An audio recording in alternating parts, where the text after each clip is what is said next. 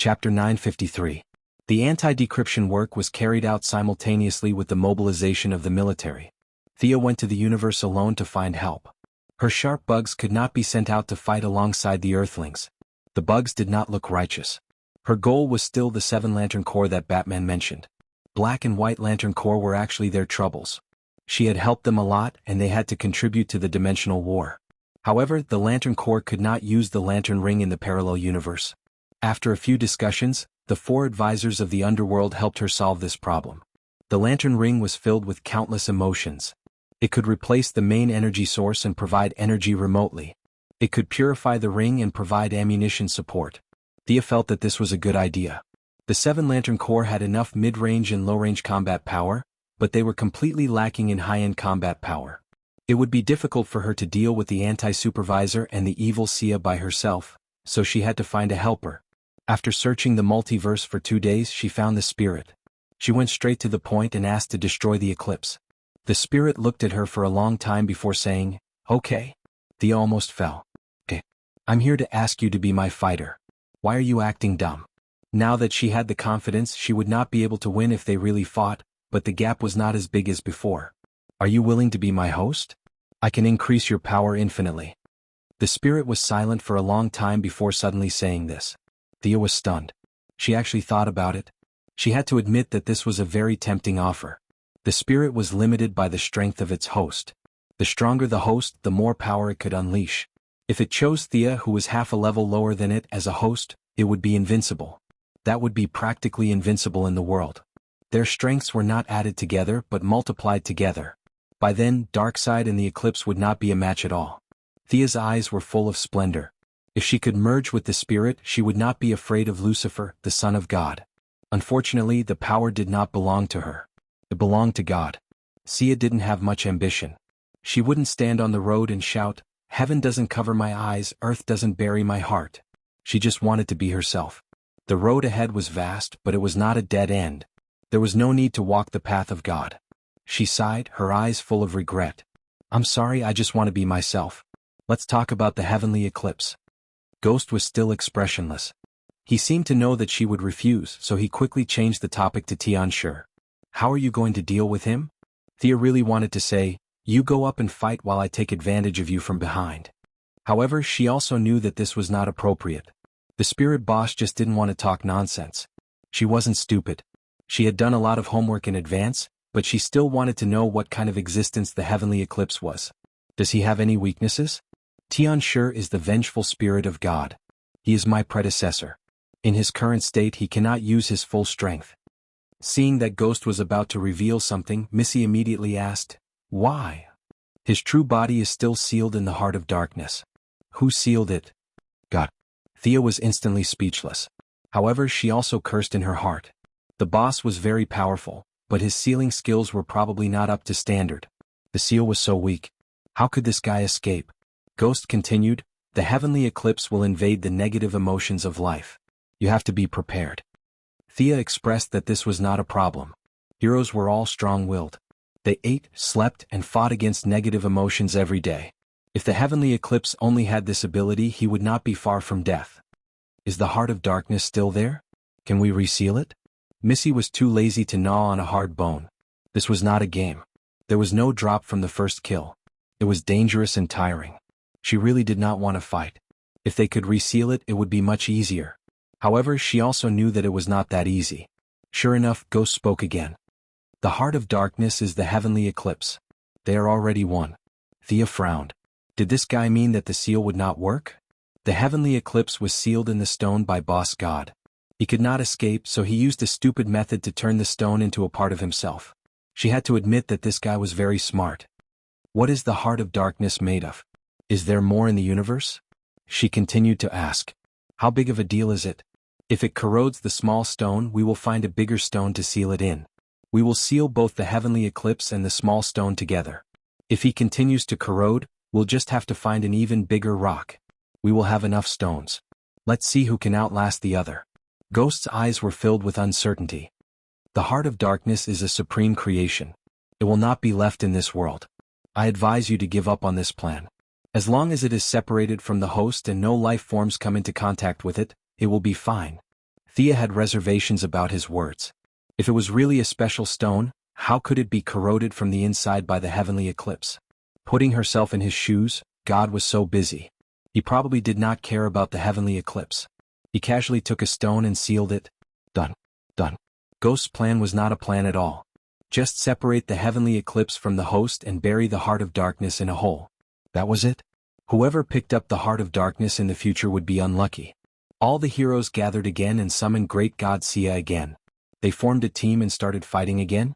Fight every century until the end of the world. It had to be said that this cycle was too boring. She asked Ghost a few more questions, but he did not provide much information. However, Thea could tell that this guy had been fighting the heavenly eclipse for countless years. He won more than he lost. Ghost was very confident in the battle between the previous and the current. Thea felt that he had too few opponents of the same level. He had nothing better to do. After 100 years he would turn a blind eye and let the heavenly eclipse possess him. After that he would have his fun. She was relieved to leave the heavenly eclipse to Ghost. However, she estimated that the anti-supervisor would appear at the critical moment, so she had to find a helper. Parallel universe. According to the non-famous division, this should be Earth 10, which could also be called Earth X. Because Karl Ayer landed in Czechoslovakia, Germany won World War II, and history changed beyond recognition. However, in the mother box of the new gods, this was not the division. They had their own way of naming. Countless apocalypse demons descended on this universe. Because they were afraid of a certain big boss from Earth, they went around Earth and went far away. Pooh. The Great Plains wolf killed the resistance with an axe. He wiped the blood splattered on his face and enjoyed the enemy's hateful gaze. This was not because he was despicable. If he did not get scolded every day he would feel uncomfortable. It was because the divine position required him to do so. Create hatred and absorb hatred. Hatred was the source of the Great Plains wolf's power. Chapter 954. The battle on Earth, the battle on the Apocalypse Star, the battle in Hell, and so on had caused the Wasteland Wolf's divine power to reach rock bottom. In order not to drag Nephew Gu down, or to prove that he was still useful, he seized every minute to stir up trouble. The more hatred he accumulated, the faster he recovered. The continuous battles gave him a vague understanding. He seemed to have touched the position of the god of fear very vaguely. In order to become stronger, he waved his big axe vigorously. He didn't need the help of the soldiers. He killed the people who resisted with his axe, leaving corpses everywhere and blood flowing like a river. He wiped the blood off his face. The bloody slaughter was very satisfying. It cleared his mind and restored his confidence. Apart from those cheats, he was still the wasteland wolf who dominated the world. He bent his knees slightly and held his axe with one hand. He clenched his other hand into a fist and punched his chest. He howled to vent his frustrations. Ah, cough cough. Halfway through his shout, he saw a portal open beside him. A beautiful goddess dressed in black appeared beside him, looking at him curiously with her spirited eyes, as if he was a retard. The wasteland wolf felt his breath catch in his throat. He almost vomited blood. He wanted to turn around and curse or even fight, but he didn't dare. He could only stay on guard with an ugly expression. By the way, are you practicing martial arts here? Thea looked at the corpses on the ground that the wasteland wolf chopped up like melons. These creatures were hairy and looked like spiders on Earth. However, they had 4 legs, long fangs and hairy legs. They had nothing to do with beauty. She pursed her lips. With such ugly looks, the heroes on Earth probably wouldn't come here to seek justice. This world still cared about appearances. I have something to discuss with Darkseid. Help me ask him out. She sounded like she was talking about something trivial. The wasteland wolf didn't dare to agree on his boss's behalf, but he couldn't refuse. He could only say that he could pass the message. This was considered safe. Whether Darkseid agreed or not, she couldn't eat him. He wanted to know more. The goddess of death was willing to work with the evil lord. There must be a huge benefit behind this. Seeing that Thea didn't show any hostility, he quickly thought about it. He wanted to know more. What do you want to talk about? He asked in a strict manner. The anti-life equation. Thea's words were shocking. As the oldest new deity, the wasteland wolf's strength was a bit weak, but his knowledge was not ordinary. If it was a great warlock, the kindly grandmother and the others most likely wouldn't know what the anti-life equation was, but he knew. You actually know about this. Do you know where it is? He asked anxiously. Thea smiled faintly. What? Do you want to snatch it too? Her words were vague, but the meaning behind them was the same. You're not worthy. The anti-life equation is also very useful to you, right? Why don't you keep it for yourself? The Great Plains Wolf put himself in his shoes. If he knew this news, he would definitely snatch it without a second thought. Firstly, that thing is too dangerous. Secondly, it's too dark and doesn't fit my path. Xia was telling the truth. She really did not want to touch the anti-life equation. This was an ultimate power of destruction extracted from the depths of the anti-universe. If her death was mixed with it, then an earth-shattering dark demon that could destroy the multiverse would definitely rise. She had a clear understanding of what kind of power she could and could not take. She had already walked far enough down the path of darkness. If she was given the anti-life equation, her path would be dark all the way. In order not to lose herself, it was better to take back some of it. Her goal was to obtain the anti-life equation that was filled with positive energy. It was not easy to obtain the anti-life equation. Even if she obtained it, Darkseid was not compatible with it. The slightest mistake could lead to a tragedy. She would just let Uncle D study it. I know Darkseid is worried. Tell him we can meet in hell. Thea teleported away after she finished speaking. After learning this earth-shattering news that could change the balance of power in the multiverse, the Great Plains Wolf could not be bothered to kill anyone. He excitedly opened the mother box and returned to Revelation Star. He was quite clear about his position, so he told Darkseid everything that had happened without missing a single word. The anti-life equation. Darkseid valued this news more than the Great Plains Wolf expected. The evil lord revealed a thoughtful expression in front of his subordinate. Just like Thea, Darkseid had no room for improvement. He studied the experiences of his predecessors and compared them in an attempt to find his own path of development. In the original timeline, Darkseid had his eyes on the god of death, but he had not made any progress. In the end, he gritted his teeth and plotted to kill himself so that he could cultivate again and be resurrected. However, he had not made any progress. In this timeline, he would not do such a thing again. He did not have many choices, and the anti-life equation had always been at the top of his list. However, ordinary people had never heard of such a creation of the laws of the universe. There was also no forum specially designed for the big shots for them to communicate and consult, chat, and exchange what they needed. A few of the big shots were holed up in their own places. Who knew who had the life-reversing equation? Unless Darkseid was strong enough to subdue all 8 regions in the god's domain. Of course, this was impossible. Other things aside, he could not even defeat the supreme ruler of hell, Lucifer. He was no match for him. For the sake of the anti-life equation, he was prepared to attend the meeting. Your Majesty, the goddess thinks that the equation is very dangerous. Shouldn't you be more careful? The Great Plains Wolf had calmed down. He looked at the anti-life equation with caution. He felt that his boss was a little reckless. Was power more important than life? Darkseid waved his hand, indicating that there was no need to say more. Of course, he knew the danger. The two paths were completely different.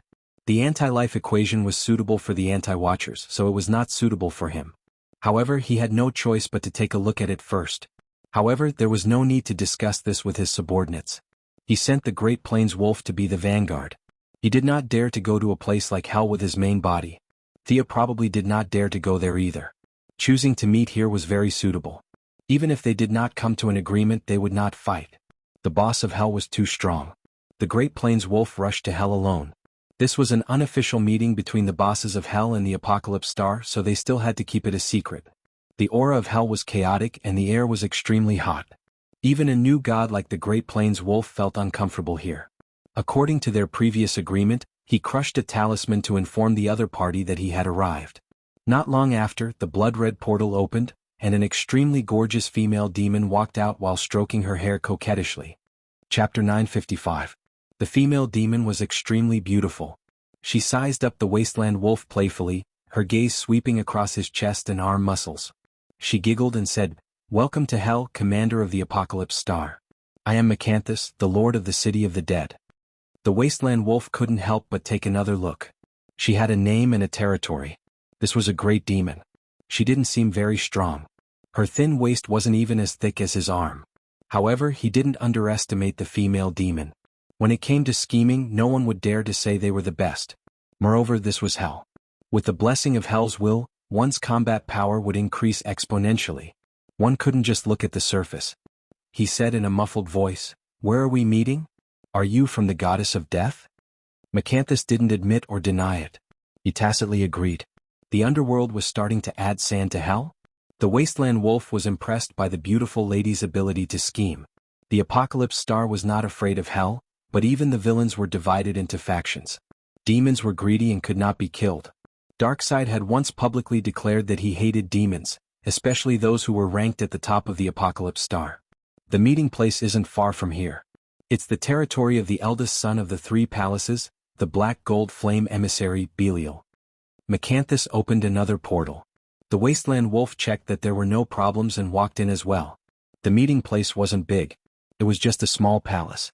Although the underworld and the three palaces had fought, the demons only cared about benefits. After a few negotiations, they had formed a tacit understanding with the eldest son of the three palaces. It was very cliché to help the older brother deal with the younger brother.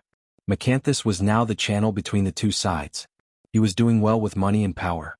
The Wasteland Wolf checked the meeting place. There were no problems, no ambushes, no traps. Actually, there was nothing to be afraid of even if there was an ambush. The boss would definitely come with a projection. If a projection was destroyed, it wouldn't affect the main body at all. As for himself, the Wasteland Wolf knew very well that Thea wouldn't spend so much effort to trick him. He didn't have that status. The Wasteland Wolf and Macanthus sent out signals at the same time. In less than 10 minutes, Thea and Darkseid's projections appeared in the room. Like a servant, Macanthus bowed and withdrew, causing Darkseid to give him a second look. This was a great demon that had been transformed from a human. His combat power was ordinary, but the aura of hell was not weak. This meant that he was favored by the will of hell. The evil lord quickly retracted his gaze. His voice was as heavy as a giant hammer, and his words were like thunder.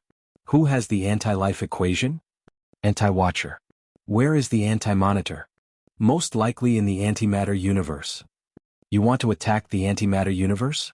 Their conversation was concise and comprehensive, with questions and answers, testing each other's bottom line. For example, Darkseid knew that Sia did know about the anti-life equation and did not lie to him. No matter what the final result was, at least this trip was not in vain.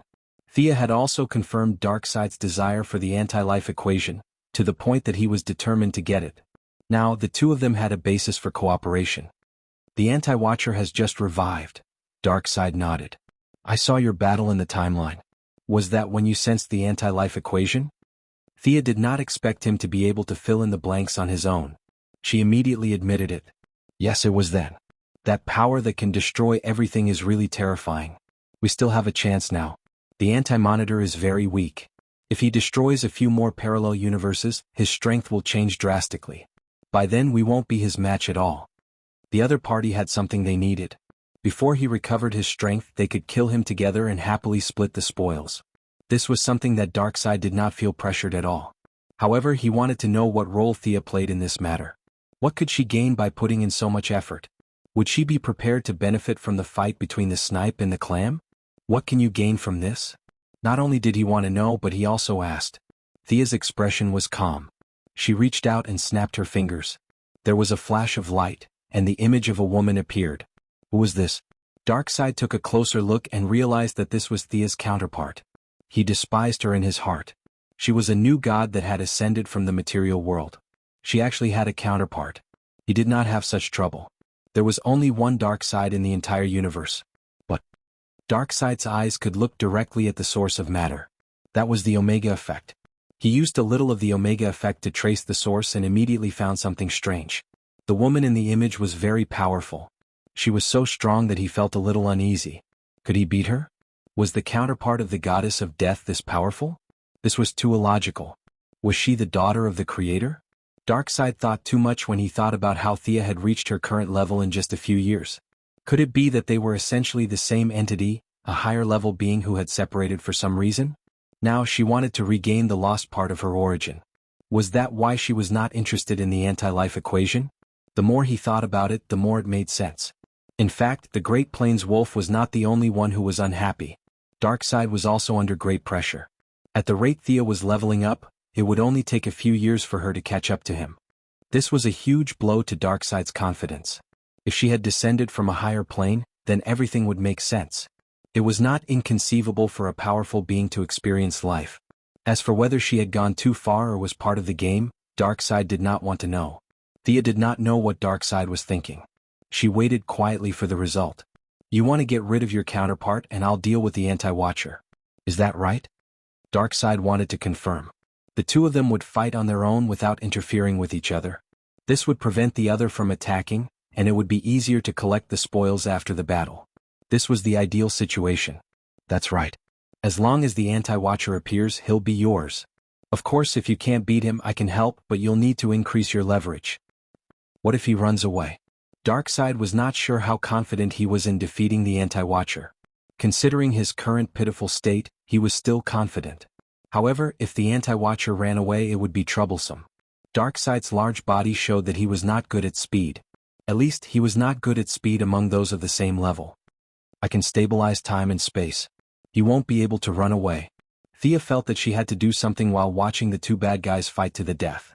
This mission of stabilizing time and space was not bad, so she immediately took it on herself. As for the evil world's consciousness, it had little influence on Darkseid and the anti-watcher.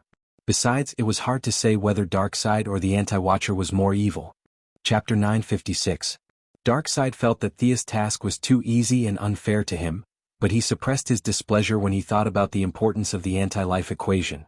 Mage-type gods were rare, especially those like Thea. Her understanding of space and time was far greater than Darkseid's. If she could seal the space, she would definitely be able to prevent him from escaping. If she turned hostile after the battle and refused to let him leave, Darkseid was not worried at all. He was strong enough to break through all space barriers. If worst came to worst, he could flip a table and shatter a planet. He had no qualms about doing so. There was definitely a risk, and it was not a small one. However, after thinking about it for a long time, he felt that it was not a big problem. He nodded and agreed. Okay, I agree. After discussing the details of the cooperation, the two gods disappeared from Hell. There were too many powerful beings in Hell, so it was best to stay away from them. Sky Eclipse was left to the Ghost, Anti-Surveillance was left to Darkseid, and the rest had their own opponents. As for the terrifying Luther from Earth 3, he was a retard and was not worth the effort. After counting the enemies and matching them up, she found that the arrangement was very good. The young lady basically had nothing to do in this battle. At most, she would help out when someone was in danger. However, she did not slack off. It was always right to be prepared. She had discovered a problem when she fought First Light the last time. Her instant death attack lacked a surprise attack. Unlike the Black Death Emperor, who could easily wipe out a large number of enemies, she needed to prepare a few seconds in advance. This problem was not obvious when dealing with low-level enemies, but it was very frustrating when dealing with enemies of the same level. They were not blind, so they could always dodge. No matter how powerful an instant death attack was, it was useless if it could not hit the enemy. She needed a way to kill the enemy without drawing her sword. Improving one's level was the most effective way, but unfortunately she did not have the time. Her foundation was already weak, and she lacked further enlightenment. This path was useless. Her mind wandered, and she quickly came up with a solution that was not a solution. After returning to Hell, she mobilized a large amount of human and material resources to create a scabbard in the place where the aura of death was the thickest. She had originally planned to make a scabbard where she could place the night sky sword to absorb the aura of death. Then she could take it out and kill the enemy with one strike. Unfortunately, it did not match her style. Her long sleeves were fluttering in the wind, and she was carrying a sword sheath on her back. It was very eye-catching and beautiful. Now that she was carrying a cloak and a long robe, it was neither fish nor fowl.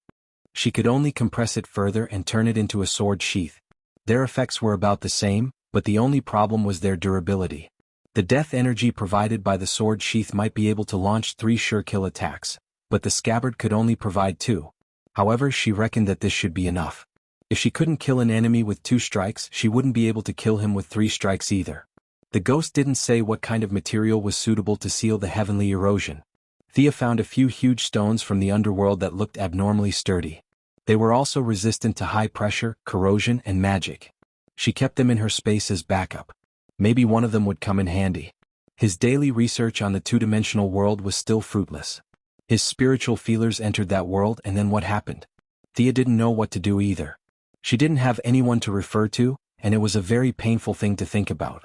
In order not to affect Diana's future development, she did not tell her lover and could only think about it on her own. In the end, she couldn't figure it out. She decided to find someone to ask. Lucifer was impossible. This son of God was a god in his own world. He wouldn't come out even if the universe exploded. Big Brother Fate was strong enough, but this guy was always hiding from her.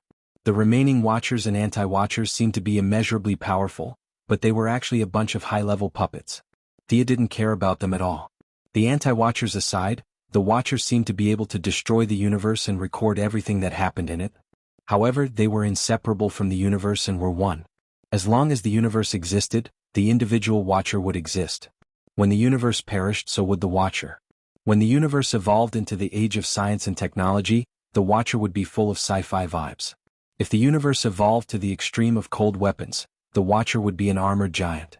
Thea even felt that they didn't have the concept of self. They were completely different from her and Darkseid, who had their own emotions. They were like living programs. She would rather die than walk down this path. After eliminating those who had the ability to create the universe but ignored her, she only had one person left in her mind that she could ask. This person didn't live far away, but she hadn't made up her mind to contact him. It wasn't heaven or hell, and it wasn't some strange place. The person she was looking for was on Earth, in the metropolis. This place was only one stop away from the Daily Planet. It was the first choice for the city's poor. The security was good and the rent was cheap. Other than the fact that the population was a little mixed, there was basically nothing wrong with it. When Superman first came to the metropolis, he lived here for a long time. The rent wasn't expensive, and it was close to the newspaper office. He only moved out after he got married to Louise, a fair, rich, and beautiful woman. Thea wasn't looking for him today, nor was she looking for something he left behind.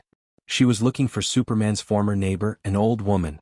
When she found her, the old woman was drying clothes on the rooftop. Her hair was white and her face was full of wrinkles. She wore a green t-shirt that was a little loose and didn't fit her body well. When the old woman turned around and saw Thea, she was shocked. Even if she didn't dress up, Thea's clothes were still of the best quality. Although this area wasn't considered a slum, no one would wear such expensive clothes. "Do you need something from me?" the old woman said hesitantly. Thea looked at her from head to toe and seemed to be relieved. "I know you, the princess of the fifth dimension. Don't you have any power now?" After her biggest secret was exposed, the old woman was shocked at first. Then, she became calm as if she had accepted her fate. She chuckled as if she was mocking herself. She wiped her hands with a towel.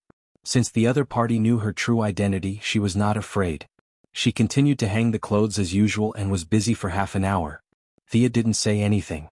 Her eyes were constantly observing the old woman, not letting go of any of her small movements. "Don't look, young lady. Or according to your people here, you're a god or something. I'm just an old woman now. I don't have the power you're worried about," the old woman said bitterly. "Do you want to have a drink, young lady?" The old woman took out a bottle of beer from the pile of clothes and invited her. Thea wouldn't drink her food no matter how low her guard was. She shook her head and refused. Chapter 957. The old woman shook her head as if nothing had happened. She sat at the side tiredly, tilted her head and started drinking. Thea casually summoned a chair and sat opposite her. The distance between them was neither too far nor too close. She still maintained her vigilance and did not let her guard down. Seeing her casually pull a chair out of the void, the old woman's eyes lit up. "You're such a busy person. Why are you looking for me?" "I want to know how to upgrade a two-dimensional world to a three-dimensional world," she answered casually as if she was discussing family matters with the old woman. "Knowledge is priceless. Besides, I feel that you're completely different from us," the old woman said with uncertainty. "I'm sorry. I'm just an ordinary person in this world. I'm afraid I can't help you." "If you still have your power, can you upgrade a two-dimensional world at will?" "Of course." "Then how did you do it?" "I don't know." After talking for a long time, Thea was a little depressed. The old woman's attitude was sincere. She chose to avoid some questions, but she basically did not lie. Perhaps she was not good at lying, or perhaps the pride of a fifth-dimensional person made her disdain to lie. "I really don't know how to describe this process in your language." The old woman held it in for a long time as if she was constipated. She could not think of a word even after racking her brains. The old woman was not a top student. Her intelligence was average. Even her English sounded like a country bumpkin. Forget about French or Chinese, she did not know how to speak at all. The vocabulary of the English language was too small. Thea was confused by the few strange words that were repeated over and over again. "I'll let you see my memories. Maybe it will help you," the old woman said. Thea was silent for a long time. She could not accept this gift without a reason. This was related to her bottom line, the trade deity position, and even karma. She had to ask clearly. "What do I need to do?" The old woman was also silent for a few minutes. "You need to hear my story." Damn. Thea cursed silently. Listening to her story was tantamount to karma. Of course, according to the logic of the fifth-dimensional people, she had entered the story of the fifth-dimensional princess. She was not the silly Superman from the original spacetime.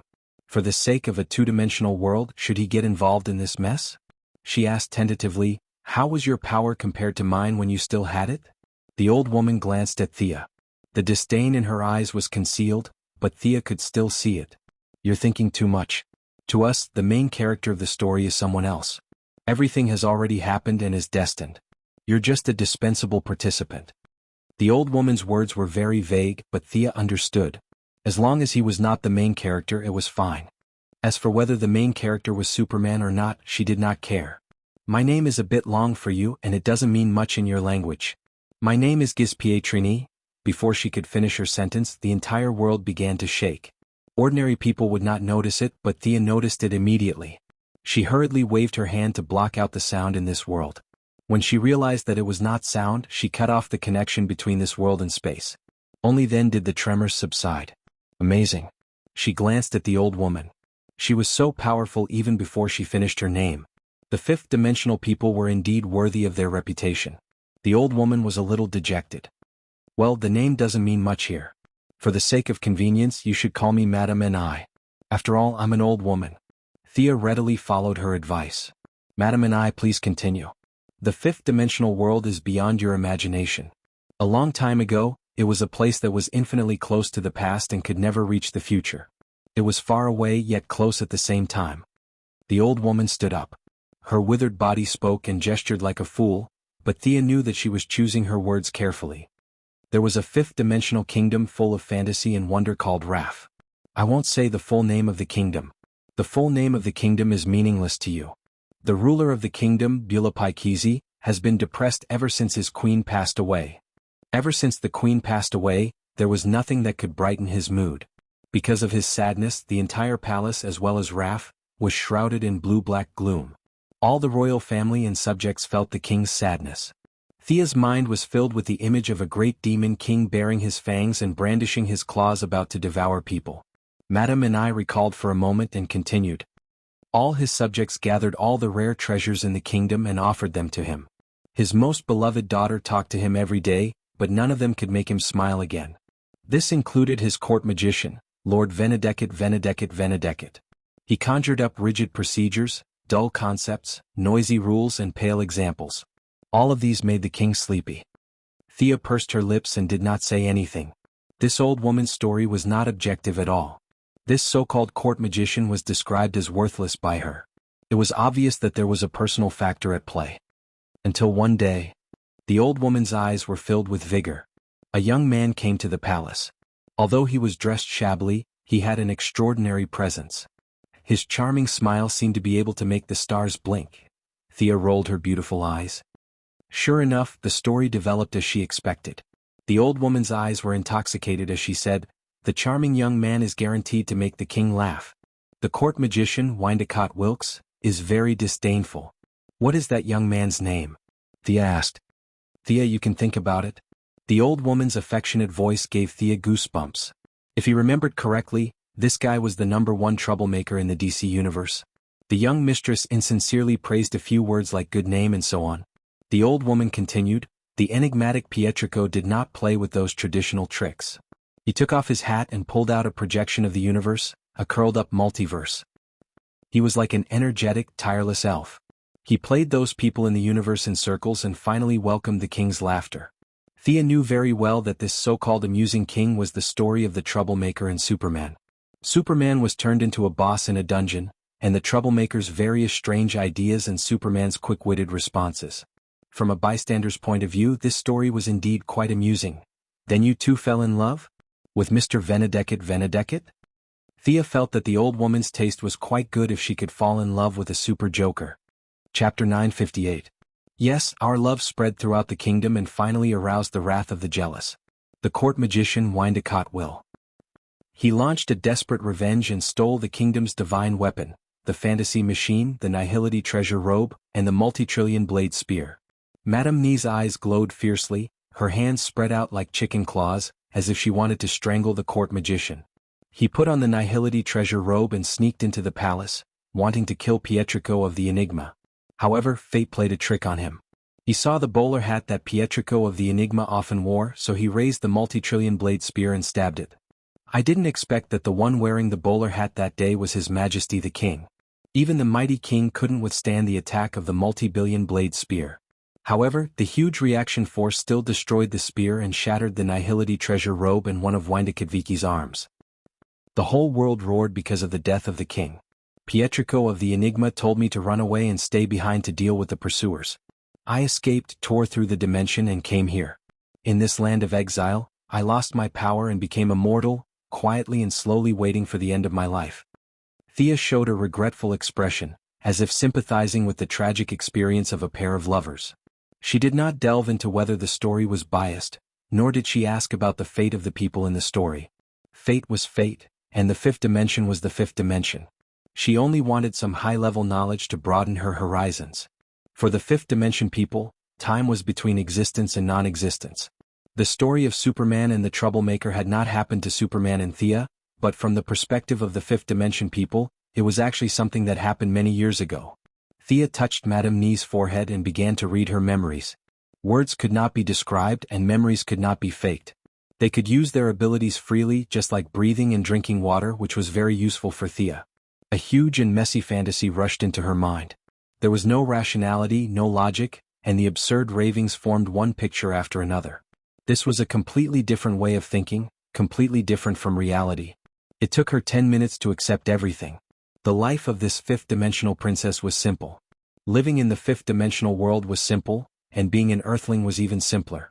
In terms of experience, she was no match for Haruba, an old turtle who had lived for billions of years, but her memory was hundreds of times better than the Guardian's. Thea was like using a supercomputer on Earth to read an extraterrestrial supercomputer. You couldn't say that she was slow, but she was very uncoordinated. Fortunately, her state was indeed high enough. She read it completely and even double-checked it. Seeing that she did not miss anything, she then bid farewell to Madame and I. She had to go back and think carefully. She did not go to the White House or the underworld. Instead, she went to the Endless Family's base. With fate at the front, this was the safest place in the world. After all, the DC universe was a 10th-dimensional world.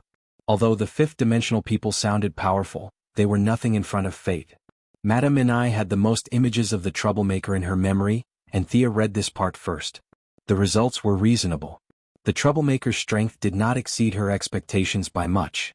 It was like in those old comics, where the Troublemaker could turn ghosts into pictures and kill the anti-spy with a snap of his fingers.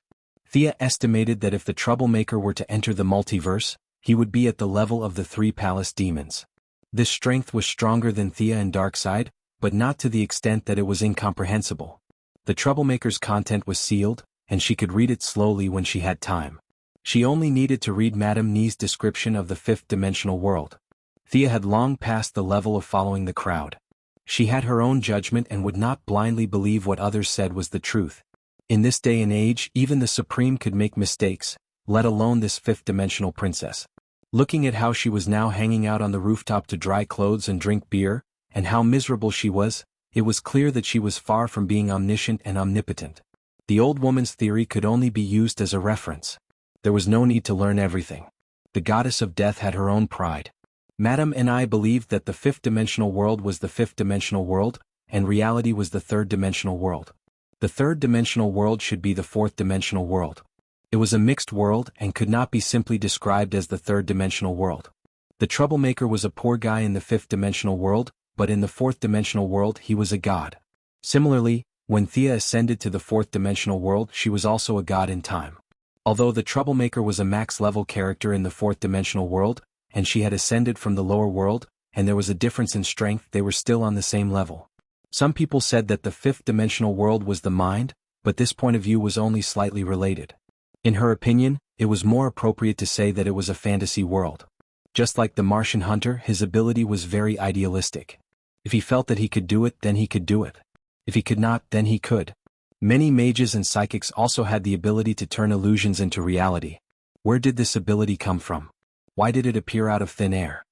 Thea felt that these abilities more or less borrowed a trace of the power of the 5th-dimensional world. The 5th-dimensional world was very close to normal people. Madame and I said that it was far away but close at hand. This was very accurate. The 5th-dimensional world could not be seen or touched by normal people, but it was there and had never left. Everyone had time and the ability to think. A few people could even extract power from their thoughts. Therefore, the third-dimensional world was made up of one-dimensional points and lines, two-dimensional planes, three-dimensional space, four-dimensional time, five-dimensional thoughts, six-dimensional, seven-dimensional, and all the way to the 10th dimensional world. These invisible and unknown things were piled up together like a big box over a small box. When an individual reached the 10th dimensional world, they would be considered to have reached the peak of this world. Thea would not take that path. Different paths lead to the same destination. The essence of power was the same. The only difference was the method and process of obtaining it. Carefully sifting through Madame Ni's memories, just like how not everyone in the fifth dimensional world was a scientist, there were also unreliable people in the fifth dimensional world. Milady felt that this princess was most likely a slacker in the fifth dimensional world, the kind that only thought about young men and did not study hard. She spent a lot of effort to interpret many of the viewpoints in her own way, only to find that they were all wrong. One had to know that she was now a multiverse-level character. The veil of the world had been lifted to a corner for her. Theories that contradicted her basic understanding had a 99% chance of being wrong. However, she could not completely deny it. She could only decipher and ponder at the same time. She would keep the correct ones and look at them carefully later. Chapter 959. As for those that were completely contrary to her own understanding, she also noted them down. She was prepared to look at them from different angles in the future. Perhaps she would have some new ideas after experiencing more and improving her realm. The memories of the fifth-dimensional princess were completely filtered and deciphered. She switched to her own understanding and soon found the method to upgrade from 2 to 3 dimensions. For the fifth-dimensional people, this was extremely simple. No wonder Madame and I couldn't explain it clearly. It was too simple. To them, it was as casual as drinking water and eating. In reality, who could explain the process of drinking water, from the beginning of swallowing to the complete digestion and absorption, the steps the water went through, the specific effects, and which organs were used? Not many people could say it correctly because it was a natural thing. It was the same for the fifth-dimensional people. They had never thought about the specific steps to break it down. At least, this fifth-dimensional princess who was blinded by love had never thought about it. Sia couldn't just copy other people's talents. She needed to break down every step and study it bit by bit. Fortunately, she had a scientific spirit and had done many scientific experiments in the past few years. If it was someone like Diana who was ignorant of science, she would be dumbfounded. She was fine. She had enough scientific literacy and personal thinking to support her research. After combing through all her memories twice, she found that there were no more problems. She directly returned to the underworld. The endless family was the starting point of time, not a place for seclusion. If she stayed for too long, she was afraid that Big Brother Fate would throw her out. She broke it down and studied it. When she found that she couldn't fully understand the results, she continued to break it down. During this period, she had been frantically researching. She wanted to completely break down the fifth-dimensional people's drinking and breathing instincts to the extent that she could use them. It wasn't until Diana called her that she knew that Batman and the others had completed the reverse teleportation. "What are you researching?" The two of them were changing clothes at home. Diana saw that her figure was ethereal and her temperament was agile. She had an illusory feeling as if she could leave the material world at any time. Diana was a little worried. Thea was also a little helpless. She had researched for half a month. This job was more troublesome than she had imagined. She focused on research and slowly showed signs of ascending to the fourth dimension. However, she was a god. While her life was constant, it also meant that her life form was very stubborn. The ability to turn a normal person into a four-dimensional life form could not change her nature. He used permanence to stabilize himself in his current state and briefly explain the situation. Diana didn't know much about the fourth and fifth dimensions, but when she heard Thea talk about building a parallel universe in broad terms, she wasn't too surprised. From her perspective, her lover was very good at tormenting, in various senses. It was normal for him to do something earth-shattering. The two of them arrived at the Hall of Justice. Originally, the Watchtower Space Base was the most suitable place to conduct such secretive activities, but when they found out that the advance party was going to head to Earth 3 today, not only the Righteous Alliance, but the other factions also sent representatives to observe. For example, Martian Hunter, who had always been away from the main alliance, Luther, who had brought his own rations, the young Titan Red Robin Tim, the Dark Justice League's Madame Xanadu, and the Rogue Gang's Captain Han all rushed to the scene. The remaining President Moira, the Vice President, the Speaker of the Congress, General Lane, Amanda, Steve, various consultants, experts, and a bunch of other people gathered together. They wanted to witness this with their own eyes and see what the other parallel universe was like. That's right, Batman was very awesome. He had played tricks with a legendary device. Originally, the evil old butler's golden skull was a locator. It opened the channel and was done with a bang. Now, it had been magically modified with a lot of advanced technology from Luthor and Batman.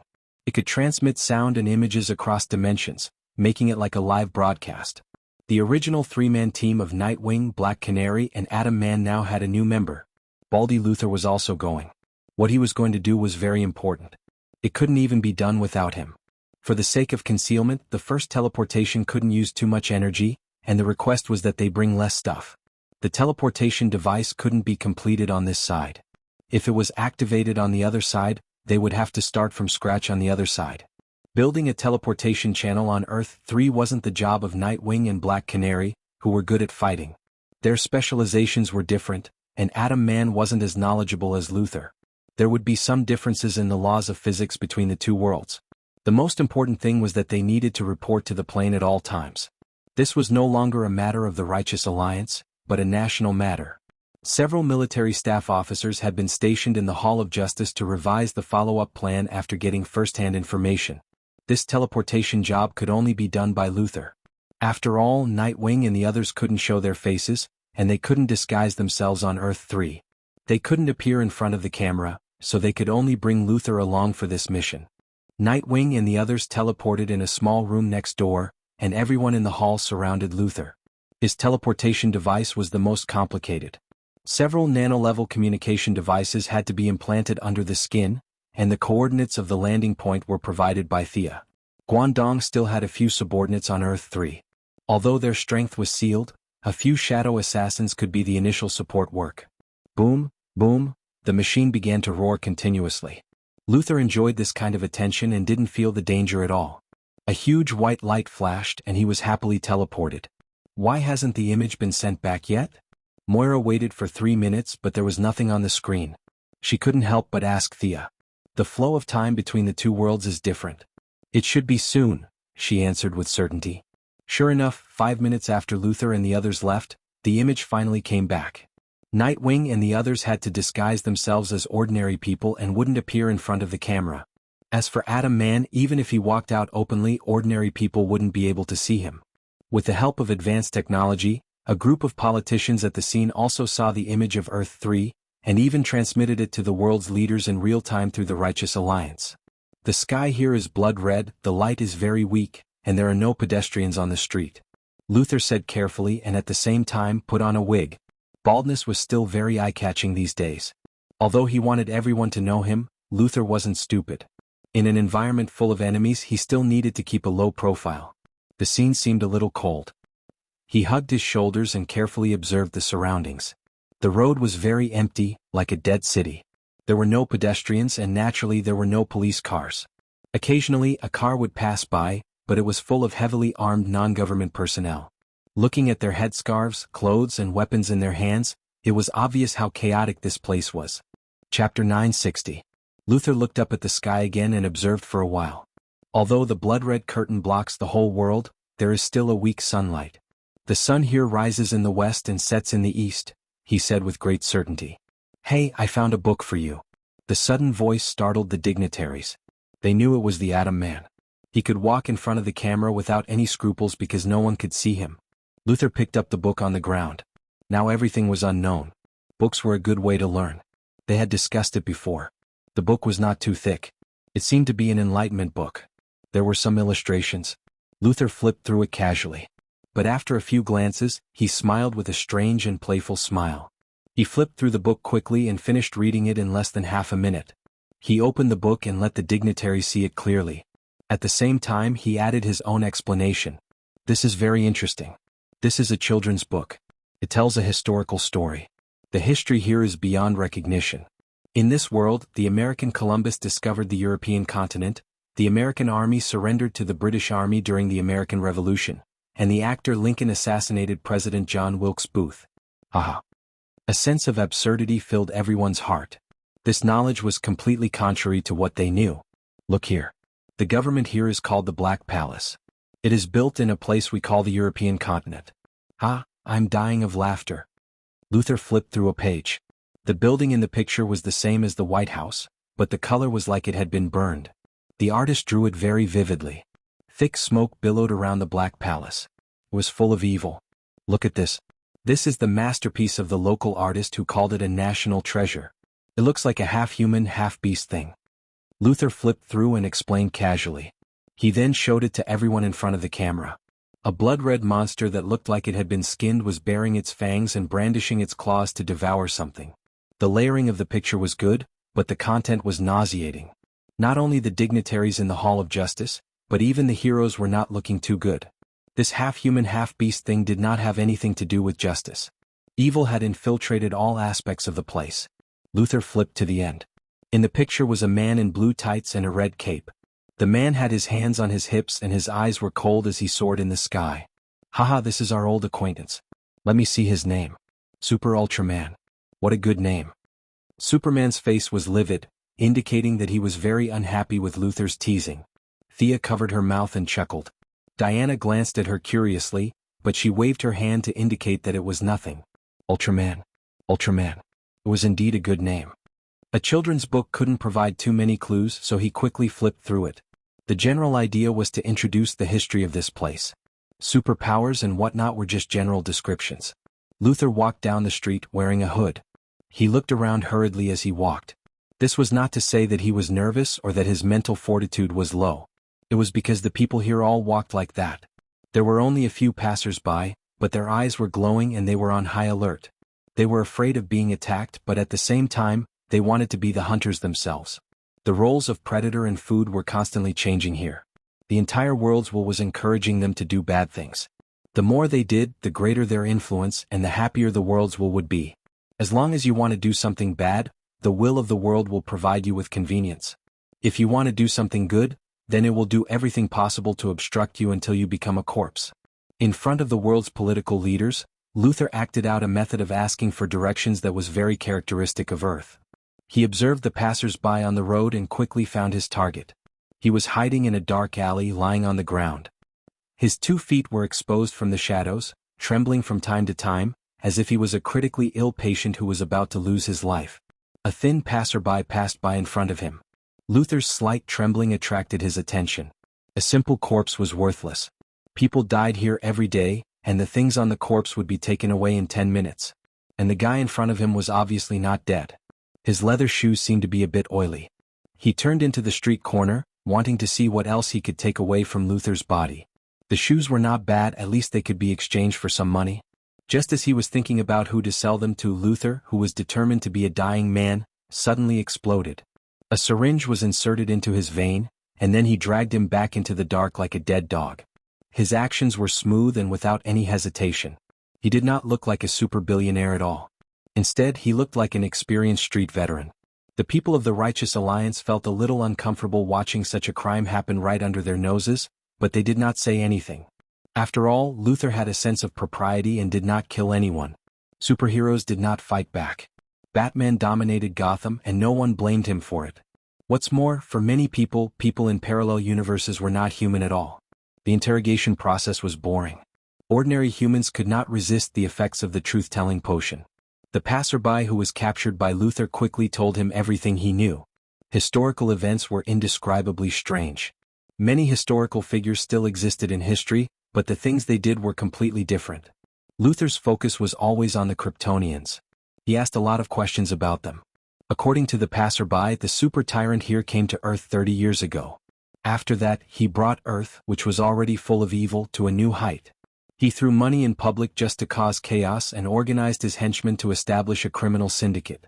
He used super hearing to monitor the world and burned the few righteous people to death with heat rays. His methods were extremely cruel, but it shocked the whole world. Crime began to become mainstream.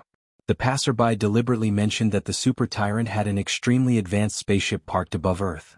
The artificial intelligence on the spaceship was monitoring Earth at all times. Will the advanced team be in danger? Moira immediately asked. As a charismatic politician, whether she was sincere or not, it had become an instinct to care about her subordinates in danger. Thea had been competing with the two-dimensional world recently. She shook her head to show that she did not know. She also turned to look at Batman, who was the self-proclaimed second spokesperson of the Righteous Alliance. Batman was very calm. With the help of Thea's relationship, the current government and superheroes had the closest and most compatible relationship. He replied calmly, "Don't worry, Mr. President. We have analyzed the difference between humans in the two worlds. Our vibration frequency is different from that of the other side. Unless we are specifically monitoring according to a certain frequency, we will not be discovered." Moira nodded in agreement. They continued to watch the live broadcast. Chapter 961. At this time, Luther was almost done asking Super Overlord about the space monitor. As expected, this was the fortress of solitude of the superhumans in this world. However, the superhumans in this world had always treated it as their home, as a memory of Krypton that stayed at the North Pole. In the other world, Super Overlord directly activated the spaceship and became the monitor of all humans. Passers-by also knew very little information. They only knew the code names of a few bad guys and did not know their real names. However, the Fortress of Solitude belonged to Super Overlord alone. The Syndicate and the others could not enter. Nightingale from Earth 3 had also launched a space base. Unlike the ring-shaped watchtower here, his was square. A day passed quickly. Luther's main task was to build a teleportation circle so that more heroes could enter this universe silently. The task of investigating military information and supercriminals was still left to the 3 members of the Righteous Alliance. In the evening, all the important politicians had left. Only the 9 members of the Righteous Alliance were still waiting for the latest information from Nightwing. Similar to Batman, Nightwing had strict requirements for himself. The second the appointed time arrived, he opened his communication channel. "I have to say that this place is really bad. During the day there is no one on the streets. However, at night, everyone comes out of their houses like crazy. Smashing, robbing, committing all kinds of crimes. It's..." Nightwing's face was a little pale. He had been to many places that day, secretly observing and recording everything. This place made him uncomfortable, very uncomfortable. "Bruce, can you imagine? The Graysons here are really bad. They are both circus trapeze artists. However, their activities in the country are not to perform, but to launder money. Their leader, Richard Grayson, is a complete villain. He facilitates criminals all over the country by sending weapons, money, and selling all kinds of information." Nightwing said hatefully. Although that person was not him, he still felt that someone was using his name to do bad things. "What's Gotham like there?" asked Batman. There are many landmark buildings here. Arkham Manor, Tompkins Brothel, free food for the poor, the Iceberg restaurant that has been destroyed by Nightingale," Nightwing said with an ugly expression. The members of the Righteous Alliance looked at Batman from the corner of their eyes. Unfortunately, they could not see any expression on his face. "Jim Gordon is the mayor here, but he's a big embezzler." Nightwing shared the information he had gathered. The Atom Man also told him about the information he had found out. The father of the nation here was Benedict Arnold, a villain who betrayed Washington and the War of Independence for £6,000 in Thea time. The national flag was not a blue background with white stars, but a red background with black stars. The red and white stripes had also become blue and black. "Clark, I thought the Super Queen here was Diana. I didn't expect it to be Louise," the Atom Man said awkwardly. "The Lantern here is also Hal Jordan, but according to the records he is a coward." Amidst a bunch of annoying bad news, the Atom Man found a piece of news that he didn't know whether it was good or bad. Eating empty pay, drinking the blood of soldiers, concealing reports, making false reports, passing off shoddy goods as good ones, and reselling military supplies. Everything that one could think of could be found here, and it was very common. If it was the Earth's army, they would be able to wipe them out without any losses. The call ended quickly. After all, Superboss rested during the day and came out at night. It would be bad if he was heard. After the call ended, the heroes looked at each other. If there were no Kryptonians in that world, it might at most be a more evil planet. This made Superman reflect on whether it was right or wrong for his parents to send him to Earth in the first place. Thea and the others didn't have time to feed him chicken soup. Ordinary heroes only cared about who they were dealing with. For example, the Flash and Green Arrow were discussing how to deal with Johnny Quick. Diana also expressed her dissatisfaction with the Super Queen's noose and dress. Strategic issues could only be discussed by Thea and Batman. "This blood-red sky is the barrier you mentioned, right?" "Yes. The Anti-Watcher is about to enter this world, right? How much time do we have?" "Over there it's 14 days and 2 hours. Here it's 17 days, 9 hours and 35 minutes. She was very sure that space barriers, and time were originally the strengths of magic gods. After studying the talents of the fifth-dimensional people for a few days, she had a deeper understanding of them. "Can you deal with the Anti-Watcher?" should be able to. Thea didn't say that Uncle Da should be able to defeat the Anti-Watcher. After all, the original Anti-Watcher had absorbed the power of 3 universes on Earth and was still able to fight to a draw with Uncle Da. Now that he couldn't absorb the power, how could he be stronger than the original? As for why Darkseid appeared on the battlefield, Thea would not explain. She would just treat him as a passerby. When the time came, no one would be interested in watching the fight. I don't seem to understand what you mean. I thought you were going to lead a team to destroy evil, but now it seems that there's more to it? An even more evil person wants to destroy these bad guys and you want to save them? Is that what you mean? Why don't you let them kill each other? There was another person in the room who didn't belong to the Righteous Alliance. She knew the true identities of all the superheroes.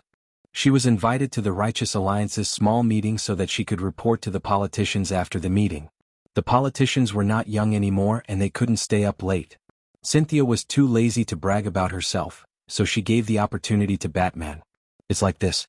We're not going to save the bad guys. We're going to save our universe from danger. If we don't do anything, then evil will indeed be eliminated, and the entire universe will be blown into dust. But then, an even more terrifying person will come to Earth, to our Earth. This is not to save the bad guys but to save ourselves. Avatar didn't agree or disagree. With her experience, it was hard for her to imagine that an individual could swallow an entire universe. How powerful would that individual be? However, she believed in Batman and Thea's judgment. She nodded to show that she understood. Even with a conservative estimate, Luthor would only take 7 to 8 days to build the door on the other side. The Righteous Alliance, including the Alliance, had already reached the final stage of preparation. After leaving the Hall of Justice, Thea and Diana teleported to Paradise Island. The recent battles had been thrilling for Thea. Black Death King, Raoul, First Lantern, one after another. However, for Diana, she couldn't defeat the strong ones and she crushed the weak ones. She felt that her martial arts skills were deteriorating. Now that the war was imminent, she wanted to return to the land where she was born and raised to regain the feeling of battle. Chapter 962. Listening to the howling sea breeze, the bright moonlight shining in the forest, and watching Diana practice martial arts methodically, Milady was initially prepared to watch from the side, which made the Valkyrie unhappy. She could only playfully pick up a sword and fight with her. Thea had not practiced martial arts properly in the past few years. She was a very pragmatic person. If it was useful, she would practice it, and if it was useless, she would give up. She would not say that these martial arts skills were taught by old Ma. She did not have the time to practice them because she missed her youth. She did not care and she was a little absent-minded. Naturally, there were many flaws in the fight. If not for her fast speed and good foundation, she would have been defeated long ago. Diana practiced for a while and was also a little disappointed. She also knew that the use of martial arts would be less and less in the future, but she could not let it go. She had practiced for thousands of years, and suddenly found that the martial arts that she was proud of before could no longer be used. The confusion of the important things leaving her made her heart feel a little heavy. Why do I feel that you have more things on your mind than I do? Thea handed her a bottle of water. She suddenly realized that she had been too concerned about the two-dimensional world recently, and neglected the people around her. If you were given a chance to choose again, would you choose eternal immortality, or to live an ordinary life like an ordinary person? The two hugged their knees and sat back to back on the beach. After a long time, Diana said slowly. After saying that, she smiled and answered her own question. You will definitely walk this path. No matter how difficult it is, you will definitely do it. This was the trouble of the long-lived species. As a medical giant, Thea felt that she had discovered a new illness. In layman's terms, it was that they were tired of living. The accumulation of hundreds and thousands of years of memories put a heavy burden on the soul, giving them the illusion that they did not fit in with the world. Before Lady Styx met Thea, she had not developed her superpower for thousands of years. Attikitis soaked in the blood pool every day, and used such violent means to prove that he was still alive. Not to mention the little blue guardians. The more knowledge they had, the more childish their thinking became. Now, they had degenerated to the level of kindergarten. However, they were all troubled by the fact that their lifespans were too long. Compared to them, Diana was fundamentally different. Thea didn't say anything. She just needed to be a good listener. Diana didn't need to be weak in front of others. It was enough for her to have a shoulder to lean on and listen to her thoughts. Humans age too quickly. Batman is much older than when I first met him. He is no longer young. Although his body is still strong, I can see that he is tired. Barry purposely kept himself moving at a low speed, suppressing his speech speed and reflex speed to prove that he is still a normal person. However, there are wrinkles at the corner of his eyes. How long can he keep running at a high speed? 10 years or 20 years? Will he disappear into the universe one day while running? Clark is old in my eyes. Maybe Kryptonians live longer than Earthlings, but I guess he will leave eventually. The Sea King's lifespan is slightly longer than that of Earthlings, but it's only a little more than 100 years. What should we do when our companions grow old one by one? Do we save their lives or let them go to the end of their lives? Diana said word by word. It was obvious that she had thought about many of these words for a long time. Now that she said them out loud, she seemed to be in a better mood. Thea thought to herself. Diana had been in contact with the people on Paradise Island for a long time. She had never had the concept of life, old age, illness, and death. She had closed herself off from human society for 100 years and was wary of everyone. It wasn't until she met Thea again that she opened her heart and walked out in front of others again. She had made some friends. When it came to life, old age, illness, and death, no one in the world except the Black Death Emperor had a better right to speak than the goddess of death. However, there was no need to spoil the mood and talk about realms at this time. In many myths, the gods liked to make friends at first, but in the end, without exception, they closed themselves off and no longer cared about the mortals. Life forms were different. When the mortals died, they died, but the gods had to bear this friendship for 1,000 years, 10,000 years, or even longer. Over time, there was a gap between the two. Diana looked mature, but her mental age was really young. Thea found it a little funny that she was still worried about these things. At this time, persuasion was not very useful. Everything depended on one's own thinking and finding one's own position. Moreover, she was wrong. Batman could still live for a very long time. He was a little old now because the dark multiverse was not fully online. Once it was fully online, Batman's life would reach an infinite level. Whether Batman was old or not, Catwoman had the most right to say. There was no need for the two outsiders to worry about it. As for Barry, Superman, and the others, they all had their own fates. They were not as pessimistic as Diana had described. It was just that it was too troublesome to explain. The young lady's solution was to change the topic. Do you know the mystery of the birth of the universe? Diana knew her well. She whispered, changing the topic again. No, do you know? Actually, I don't know either. But I know that we are all invaders. Her words were shocking. Diana was indeed attracted. Her lover knew a lot of secrets. In her opinion, it was caused by the difference in levels. It had to be said that the Valkyrie's interest was piqued. She immediately threw the matter of Batman to the back of her mind. Why do you say that? In the beginning, the universe was dark. There was no life. You've seen the Black Death Emperor. Although it's not accurate, he could be said to be a native of this universe. We, you, me, all the people and gods you know are actually invaders. The subversive words made Diana face it seriously. The two of them no longer sat back to back. Instead, they sat side by side.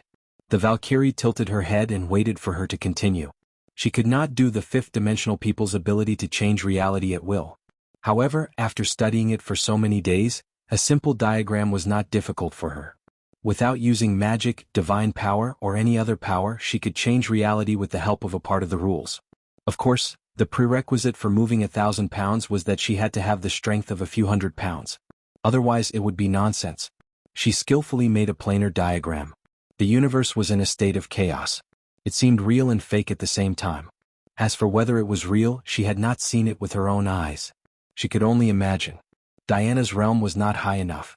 She could not see the mystery behind the diagram. She thought that she was going to make a demonstration on the spot. Thea did not boast. The world was dark at first. Then, a beam of light came from outside the world. It suppressed the darkness and brought light and life. As she spoke, she simulated a beam of light attacking the chaotic universe. The darkness resisted tenaciously, but in the end, the light broke through the layers of barriers. When the beam of light came into contact with reality, life was born. Chapter 963. So this is the white lamp, the birth process of the spirit of existence? Diana was smart enough to connect the dots. That's right. What I want to say is that our life lies in resistance. If we had continued to operate according to the original trajectory of the universe, we would still be nothingness. There would be no concept, no definition, and no meaning. Seeing that Diana was still thinking, Thea knew that she did not fully understand what she meant. She said softly, "Our current lives are actually the result of resistance. Following the development of the universe is not suitable for us. It was us who broke the peace of the Black Death Emperor. It was us who brought excitement to this part of the universe. If nothing had changed, all of this would have been meaningless. Resistance is the foundation." After listening to her, Diana had to admit that she was a little subverted. The Valkyrie had always thought that she was fighting for justice, for humanity, and for the universe. However, after listening to Thea's words, that was not the case at all. Life is the enemy of the universe?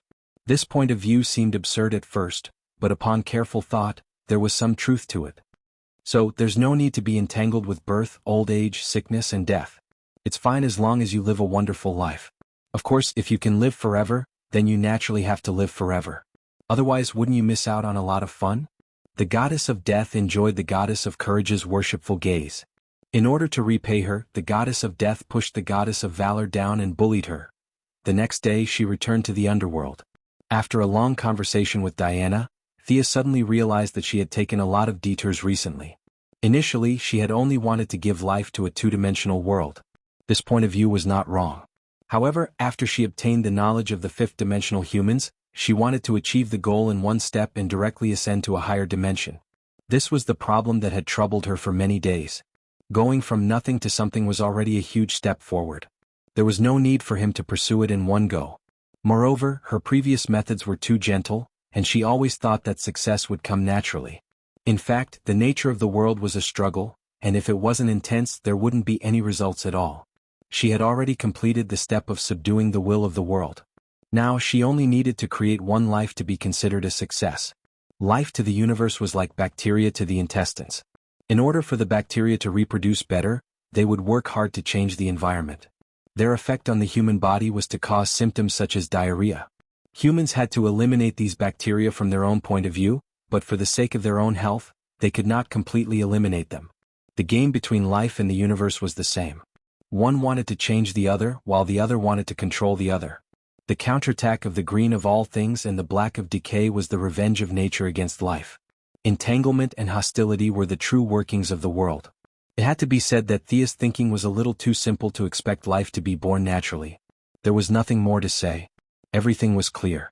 Suppress all discontent and fight back. Although it was said to be a game of brute force, it was actually not that intense. The process was really not that difficult. This two-dimensional world is too small, and its own will has only been born for a short time. It is muddle-headed and can't leave Thea, but it also wants to make its own voice. Milady did not waste any time and directly used the fifth dimension method to instill her will into the world. All kinds of complicated emotions destroyed the weak will originally produced in the two-dimensional world, and it was finally replaced by Thea's own will. However, she did not completely exterminate them.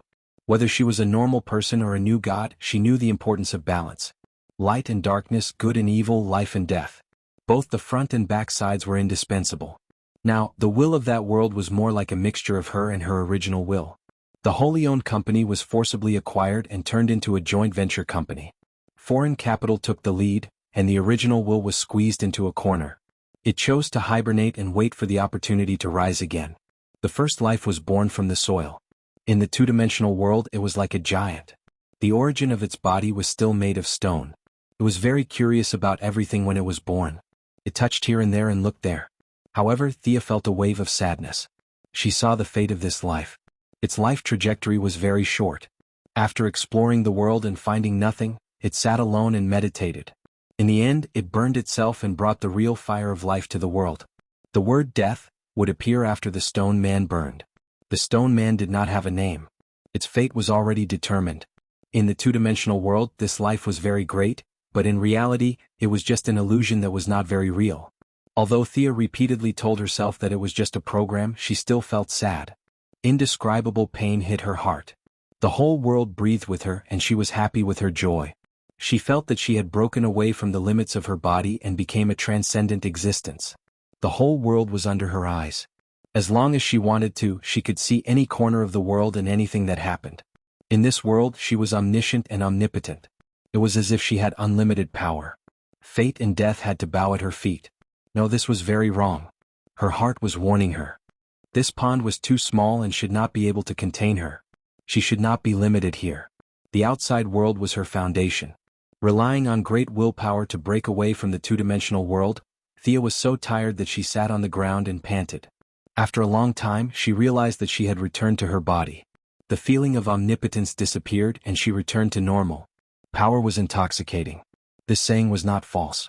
She almost lost herself in it and became a native will of the world. Fortunately, she did not kill it all and only dispelled half of the world's will. Coupled with the huge difference in power between her and the two-dimensional world, she was able to wake up in time. She returned to Earth exhausted. What happened to you? Her abnormality could not be hidden from Diana. The Valkyrie was puzzled. She was so energetic last night, so active. Why did she look so dejected now? Come, follow me and watch. Pulling Diana, the two entered the two-dimensional world with their spiritual power. They did not dare to provoke the world's will. Instead, they began to observe the world from an outsider's perspective. The stone man was like a newborn child. It was still exploring this world that was relatively vast compared to it. The two used their spiritual power to observe for a long time. Diana even felt that she was about to fall asleep. Is everything okay? We came out early in the morning to see this silly stone man running around crazily? Just as she was imagining if there was a hidden big boss in this world that would invade Earth in the future, Thea spoke. This is the world I created. It's the first life that was born under heavy pressure. Diana knew that she was tinkering with her own world. She felt that there was nothing wrong with it. Other than being a little monotonous, it had everything. It was very good and very powerful. But so what? Why do you look like you're on your period? Chapter 964. Thea also felt that her emotions were meaningless. Diana hugged her in her arms, and the two were silent for a long time before she recovered some of her emotions. Using the human heart to meet the will of the heavens, this was her current state. Of course, she was stronger than the human heart, but not to the extent of the will of the heavens.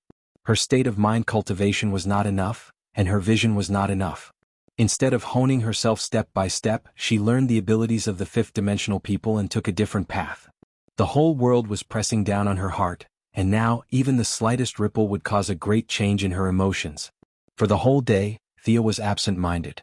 Batman looked at Diana with a strange look, which meant that they were playing a new game again. The war was about to start, so they had to control themselves. Superman and the Flash were first-class honest people, and Oliver was her brother, so it was not convenient for them to ask about this kind of private matter. As a reserve member of the Alliance, Supergirl seemed to have thought of something bad, and her face turned red. Fortunately, democracy and freedom were emphasized here, and privacy was respected. Even a nosy person like Batman could only ask very implicitly, and others could not talk about this topic at all. The inquisitive eyes of several people made the Valkyrie very embarrassed, but this kind of thing was tacitly understood not to ask, and she could not pull the collar of her neck and explain to them one by one, so she could only keep a straight face and ignore all the strange gazes. Relying on Diana as a shield, Thea took a full 3 days to return to normal. The will of the universe was her, but she was not the universe. It was easy to say, but in fact it was very difficult to connect and separate the two. Although her world was as small as a cell compared to the real world, she had already peeped into that supreme realm. Among the several big shots who created the world, God had the highest realm and was the most carefree. He had already cut off his connection with the world. The world was created by him, but he would not stay here forever. After absorbing enough power and knowledge, Thea estimated that his body had most likely left this world. As for Lucifer and Michael, they were in a second-class position. They were addicted to the will of the world and could not extricate themselves. When they could let go, when they could be considered to have transcended. Thea was able to escape because her world was too small, but the world created by the lords of heaven and hell was definitely vast. There was a fundamental difference between the two. She had a low starting point, so she would naturally take it slow. She would start from a small world and slowly grow stronger. This was a path. As the sons of the two big shots, they came into contact with God every day. Naturally, their vision was extremely high. If they were going to do something, they would do it big. It wasn't impossible to directly head to a parallel universe great world. Different routes lead to the same destination. Everyone had their own methods. It was impossible to say who was better than the other. I should have recovered. She checked her body and found that there were no problems. She once again immersed her mind into the small world and merged her thoughts into the will of the world. This time there was no heart-wrenching pain or a thousand-fold attachment. The world was her, but she was not completely the world. The rock golem was still searching alone. It didn't know how big the world was, nor did it know what it was. It only knew that it might encounter the truth in front of it or tomorrow. Thea did not interfere with it and allowed it to act on its own. The outcome had long been decided. The rock golem would burn itself in the end and add something new to this world. Its death would also mark the beginning of the evolution from a two-dimensional world to a three-dimensional world. Thea did not intend to stop it. If she couldn't even let go of a creation, she wouldn't be able to survive in this world. The The process was a little tortuous, but it was a stroke of luck. The matter of the two-dimensional world was completed naturally. In the future, all she had to do was sit at home and wait. The world would automatically evolve. Although it wasn't too smooth and the process was different from what she had expected, it was fortunate that everything was on the right track. Her spiritual energy had been severely damaged, and she could only use 80% of her actual combat strength. However, her realm was so high that even she was shocked. The Endless family's ranking had risen by a large margin. Now it was 20th place. The burning of the wish power from before was completely ineffective. After all, the wish power represented an intelligent life's understanding of death, and not her own understanding of death. She was the one who wanted to be the second sister of death, not the other living beings. In the end, she had to rely on herself. The final few steps could only be taken by herself. Now her luck was pretty good. After fusing with the will of the world, she saw the rock golem's future fate. It was born from nothingness, then burned itself and used its death to bring new life to all living beings. After this cycle, the realm that gave her the most headaches and helplessness had been completely fixed. After all, she didn't have hundreds or thousands of years to slowly figure it out. Metropolis Hall of Justice. Batman was about to set up a bed here. A bunch of heroes wanted to help, but they realized that they would only be in the way if they went over. Helpless, they could only watch from the side. The teleportation device on Luthor's side had been installed. It was difficult for a super-rich person like him to do all the work alone without any superpowers. The lathe, the fittings, and the welding were all made with local materials. It took him almost no sleep to complete the job. It took him 3 days to finally complete it. Today was the official day of entry. Considering the suppression of the will of the world on that side, the first few batches of people were mostly people who abandoned evil and turned to good. Amanda's suicide squad was assembled at the first moment. There were government agents, a small military team, and more than 100 former members of the Cold Flame Church led by Mr. E. The suicide squad carried energy suppressors and disguised themselves as ordinary people through the passage. They were responsible for doing the dirty work, such as assassinating the local leaders, assassinating the generals, and destroying the ammunition warehouses to create the conditions for the ground forces to attack. The military brought many materials to expand Luthor's teleportation channel. At the same time, several special forces split up to seize strategic locations. They couldn't take the people away. They were a bunch of bad guys and it wouldn't be easy to reform them in a short time. Earth's population was under great pressure, and they didn't need these bad guys.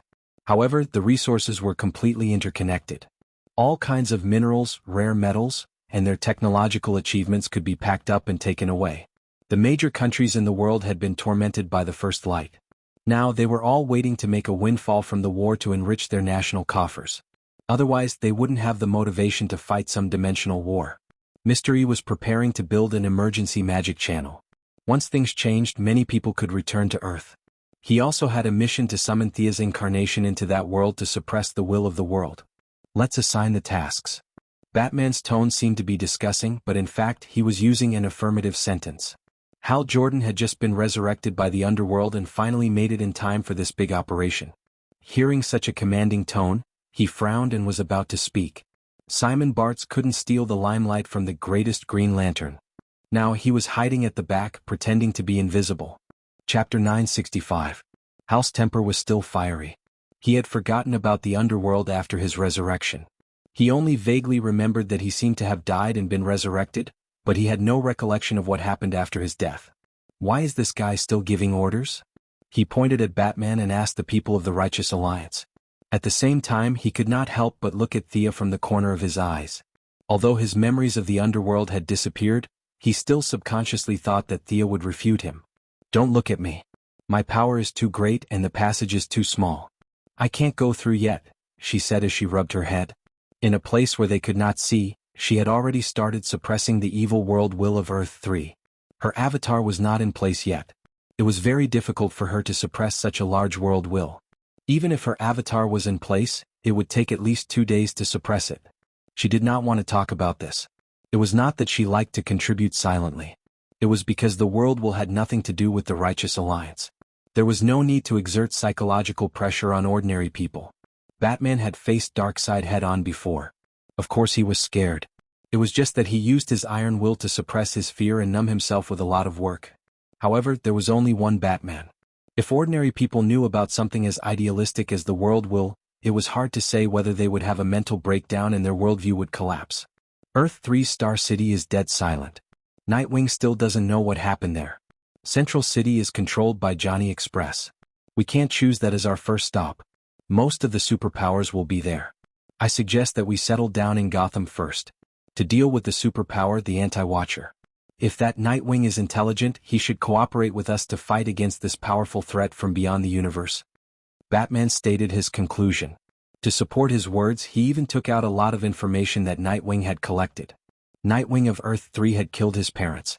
There was no doubt that he was evil in the eyes of the Righteous Alliance. However, he ruled Gotham with his own definition of order. He was not someone who would kill without restraint. Batman felt that he could win him over first. To be honest, they did not know much about the Wayne family. However, it was always a good thing to have someone who was familiar with the local area to help. Superman wanted to nod and agree. Sorry, your idea is not bad. However, I'm afraid that it will fail in the next 2 days. Thea couldn't help but interrupt. Why? The Missy was having a headache. Why did this guy Batman have so many whys? If she openly declared that the righteous universe's righteousness would prevail, while the evil universe's evil would prevail, it would probably have a huge psychological impact on these heroes. The value of heroes lay in their perseverance. If they were told that no matter what they did, justice would prevail at the final moment, how would they feel? Since I'm going to win no matter what, I'll go home and rest. Putting herself in his shoes, Thea felt that if she were in his shoes, she would definitely think the same. Seeing that she had to answer this question, she had no choice but to talk to Batman privately on the Mind Channel. Batman could only accept it passively. He couldn't speak in the telepathic channel. After thinking about it for a while, he felt that this matter was a bit mysterious. The will of the world was something that couldn't be seen or touched. No matter how strong his black technology was, it was impossible for him to catch one and study it. Nodding his head was a tacit agreement. The members of the Righteous Alliance did not know what they were talking about, but they wisely chose not to ask. Then we'll carry out the second set of plans. We'll attack Super Overlord's Fortress of Solitude from space. Thea felt that Batman had probably made a lot of plans. It was a good idea to get rid of Super Overlord first. Super Overlord was too intimidating to the 3 people on Earth. Although Thea estimated that he would most likely escape under the will of the world, it was still possible to seriously injure him. She would not participate in the early and mid-stage battles at all. She nodded her head in agreement. Green Lantern Hal also agreed. He could show off his skills in space battles without so many scruples. On the other side, Superman also agreed. Nightwing sent back a lot of Super Overlord's evil deeds. Superman was a little angry, which was rare. He said, I want to defeat Super Overlord with my own hands. Thea jumped out again to pour cold water on him. Sorry, I'm afraid you won't be able to defeat him. Superman asked the same question as his old friend Batman. Why? That guy uses kryptonite as his main energy source. I reckon that the Fortress of Solitude must be filled with kryptonite. If you go in, I'm afraid it's not going to end well. Superman was suddenly stuck. He could rely on his willpower to hold on if it was 1 or 2 pieces of kryptonite. But if it was a few hundred or a few thousand pounds of kryptonite, he could not do anything. There was a limit to his willpower. It can absorb kryptonite, but it will be damaged by the yellow sun's energy, right? Batman asked. Thea nodded. Batman took out a yellow light ring from his belt. This can hurt him. It simulates the wavelength of a star. I remember that the yellow light can charge Kryptonians, so it can also hurt Super Overlord. Hal Jordan, Superman, and Diana all looked at the young lady with a strange expression. Thea was also very depressed. You took it out so openly because you thought I wouldn't beat you up, right? Batman kept a straight face. The ring is out of battery. It needs to be recharged. Your energy source is too strange. I haven't figured it out yet. Thea laughed dryly. She wanted to scold him, but everyone in the Alliance was there. Olivier and Diana were winking at her, hinting that she should not be so calculative. Fortunately, she did not care about the yellow light now. She shook her head, took out a brand new rechargeable lantern from the void, and threw it to him. I'll leave Super Overlord to you. You're a temporary member. Find a place where no one is around and recite the oath. The next plan was quickly discussed. The plan would be divided into 2 steps. 7 Lanterns and Batman would raid the Fortress of Solitude, then meet up with Superman to attack the Watchtower. Depending on the situation, they would choose the next target. The evil syndicate members were not on the same page, which gave them a chance to take them down one by one. Besides, Batman had also experienced the so-called evil world's will. If he went to deal with Super Overlord, he would definitely not kill him and Super Overlord would most likely escape. However, he was the one who stopped the mission. Was it because he was affected, or did Super Overlord not deserve to die? Super Overlord has killed countless people. He's different from Mao. The essence of evil is contained in his every cell. Destruction and killing are his methods of doing things. If you want to kill him, you don't have to think about it, Diana advised Batman. Thea was sure that he would not kill anyone. Since he volunteered to deal with Super Overlord, she would let him be. At worst, she would send a few yellow lights to finish him off. As for Super Overlord killing Batman, the probability was so small that it was negligible. Chapter 966. Not long after the plan was discussed, Thea and Hal sent a signal, and the Seven Lantern Corps rushed to Earth. The Yellow and Green Lanterns had more than 300 people, and Thea handed them over to Sinisto to lead them. The Holy Walker and Qing were both conservative and not aggressive enough. Now that they were attacking a plane, considering that they were not aggressive at all, they could only let Sinisto lead them. The Green Lanterns were now the guardians of the Green Lantern Corps. They had been away from the material world for too long, and there were many things that they did not understand. The few of them could only delegate power to the Green Lanterns. The Green Lanterns elected internally, and Hal Jordan became the leader. Without affecting the stability of the universe, he transferred 500 Green Lanterns from all over the universe to participate in the battle. He was now the leader of a force, and this was the main reason why he was unhappy with Batman as the commander. Only a few people from the Purple and Red Lanterns came. After Thea gave him 10 containers of junk as Christmas gifts, Orange Lantern Laffles also came over half coerced and half tempted. The Righteous Alliance, the Suicide Squad, and the Rogue Gang were all mobilized. The International Justice League, led by the Golden Vanguard, stayed on Earth. The Bat family's Batgirl, Batwoman, and Batwing were also left in Gotham to prevent Black Mask from causing trouble. The young Titan was also left behind to look after the home. The Bear Kids expressed their dissatisfaction, but they were all forcefully suppressed. On the surface they were looking after the home, but Thea's secret forces were not used at all. With Death Knell Fiora's ability, it was more than enough to protect Earth. The military operation codenamed Eternal Justice officially began. All the participants were present, and they were teleported in batches 5 minutes apart. Madame Xanadu and Old Ma stayed on Earth.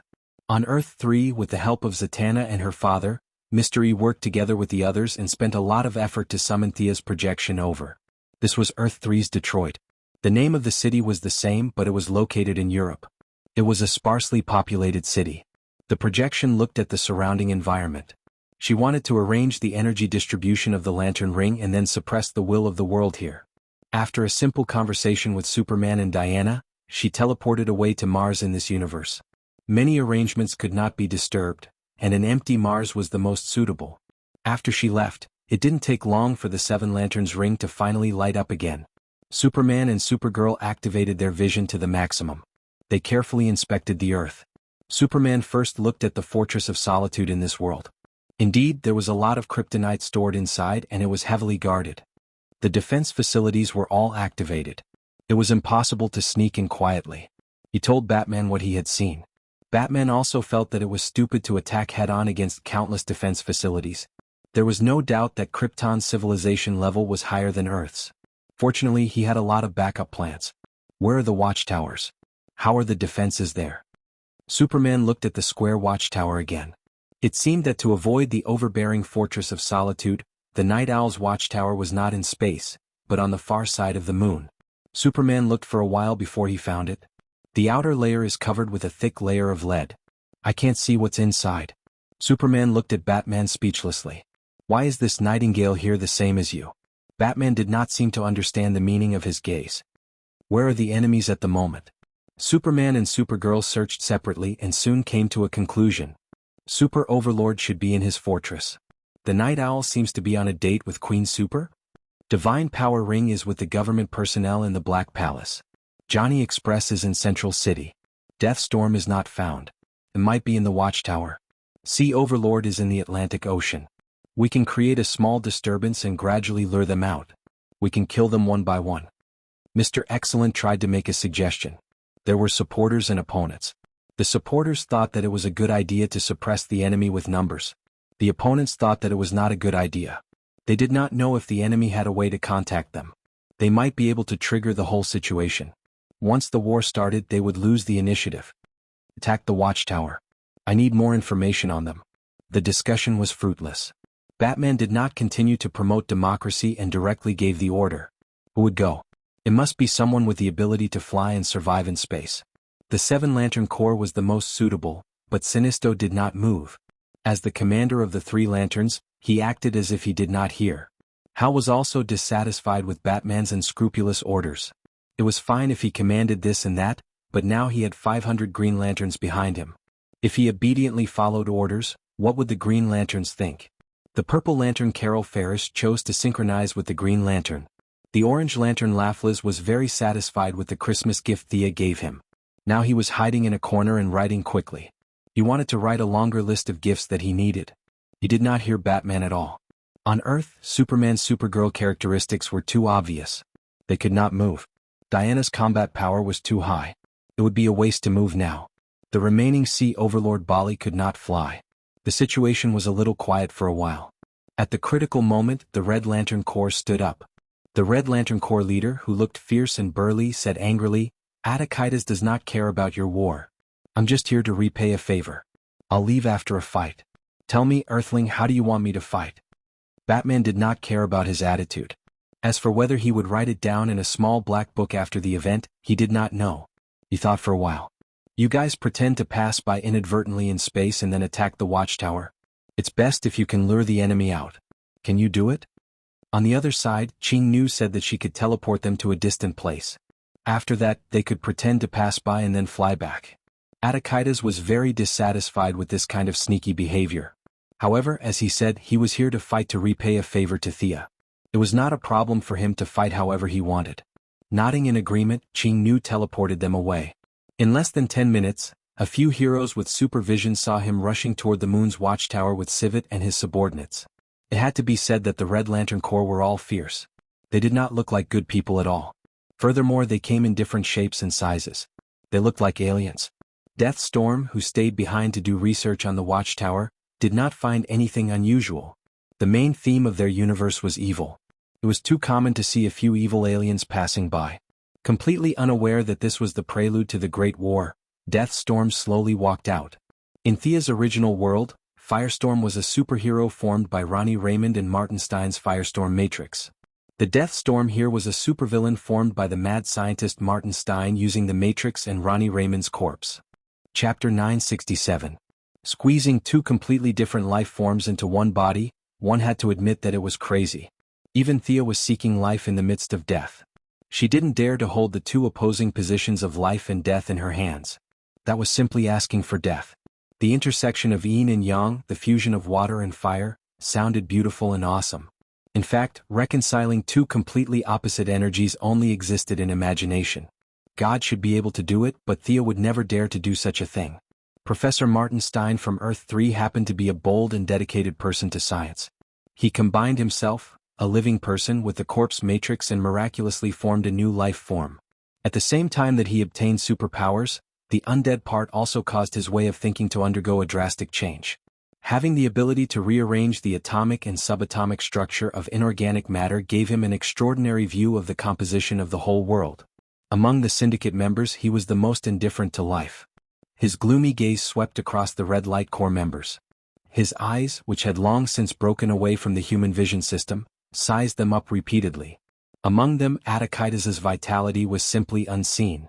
Previously, Deathstorm had secretly studied the cell composition of Super Overlord. It was a genetic state that was beyond the limits of Superman's imagination. It was efficient and compact, and the cells were full of power. The scientific arrangement made the Kryptonians live longer than the people on Earth. But they would still age. As a scientist, Deathstorm believed that he was right about this. But what about this guy in front of him? He looked at Atakitas again and quickly calculated the vitality of the Red Light Corps leader. The result was an astronomical figure. He was afraid that he had miscalculated, so he calculated again. The result still shocked him. This big guy in front of him could live for hundreds of millions of years even if he was a baby.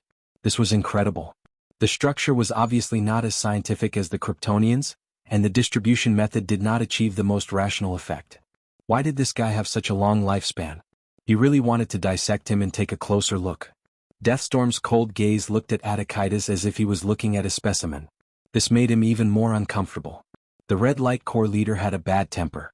Anyway, he was here to fight and leave after the fight. Now that the enemy was looking at him like he was a walking piece of pork, he couldn't stand it at all. He roared and rushed forward with his people. In addition to the civet he took from Earth, he also brought 2 subordinates with him this time. Ratchet only had a meatbag-like head floating in the air. He lived on a highly developed planet in Sector 995. The intelligent life there had eliminated disease, poverty, hunger, and other factors. They had developed their civilization to a level not inferior to that of Krypton. The word crime only existed in dictionaries and philosophy. Every life was placed in a small container after birth. They communicated with each other on the internet and through holographic images. This was their entire life. Any physical contact was considered illegal. Ratchet, who was 138 years old, had just reached adulthood. He lived in the number 567 nutrition cabin of Unit 24, Room D, and this was his home.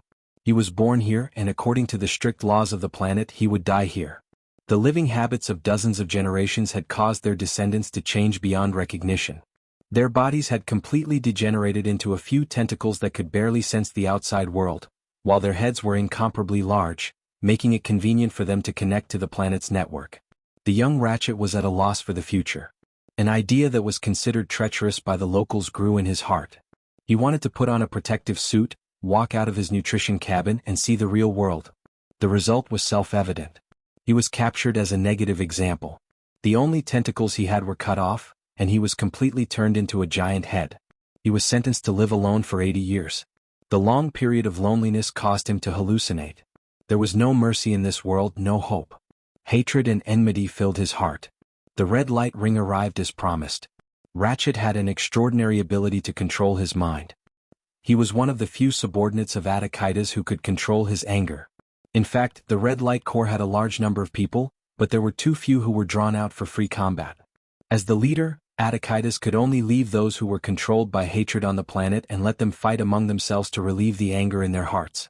He brought a few who could accept orders out to work and see the world. Now Ratchet was like a giant sarcoma floating in the air. His tentacles had grown out again. From afar he looked like a giant squid. He floated to the left of Attikitas, and beside the right leg of the Red Light Corps leader was a rotund fellow. That was Xyrus Zox from Sector 3544. His life experience was nothing to write home about. He was banished by his people because of his ugly appearance. He was bullied countless times and climbed up countless times. There was no sudden outburst. Instead, he relied on the accumulation of time to gain the recognition of the Red Light Corps. To be discriminated against by aliens of various appearances, his appearance was indeed problematic. Hal Jordan had once mocked Zox for looking like a giant beach volleyball with hands and feet. Thea agreed with this. This was because he did not have a torso or a head. A large face grew on a rotund body, surrounded by 2 small hands and 2 small feet. This appearance was indeed comical. Attikitas had a cat, a floating head, and a beach volleyball with hands and feet beside him. This was the entire lineup of the Red Light Corps when they came to Earth 3. The 3 Red Light Corps generals were nothing in Deathstorm's eyes. The Red Light Corps leader was his target. As for the 3 small fries, he would study their corpses after the battle and decompose them into atoms. However, he did not care about the others. Instead, Ling Xing was the first to rush up.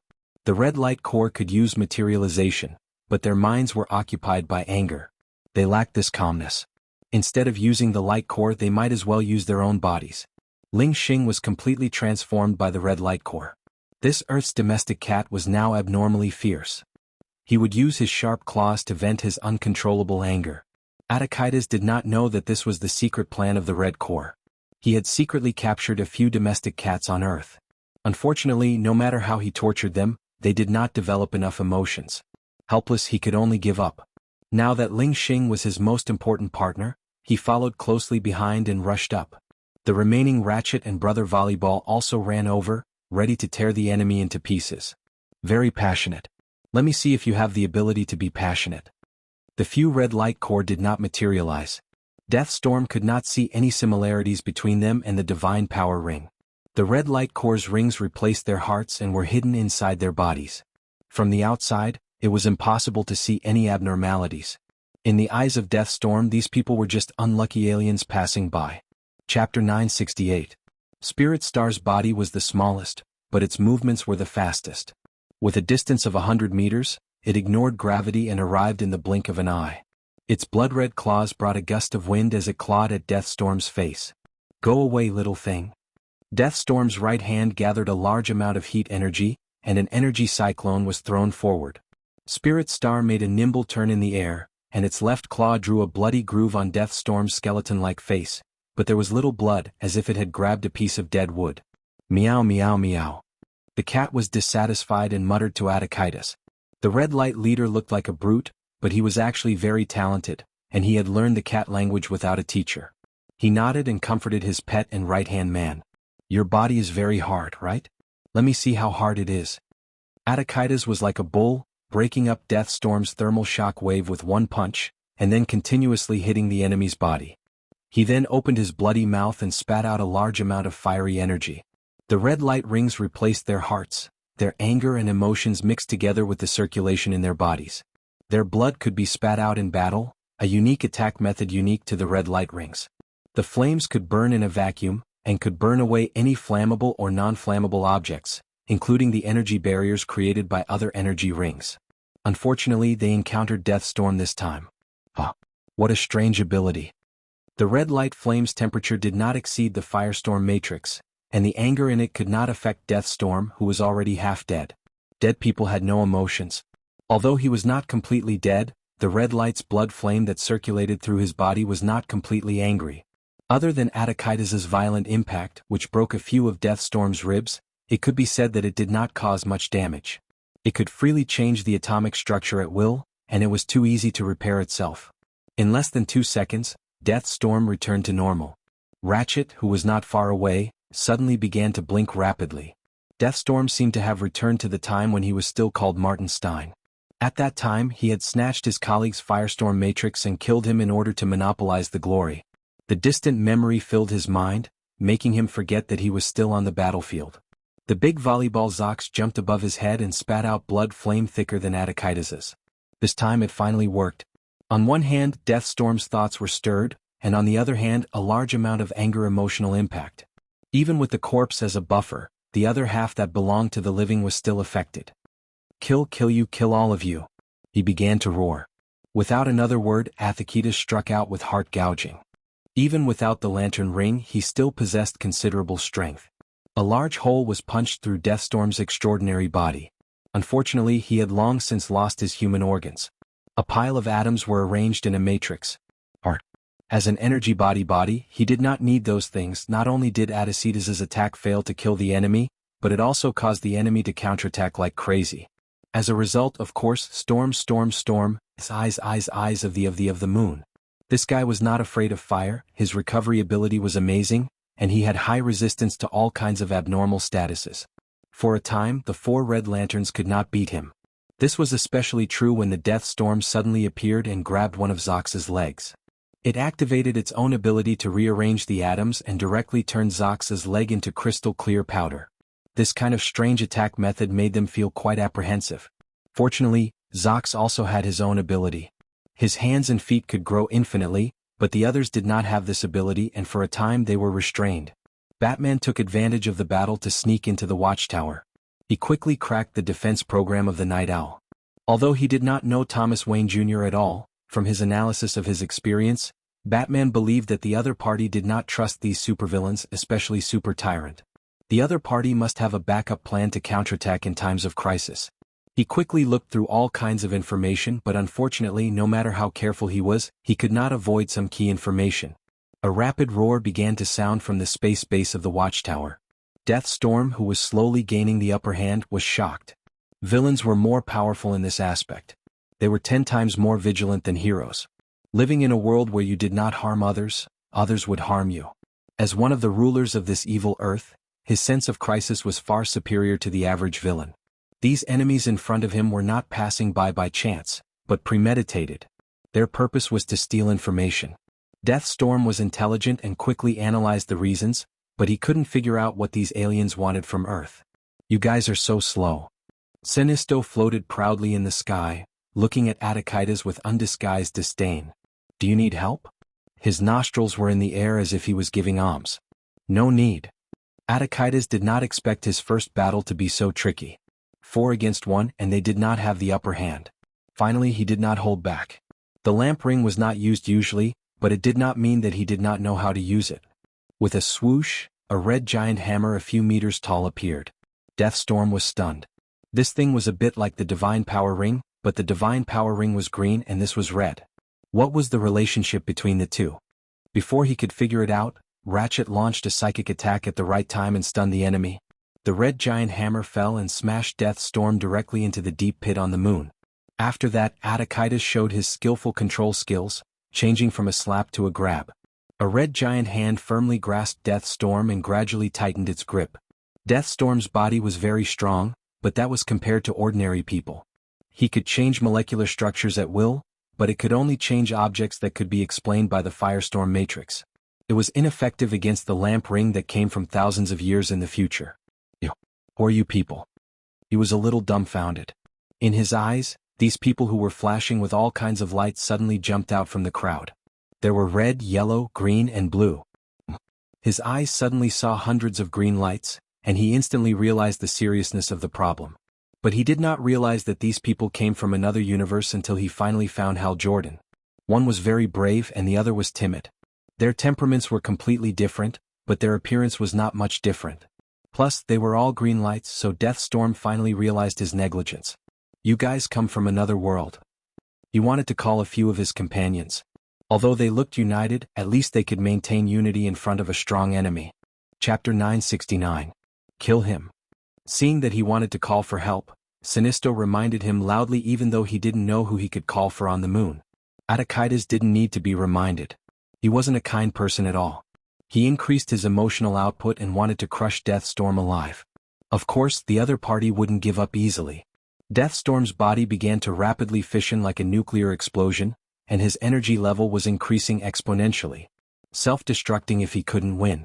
Such a ferocious enemy gave Atakitis a shock. Sinisto didn't have time to pretend to be an expert. Although he looked down on Earth's civilization, his body couldn't withstand a nuclear bomb. He hurriedly put up a layer of light, and the other green, yellow, and red lights put up their energy shields, ready to resist the nuclear explosion. Hal wanted to dissuade him, but just as he opened his mouth, he saw a beam of light coming from afar, directly enveloping Deathstorm. The light rings and nuclear fission were all gone. The storm of death was separated again, and the person directly fainted, lying side by side with the corpse. Light didn't have any color, but if you looked closely you could see that it seemed to have color. Looking at it a few more times, you could see that it was the color in your mind.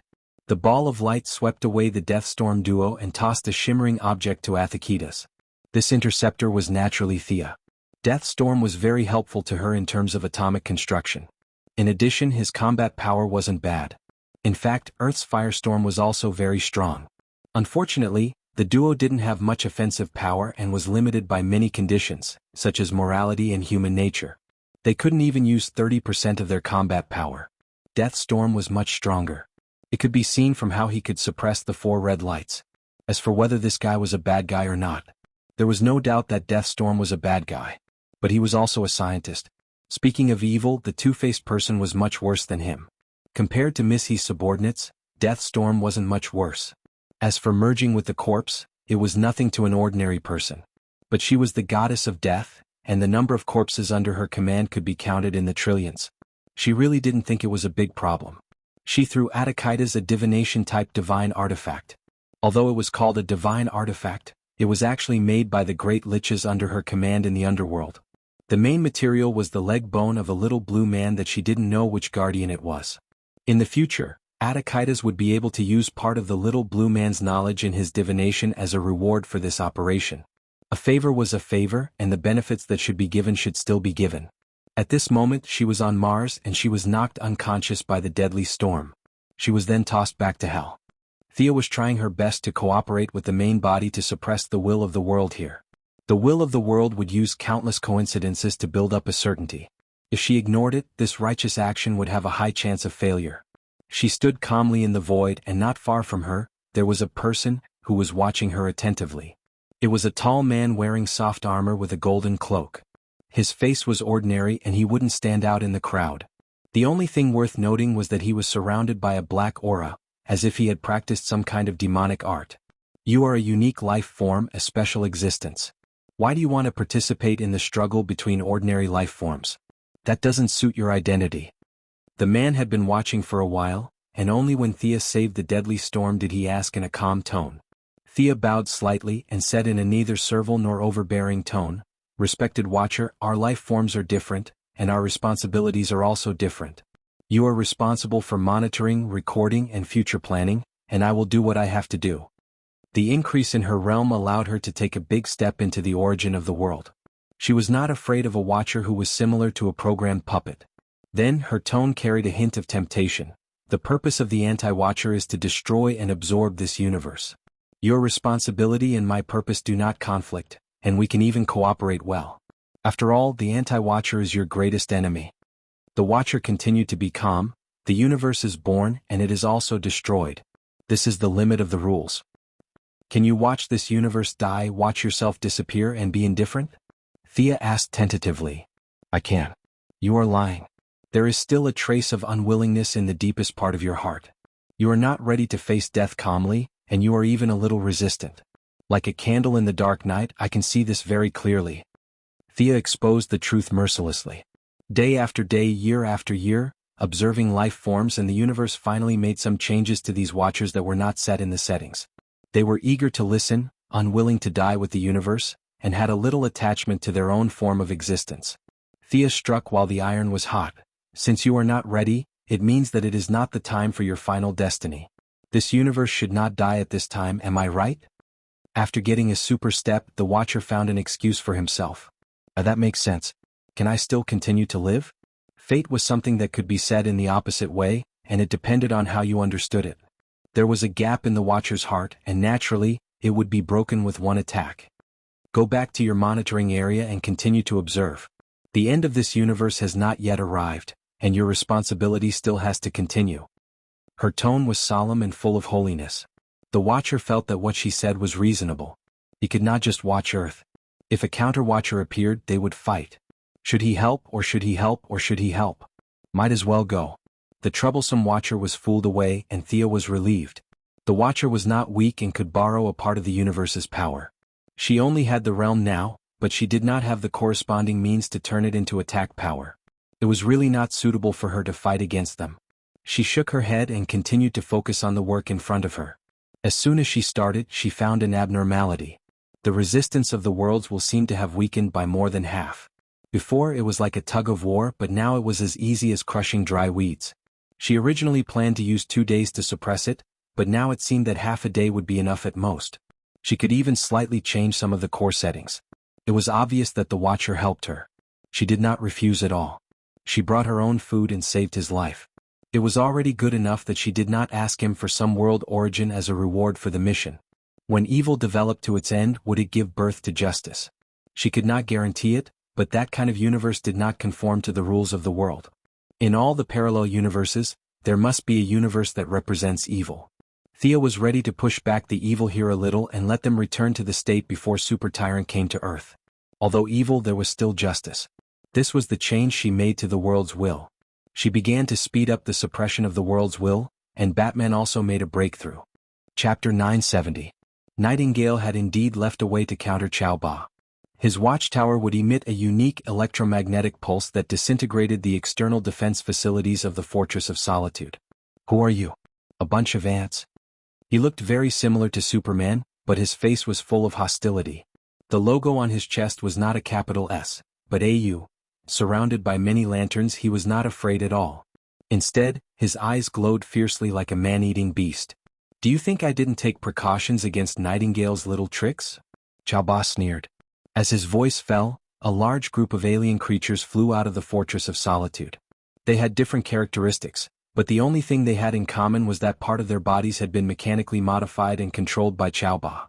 Some could spit acid, some could clone themselves, and some could turn into shadows to launch sneak attacks.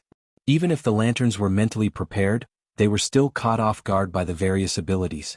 "Looks like that old thing failed. I said that weak earthlings can't be trusted. I have to rely on myself for everything." The death storm sent the message at the end.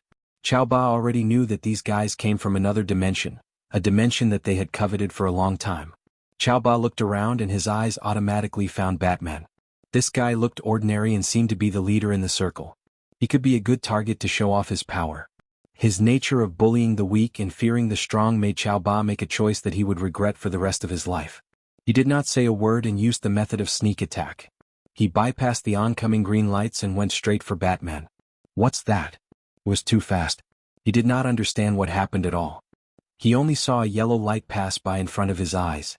At the critical moment, his body turned quickly, but the yellow light still cut a bloody groove on his shoulder. He turned to look at Batman and found that this guy was wearing a yellow and black battle suit. Only the cape was still black. The most important thing was that he was wearing a ring on his left middle finger. The ring emitted a very uncomfortable yellow light. What was this? Was it the same ring as the green light? Initially, Qiao Ba did not pay much attention to it. On Earth, the 3 God power rings Hal Jordan was just there to make up the numbers. This made him feel extremely disdainful of Lamp Ring. But now that he had doubts, he quickly discovered a problem when he looked around. This was a dazzling multicolored light. Among them, there were many yellow lights that made her uncomfortable. Go, all of you, go. Super Tyrant didn't dare to go up himself, so he desperately controlled his mechanical creations to fight against Yellow Lantern. An experienced green light could simulate the wavelength of kryptonite, and an experienced yellow light could simulate the wavelength of a star. Batman had only been wearing the temporary yellow light for a short period of time, but it didn't stop him from being familiar with the sun and accurately calculating the wavelength of the star. This was homework that he had left for Damien back in the year, and it was child's knowledge to him.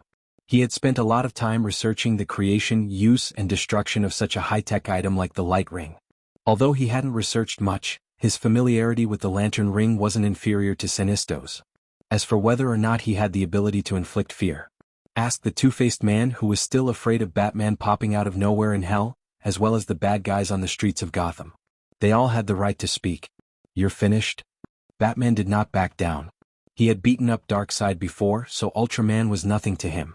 He waved his hand and threw 3 yellow darts. Super Tyrant didn't know how these yellow lights could hurt him, so he didn't dare to take them head-on. He hurriedly dodged and dodged the darts. He had been invincible on Earth for too long, and he had forgotten to attack. In his subconscious, he didn't realize that he needed to defend himself if he was attacked. He had always been the one bullying others from above. When had he ever been beaten? When he saw Batman charging at him from the corner of his eye, he was already a few beats too late. He saw a fist with a golden glow coming straight at his face. How dare you, puny earthling! Super Tyrant's face was ferocious as he reached out to grab Batman's fist. He wanted to crush this enemy who dared to offend him, from his hand to his arm to his entire body. Unfortunately, the moment his hand came into contact with Batman's fist, a sense of powerlessness filled his body. It was as if the power that could move a planet had never existed. Unprepared, he was punched heavily on the left side of his face by Batman.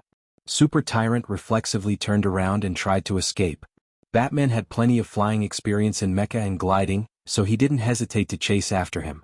Of the two people, one had his speed greatly reduced by the wavelength of the star, while the other had his speed greatly increased by wearing the yellow light ring. The result was self-evident.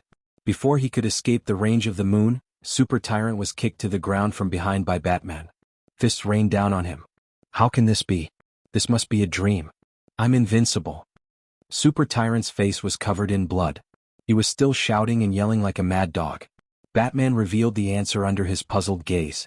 You're too superstitious about your own strength. You've long forgotten your own weakness. You only know how to rely on strength without any willpower. You're the weakest person on this planet. After saying this, he smashed a fist into Super Tyrant's head. At this time, Super Tyrant had long been reduced to the size of a dog by the wavelength of the star. His physical fitness wasn't much stronger than an ordinary person's. Coupled with the huge psychological gap, he directly fainted. He's really weak, isn't he? Batman asked Superman, who followed closely behind. Super Tyrant had been consuming kryptonite for a long time, and there was a trace of kryptonite radiation in his body. However, Superman could forcibly endure it with his willpower. Previously, he had seen Batman chasing Super Tyrant from afar. He was worried about his old friend, so he also chased after him. Avoiding the question of whether he was weak or not, Superman was very pleased. His path was not wrong. Batman also indirectly acknowledged this point. Willpower was more important than strength. If Super Tyrant had a little willpower, Batman might not have been able to beat him. Super Tyrant had completely lost to himself. If we don't give him kryptonite to absorb, he will have no strength at all. take him back to Earth and imprison him. The two quickly reached a consensus on how to deal with Super Tyrant. There was no prosecution, no defense, no jury, and a life sentence effective immediately. How do we deal with that thing? Superman asked, pointing to the Fortress of Solitude that was still floating in the sky. Pull it back to Earth, Batman said expressionlessly. No. No. Superman immediately objected. Thea's voice also entered their ears. She also had the same opinion. The Fortress of Solitude was simply a piece of Krypton black technology. It definitely couldn't fall into the hands of an Earthling, even if it was the third version of Earth. Earth was a level 3 civilization that wasn't level 4, while Krypton was a level 8 civilization that wasn't level 9. This wasn't a constant value, but an average value. Some inventions on Earth were beyond the current level of technology, and Krypton had them too. The classic example was the Fortress of Solitude. Chapter 971.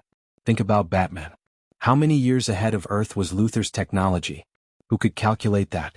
Brainiac believed that Luthor had level 9 intelligence. In order for Superman to grow up healthily and have a strong backing, Superman's father, Jor-El, had provided his son with the Fortress of Solitude. To Krypton, this was all black technology, and Old Joe was the master of Krypton's black technology. Old Joe was not dead at all, and in the future he would rely on technology to capture troublemakers. How powerful was that? Could Brainiac calculate what level of intelligence he had? Even Old Butcher might not be as good as him. Thea estimated that the Fortress of Solitude he had left for Superman contained at least level 10 technology, or even level 11 technology. Even if the Fortress of Solitude on Earth was weaker, it could easily crush Earth's technology. This thing could not be seen by Earthlings who were seeking death by hiding their talents. Two of the most influential elders of the Alliance of Justice and Order both expressed their opposition. Their attitudes were resolute. Democracy still had to be respected, so Batman did not continue to insist. He escorted Superboss back, and Superman flew to the bottom of the Fortress of Solitude. Enduring the radiation of kryptonite, he threw the fortress, which contained countless black technology, into the sun. Superboss used kryptonite as an energy source. He usually ate kryptonite as a snack and stored it all in the fortress. Seeing the veins on Superman's forehead bulging as he pushed the spaceship into the sun, he knew that there must be a lot of kryptonite in there.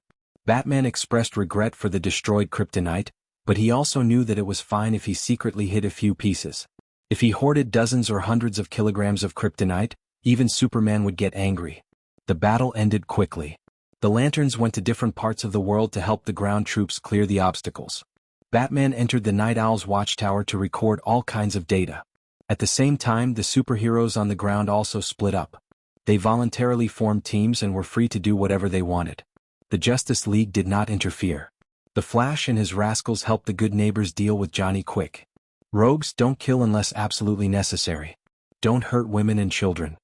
Captain Frigid, who was holding a freeze gun, emphasized again before leaving. His three teammates, Heatwave, Mirror Master, and Weather Wizard all agreed to this rule. You'd better remember this promise, the Flash said to them seriously. Captain Lung Han was very relaxed. Don't worry, the lady from your righteous alliance hired us. We won't ruin our own reputation. Come on, let us take action. As long as we defeat that speedster, it will be enough for us to live freely for a long time. The remaining members of the rogue gang cried out in excitement. Not only did they get to earn money, but they could also beat up the extreme speed user. Without any moral burden, such a good thing was simply like a dream. The Flash helplessly looked at their energetic faces. He couldn't comment on whether Thea's decision to hire the rogue gang was right or not. He just felt a little confused when he thought that he would fight side by side with them one day. The other party is vicious and merciless, and he enjoys killing people. He's not me, so you guys better be careful. Seeing that the rogue gang did not seem to treat the extreme speed as a threat, he kindly reminded them. We are also bad guys. You should be careful. Captain Han looked at the Flash with a complicated expression. They soon received news from Batman that the space assault had been successful. The Watchtower and the Fortress of Solitude had been taken care of. As long as the enemies on the ground were taken care of, the Eternal Justice operation would be considered a success. The Flash ran to Central City himself, and the rogue gang used Mirror Master's teleportation to go directly. Was it faster to run or teleport? As it turned out, teleportation was faster. The four members of the rogue gang walked out of the broken glass in the corner and looked at the city that was similar to Central City. Perhaps because their appearances were too unique, they quickly attracted a group of gang members to surround them. A group of nameless people was naturally not a problem for the loyal and righteous rogue gang. Without weapons or abilities, they easily defeated a group of gang members. Rich? Heatwave, who used to be an arsonist, was very happy. He took out a large amount of money from what seemed to be the pocket of a small leader and was ready to count it happily. Captain Han picked up one of the bills and looked at both sides. He patted Heatwave on the head and said, "We can't use this money." "What? Hey, who is this?"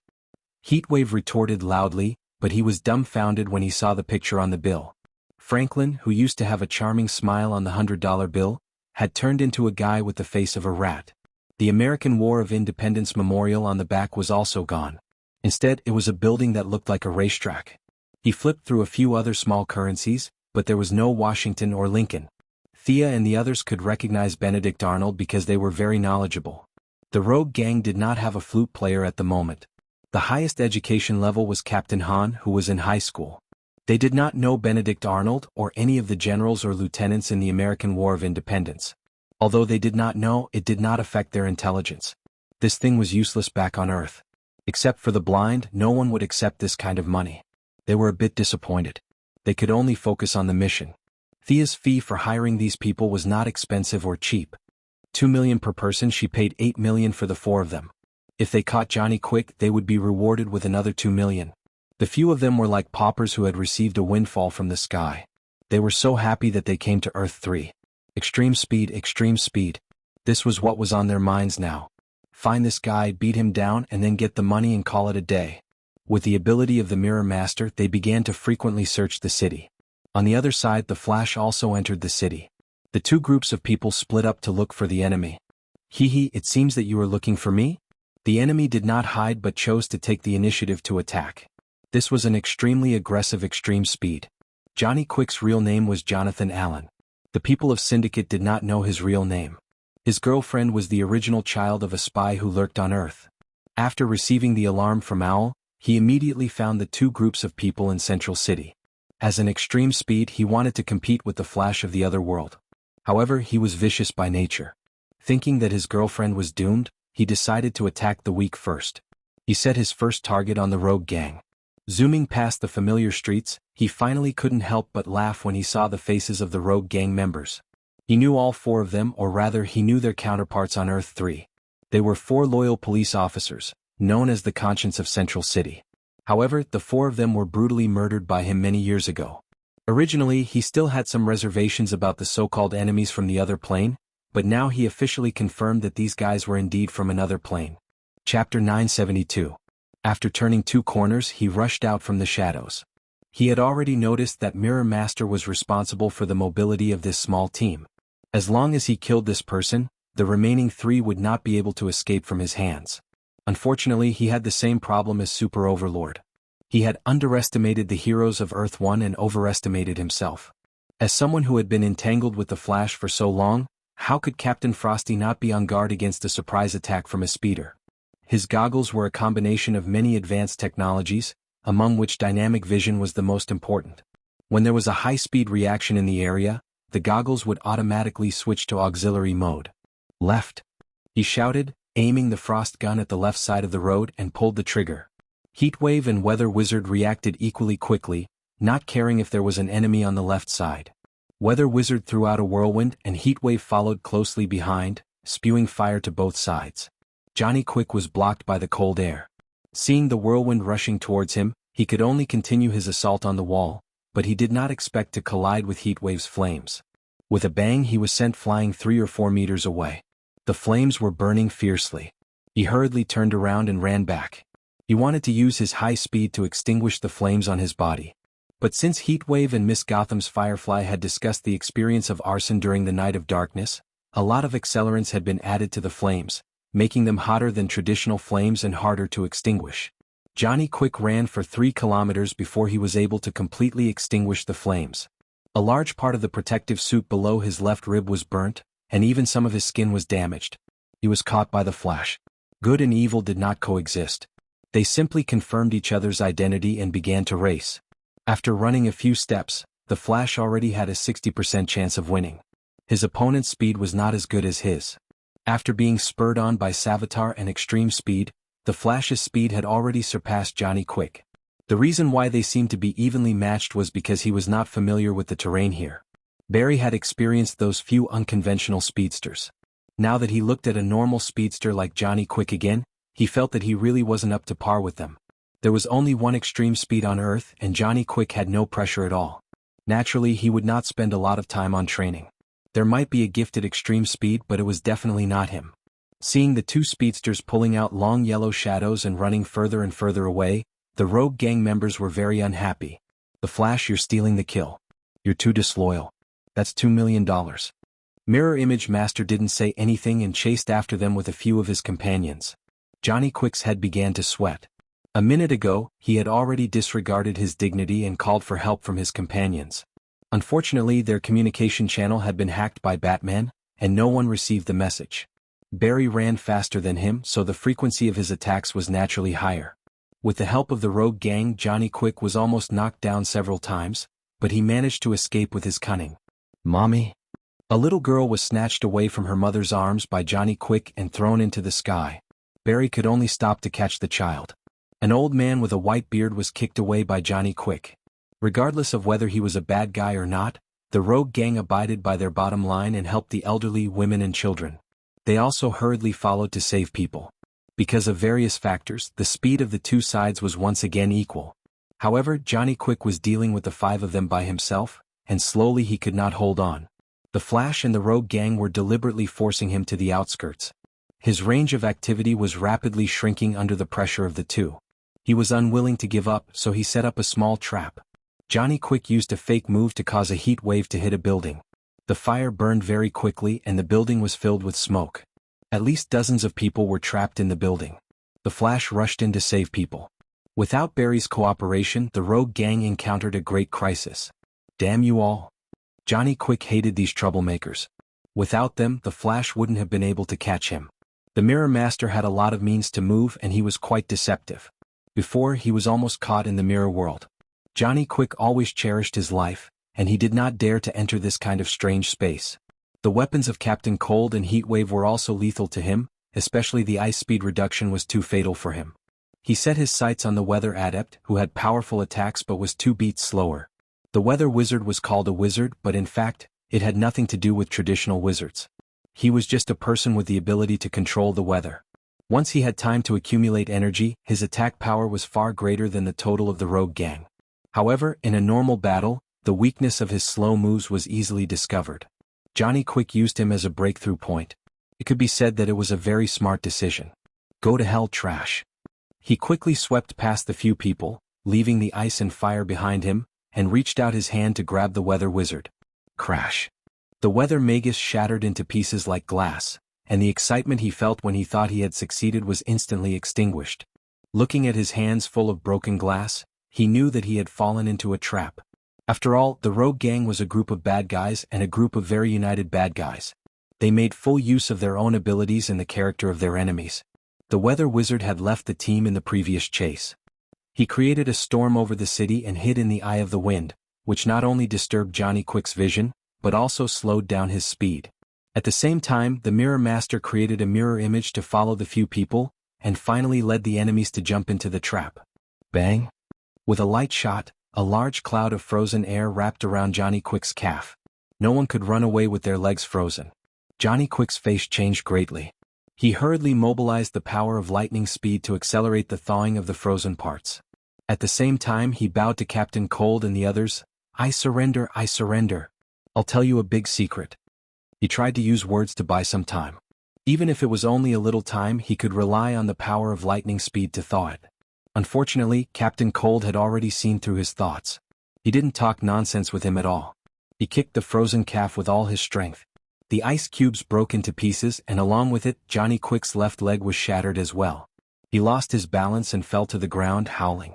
Captain Cold directly knocked him out, then put on the power suppression collar and ordered Heatwave to carry him. Let's go, we caught one alive. Let's go to that lady's secretary and get the money. The rogue gang members were very happy to kill the enemy so easily, and they were even happier to get money. Chapter 973. In the distance, Barry had just rescued the ordinary people in the building when he saw that the enemy had been knocked unconscious. Captain Han was still waving at him. Thank you for your help, Flash. The few of them used the Mirror Master's ability to teleport back to the base camp to collect the money. Barry shook his head. He really couldn't comment on the rogue gang. They weren't bad people, but they didn't seem like good people either. He stopped thinking about the rogue gang and ran to the other side to support Superman. After Superman destroyed the Fortress of Solitude, he took a short break and landed in the metropolis. Night Owl and Super Queen were having a secret rendezvous behind Super Boss back. The alarm in the watchtower alerted Night Owl. They quickly put on their clothes and contacted the Syndicate urgently. As a villain without any superpowers, Nightingale had his own uniqueness to be able to survive among the treacherous villains such as Super Tyrant, Deathstorm and Johnny Quick, and to be able to do so well. While Super Queen was still at a loss, he instantly thought that Earth One's butler must have been exposed and then triggered a counterattack. He made a prompt decision to run out. His idea was simple. He had to protect himself first. Under this premise, he would decide whether to run away or rescue his companions who were on guard against each other. Now that everything was unclear, he needed information, a lot of information. Night Owl had left a lot of secret plans in the metropolis since he was fooling around with Super Boss Woman behind his back. Today he could use them. Unfortunately, when they were 100 meters away from the secret base, Superman descended from the sky and blocked their way. He had never been so passive, but Night Owl didn't panic. He first looked at the familiar clothes and smiled. A Kryptonian from another world? Surrender, and I promise you will receive a fair trial, Superman said as he was also on guard. Night Owl smiled and didn't say anything, as if he didn't hear anything. Super Queen, who ran over with him, laughed loudly. A fair trial, fair. I'm dying of laughter. Louise? Looking at his wife's counterpart in front of him, Superman felt a little uncomfortable. They looked the same, and the only difference was their temperament. Louise was righteous and kind. She had an indomitable will to find out the truth. Her tenacity was as precious as a diamond in Superman's eyes. However, this Super Queen in front of him was filled with an evil aura. She was debauched and her eyes were filled with lust. No matter how he looked at her, she was not a good woman. It was rare for Superman to be angry. He would not allow anyone to tarnish the image of his wife. However, he still used his supervision to take a look as usual. You have a child in your stomach? This immediately messed up his plan. Was he going to fight a pregnant woman? Originally, he wanted to take down the two of them as quickly as possible, but the pregnant woman made him hesitate. Attacking a pregnant woman was a serious challenge to his moral bottom line. That moment of hesitation gave the two battle-hardened villains an opportunity. However, they had no intention of joining forces to take down Superman. At most, they were just friends, not even friends. They had the advantage and could work together to deal with the enemy. For now, it was better for them to run for their lives. This should be effective against you. Nightingale tossed out a smoke bomb. There was a hint of green in the dark gray smoke. Kryptonite powder. Superman was shocked. He quickly held his breath and retreated quickly. Fall. The Super Queen threw out a noose covered with thorns and wrapped it around Superman. She borrowed the momentum and jumped behind him. However, Nightingale was one step faster. This was his secret base. In terms of familiarity, he was much more familiar with it than the Super Queen. He quickly ran into a large door. Nightingale casually glanced behind him. He did not say anything about saving his companion and lover. Instead, he closed the door and walked in coldly. The Super Queen was not surprised by her companion's heartlessness. If she were in his shoes, she would have made the same choice. However, she was facing Superman alone. It was not a good choice. She had no choice but to run. The Super Queen put away the noose and prepared to run back the way she came. However, she underestimated Superman's willpower. It was a huge mistake to measure Superman's willpower. Superman rushed out of the kryptonite smoke. There were a lot of kryptonite powder on his face and skin. However, he endured it and fired a heat ray at the Super Queen. Faced with the same ability as Superba, the Super Queen did not dare to take it head-on. Instead, she chose to dodge. She tapped the ground lightly with the tip of her foot. She was like a big black bird. The heat ray created 2 deep trenches on the ground. Unfortunately, it missed. The Super Queen flew away lightly. This Super Queen was very powerful. Enemies who could fly with their own strength were generally not weak. Superman remembered Thea repeatedly saying that Louise had potential. He finally believed it. The kryptonite powder still had some effect on Superman. His speed was greatly reduced. He could not hit the stomach or the head. Superman could only aim his heat ray at the enemy's arms, thighs and other body parts. The Super Queen dodged left and right in the air. Superman did not stop. The distance between the two was rapidly closing. Do you think I'm afraid of you? The Super Queen was not slow. However, she knew that she was not as fast as Superba. Therefore, she was probably not as good as this Kryptonian from another dimension. Her speed was already at the limit. There was no room for her to increase her speed. Superman behind her was quickly getting rid of the kryptonite powder's influence. His speed seemed to have no limit. The Super Queen could only turn around and fight. While the enemy was still affected by the kryptonite powder, she had to end the battle. Otherwise, she would be no match for him in a while. Superman and the rest felt that the enemy was their counterpart, so they had a psychological advantage in the battle. In fact, the reverse was also true. From the perspective of the Earthlings, Superman and the rest were Superba's counterparts. No one thought that they were an illusion. They all felt that they were the most real. Both sides had underestimated the enemy. The difference was who realized the problem first. The Super Queen's thorny lasso wrapped around Superman's left arm, where the kryptonite powder was the most concentrated. The Super Queen liked to see the enemy crawling at her feet in pain. Her lasso was different from Diana's lasso of truth. It would make the victim feel hundreds or thousands of times more pain. Other than the Night Owl, she had never seen a second person who could resist this kind of pain. Unfortunately, she saw a second person today. The intense pain diluted the kryptonite's weakening effect on the body. Superman had recovered more than half of his strength. He dragged the Super Queen in the opposite direction and threw a punch at her the moment she approached him. The Super Queen was pregnant, so he definitely could not hit her stomach. Some parts of her chest were also not suitable for him to hit. Superman was also hesitant when he attacked. Coupled with his old habit of holding back against his enemies, this punch was not even 30% of his normal strength. Even so, the punch still broke the Super Queen's shoulder blade. She screamed, "Come and help me." Then he heard a roar, followed by a bolt of lightning that was as thick as a bucket, striking down at Superman from the sky. Chapter 974. The surface of the lightning was surrounded by countless white lights and contained a large amount of energy. Its speed was so fast that it exceeded the limit of the retina. Caught off guard, Superman was hit by the lightning head-on. Amidst the deafening explosion, Superman was sent flying like a toy. He rolled continuously, plowing a long pit more than 500 meters long and 1 meter deep on the ground.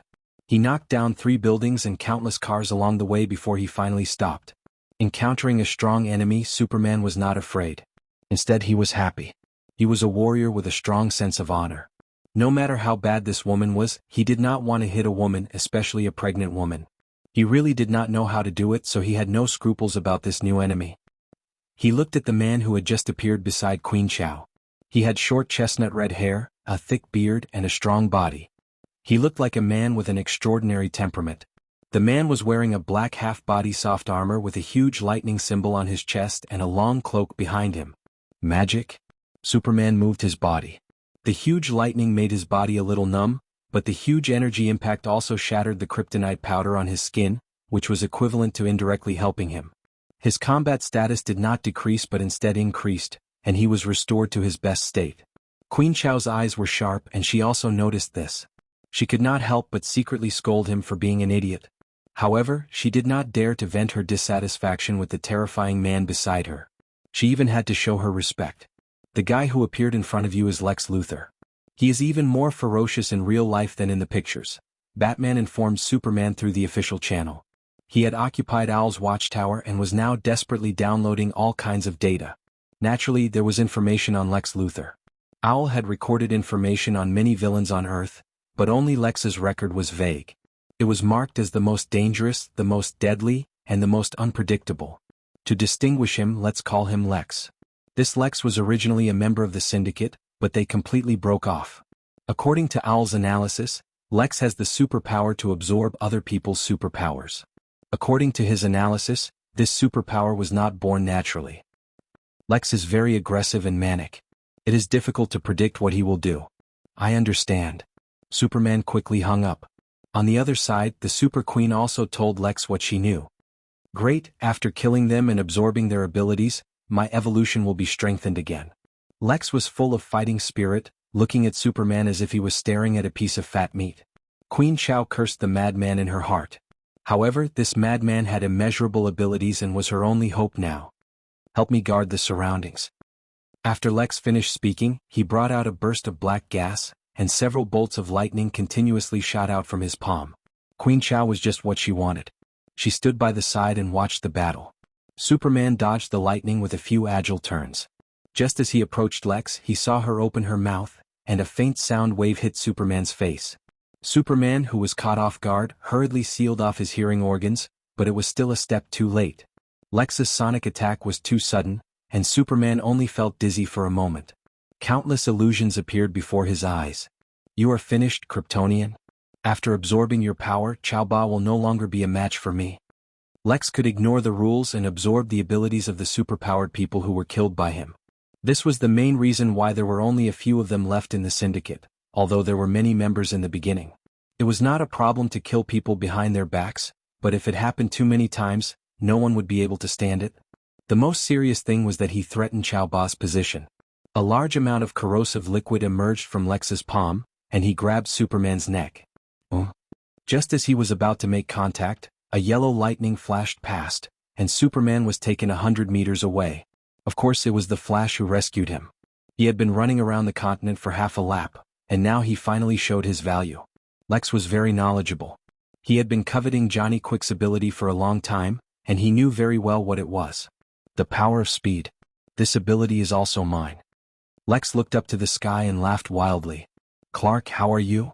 The Flash asked in a low voice as he ran a little further with Superman. "It's similar to the Black Canary's sonic attack. Put me down. I should have recovered." Superman was depressed. If the sonic attack's damage to ordinary people was 1, it would be 10 for people with super hearing like him. He did not expect the opponent to use this ability without warning. He was not prepared and suffered a great loss. Fortunately, the Kryptonians were known for their physical attributes, and their recovery was extremely fast. The discomfort was quickly fading. Phew! Seeing that Lex and the Super Queen were in hot pursuit, Superman suddenly flew up and turned around to face Lex. He then spat out a huge breath of ice. At the same time, the Flash on the ground threw a lightning bolt. Lex sidestepped the lightning bolt, and then used a fire ability that nobody knew who he got to counter the ice breath. The two opposing energies quickly consumed each other in the air. Chaoba could no longer stand aside and watch the show. She waved her lasso and attacked the Flash. The Flash dealt with 2 attacks and soon found out that it was a pregnant woman. He cursed his bad luck. He was kinder than Superman. He fought with fear and was even at a disadvantage. On the other hand, Superman had the upper hand. He could get a steady supply of energy from the yellow sun, while Lex could only extract energy from his own cells. Both sides were at a disadvantage. Lex saw that the Flash was restrained by the Chaoba and realized that this was a good opportunity. He forced Superman to retreat with a few moves and turned to attack the Flash. Of course, Superman would not just stand by and watch. The battle changed from 1-on-1 to 2-on-2. Lex was extremely insidious. He did not even care if his companions were injured. He repeatedly blocked the Chaoba in front of him, forcing the hero to withdraw his attacks, while he took advantage of the situation to attack. He had a lot of means of attack. Super strength, super speed, super endurance, flying, magic, sound waves, vibration, venom, acid, flame, ice, lightning, physical and non-physical, and some conceptual abilities. All kinds of messy abilities gathered in one body. A special ability that could ignore both friend and foe, and could cause all living beings within a 10-meter radius to bleed, tormenting them to the point that they couldn't take it anymore. As Barry fought with him, he felt that his body under the protective suit was bleeding. Blood flowed down his crotch and he felt like he was having his period. However, because his battle suit was red, it wasn't too obvious for a while. Superman's body was different from that of the people on Earth. This kind of bleeding was stopped at the genetic level. Chaoba had a rendezvous with Al before, so she was wearing less. The exposed skin was bleeding under the effect of the ability. If she continued to bleed like this, she would definitely be the first to die. She hurriedly shouted for Lex to change his ability. Chapter 975. However, Lex's mind didn't seem to be very clear. His external performance was that he had too many abilities, and he couldn't fully master these abilities. Sometimes he used them just right, but most of the time he used them in a mess. Among the 4, the 2 heroes were holding back. Queen Chao was in the center of the battle circle. She wanted to run, but unfortunately, Lex had to firmly hold her back and use her as a shield. The scene was extremely tense for a while. The 2 heroes repeatedly wanted to let Queen Chao go from the battle.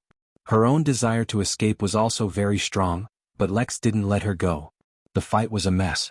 As they fought, Lex suddenly remembered that he had an ability. His shoulders shook and a dark green ripple spread in all directions. Within 100 meters, everything seemed to come to a standstill in an instant. Everyone and everything stopped moving. Physical activity on both observable and unobservable planes stopped. At this time, the strength of these people could be seen. Queen Chao slowly turned her body, and her lips opened slightly as if she wanted to say something. Superman still maintained a punching motion, but it was a few hundred beats slower. The Flash was a little stronger than him, but he couldn't run at high speed. At this time he was like an old man in the park doing his morning exercise, running slowly. As the one who released the ability, Lex wasn't affected at all. His eyes jumped back and forth between Superman and the Flash, as if he was thinking about who to kill first. Inert waves, it's Tortoise Man's ability. The Flash was shocked. Thea had studied Tortoise Man's ability. Later, Green Arrow also used an inert slowing grenade to help deal with Savitar. Savitar was tortured to death. This kind of slowing was extremely overbearing. Unless prepared in advance, it was almost unsolvable. In the midst of the strong deceleration he barely managed to say a sentence, and then he was ready to pull Superman out of the range of the deceleration. The stronger the ability, the more restrictions it had. The results of Thea's research showed that even Tortoise Man himself could only use it twice a day. After 2 times the cells couldn't provide more energy. Even so, once the number of times of the strong deceleration exceeded a certain threshold, the body would fall into a state of low speed until it completely stopped. The form of life would stagnate, or in other words die. The Flash didn't have time to think about the drawbacks of this move. He pulled Superman and the 2 brothers ran out together. If they were villains they would definitely run for their lives. Whoever they caught would be unlucky. However, the heroes did not have such thoughts. They ran out together. The truth was similar to what he had estimated. This trick was obtained from Lex killing the 3 Tortoise Men on Earth. He only used it once a day. After using it, he felt uncomfortable all over, and his brain's thinking and reaction would be very slow. After obtaining this ability he had used it twice and the aftereffects were too great. After a long time, he had almost forgotten that he had this ability. This time his attack was successful. His body was not affected by the speed reduction. With a look of ecstasy he pounced on Superman.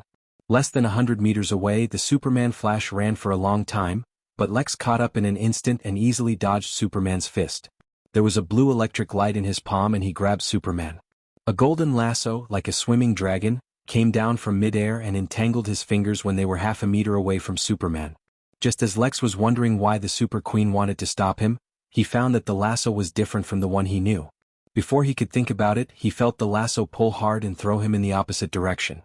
The unparalleled force sent Lex flying hundreds of meters away. Without the support of his ability, the deceleration was impossible. Several people regained their normal ability to move. The Flash and Superman had some ability to move in the strong deceleration, but the consumption was not small.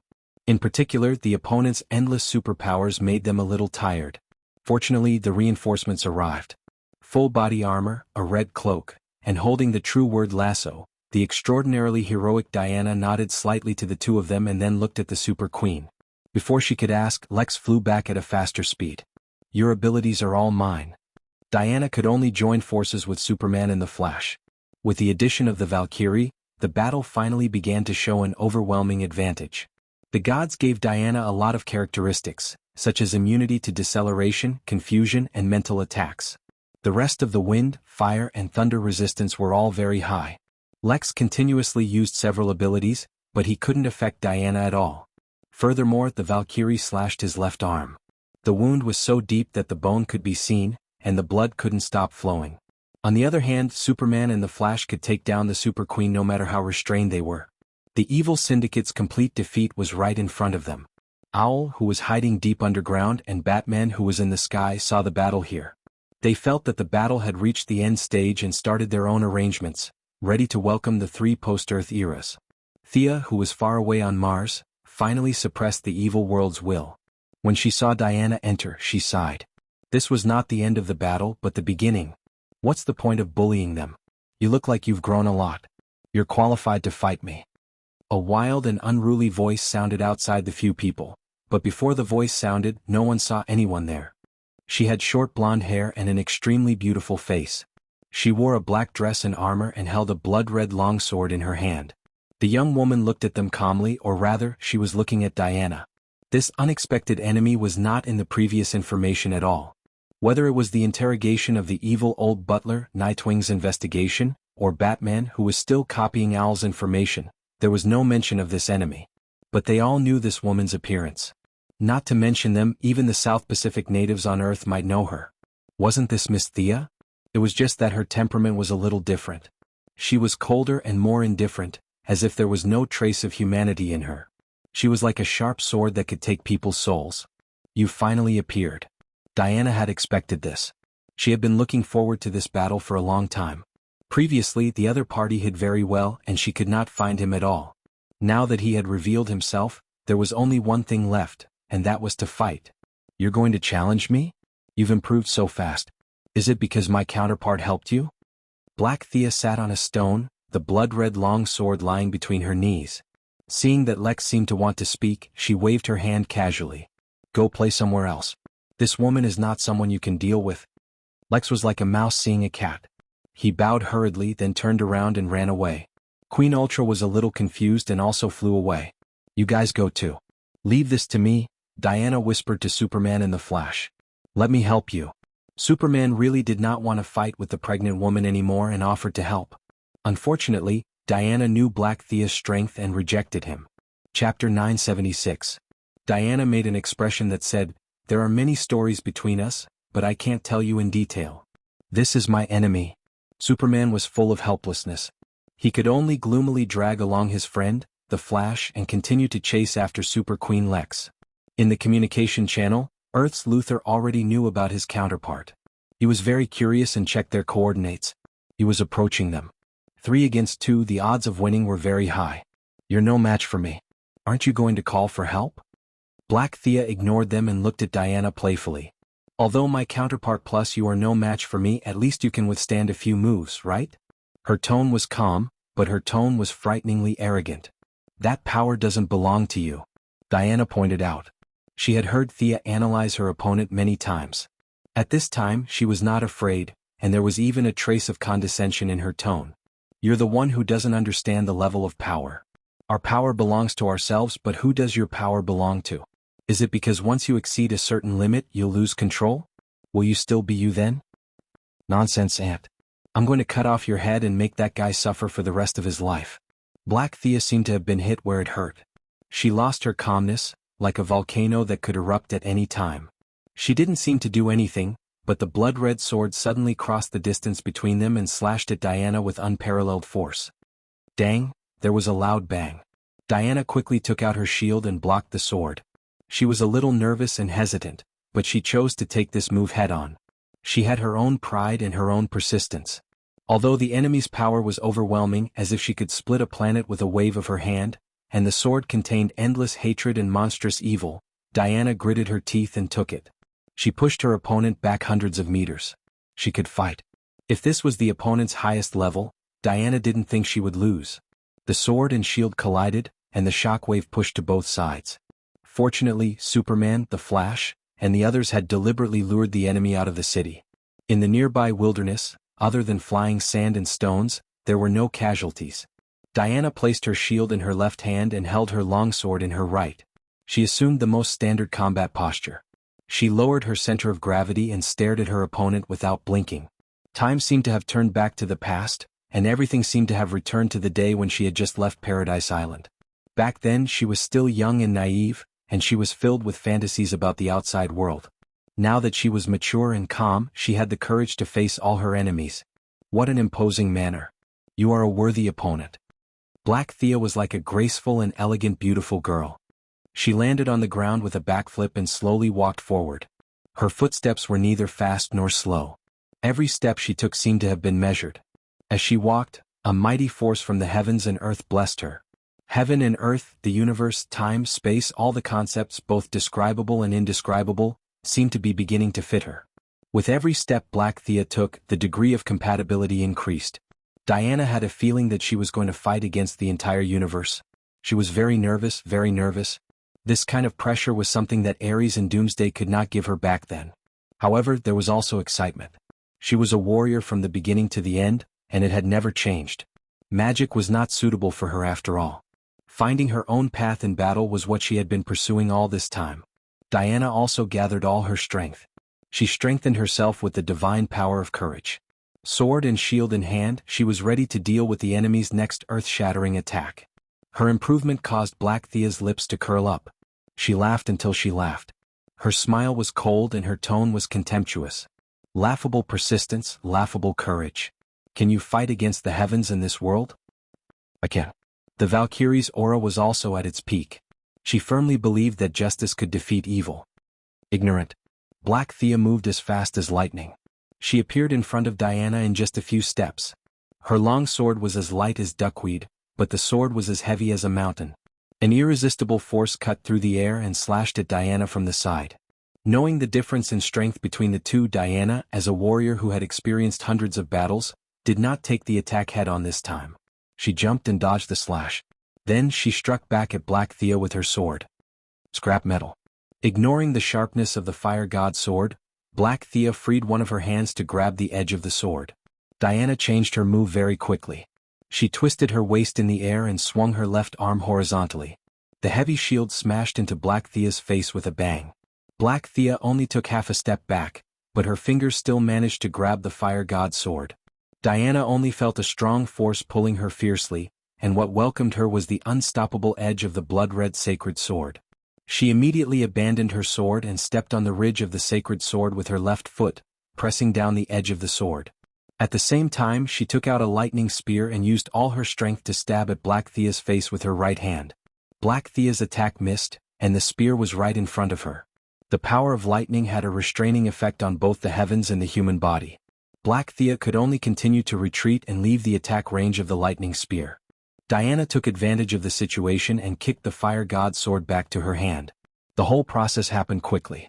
Black Thea only had strength, but she did not have enough ability to adapt.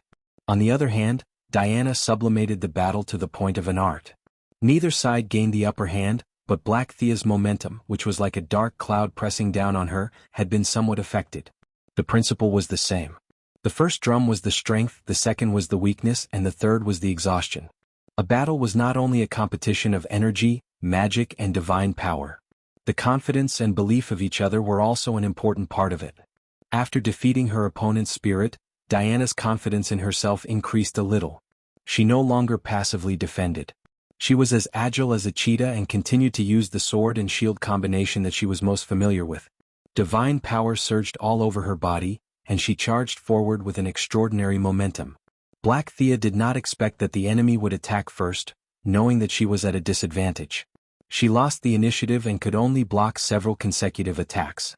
However, unlike the young lady who was lazy, the Dark Thea did not dabble in so many abilities. She did not know anything about magic, technology, or the fifth dimension. Before she got the heavens as her host, she did not even understand the composition of this world. The world was like a thick layer of fog in front of her. In order to stand out in this evil world, she could only practice martial arts hard. After she got the heavens, in order to resist his erosion of her will, she could only continue to practice hard. She did not know how much willpower she had honed and whether it would work against the heavens, but she was indeed very skilled in martial arts. In just 3 moves, she stopped her decline and began to take advantage of her high level of strength and speed to counterattack. Diana was tired of dealing with her. She dodged as much as she could, and when she could not avoid the attacks, she used her shield to block them. Chapter 977. Black Thea's attacks were relentless and almost never stopped. Under the continuous attacks, this round shield, which was forged using the shield of the second-generation Greek god King Kronos and added with precious materials, was already unable to bear the burden. According to Diana's estimation, the shield would reach its limit after receiving at most 3 more attacks. However, she did not flinch. Thea's main body had already forced its way into this world when they first clashed. However, Diana did not say anything about needing help. Thea understood her personality and did not say much. Instead, she stood in the distance and watched silently. Even if the shield was broken, she had to persevere. This was the battle she had chosen. However, she did not mind obtaining some information about her opponent. At this time, while dealing with the enemy's fierce attacks, she asked Thea behind her, "Is this guy stronger than you?" Previously, when they fought across worlds, she could not see the depth of their strength. Now that they were in this universe, it was clear who was stronger. Thea looked down on this blackened counterpart of hers. Everything about her power, realm, and comprehension came from the heavenly eclipse. Perhaps there was some agreement between them, or perhaps there was some tragic and melodramatic story behind it. However, the darkened counterpart could not use all of her strength. She even had to reserve some of her strength to prevent the evil consciousness from taking over her body. However, Thea could see the difference in strength between the two. Black Thea and Tianshi were like a rabbit saving its strength every day to protect itself from the tiger that lived with it. Whether it saved its strength or not was completely useless because the tiger was always teasing it and never cared about its little strength. It would only take Tianshi a few minutes to seize control of the body. However, it seemed that he enjoyed playing the role of the weak in this game of possession and counterpossession. Now that Diana asked, in order to protect her lover's pride, Thea deviated a little and told a white lie. If we calculate all of our strength, she is stronger than me but not by much. Diana's fighting spirit was instantly ignited. It had been a long time since she had a proper battle with Thea. As proud as she was, she had to admit that there was a gap between the two of them. In order to take care of her, Thea had to go easy on her. Now, the two of them would rather stay together and watch soap operas than fight. It was really unnecessary. Now that she heard Thea say that she wasn't as good as the other party, Diana instantly felt that she was really awesome for being able to fight with the enemy for so long. Courage and perseverance were very important to one's state of mind. Once she let go of her burdens, her divine power seemed to increase exponentially. Her attack speed, strength, and endurance all increased by 20%. Black Thea didn't know why she suddenly burst out. She thought that she had been holding back before, so she also took defensive measures. As the vengeful spirit of God's predecessor, Tianshi advocated attacking. Black Thea's personality on Earth was also to attack again and again. After defending for 2 consecutive times, she discovered that Diana didn't have any powerful moves. She relaxed and changed her tactics to defend and counterattack again. Diana was quite familiar with the enemy's sword. Although the lines on the sword were bright red and the entire sword was pure black, she couldn't be mistaken. That was a holy sword, the pinnacle of all fantasy weapons. It was just that Thea's holy sword was pure white and holy. It represented light. Meanwhile, the dark version's long sword was filled with all sorts of negative energy gathered together to form darkness. Holy swords made of the same material would undergo completely different changes because they were wielded by different people. Why don't you understand? Your resistance is futile. With your poor vision, you can't even imagine such a grand and supreme power. Black Thea's original elegance turned into a harsh tone. Black Thea didn't know why Diana had such a strong belief to resist her. Didn't she know that she was just an ant in front of the Supreme?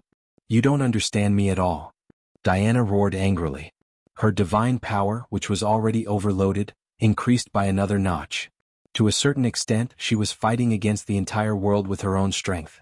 Milady, who was watching from afar, had a new understanding of the Valkyrie's stubbornness. Sure enough, the privilege of seed burst belonged to the protagonist. If she was in Diana's position with that kind of strength, she would have run away a long time ago. Now, relying on her continuous seed burst, Diana caught up with Black Thea, at least for a short period of time. Her courage was almost tangible. For a moment, the Green Lanterns who were fighting all over Earth felt the energy in their lantern rings begin to boil. Diana replaced the first lantern ring's energy supply at this moment and made herself a living source of emotion. The Green Lanterns were greatly encouraged. With more than 500 Green Lanterns, their courage was fed back to Diana. This was the main reason why the Valkyrie could continuously seed burst.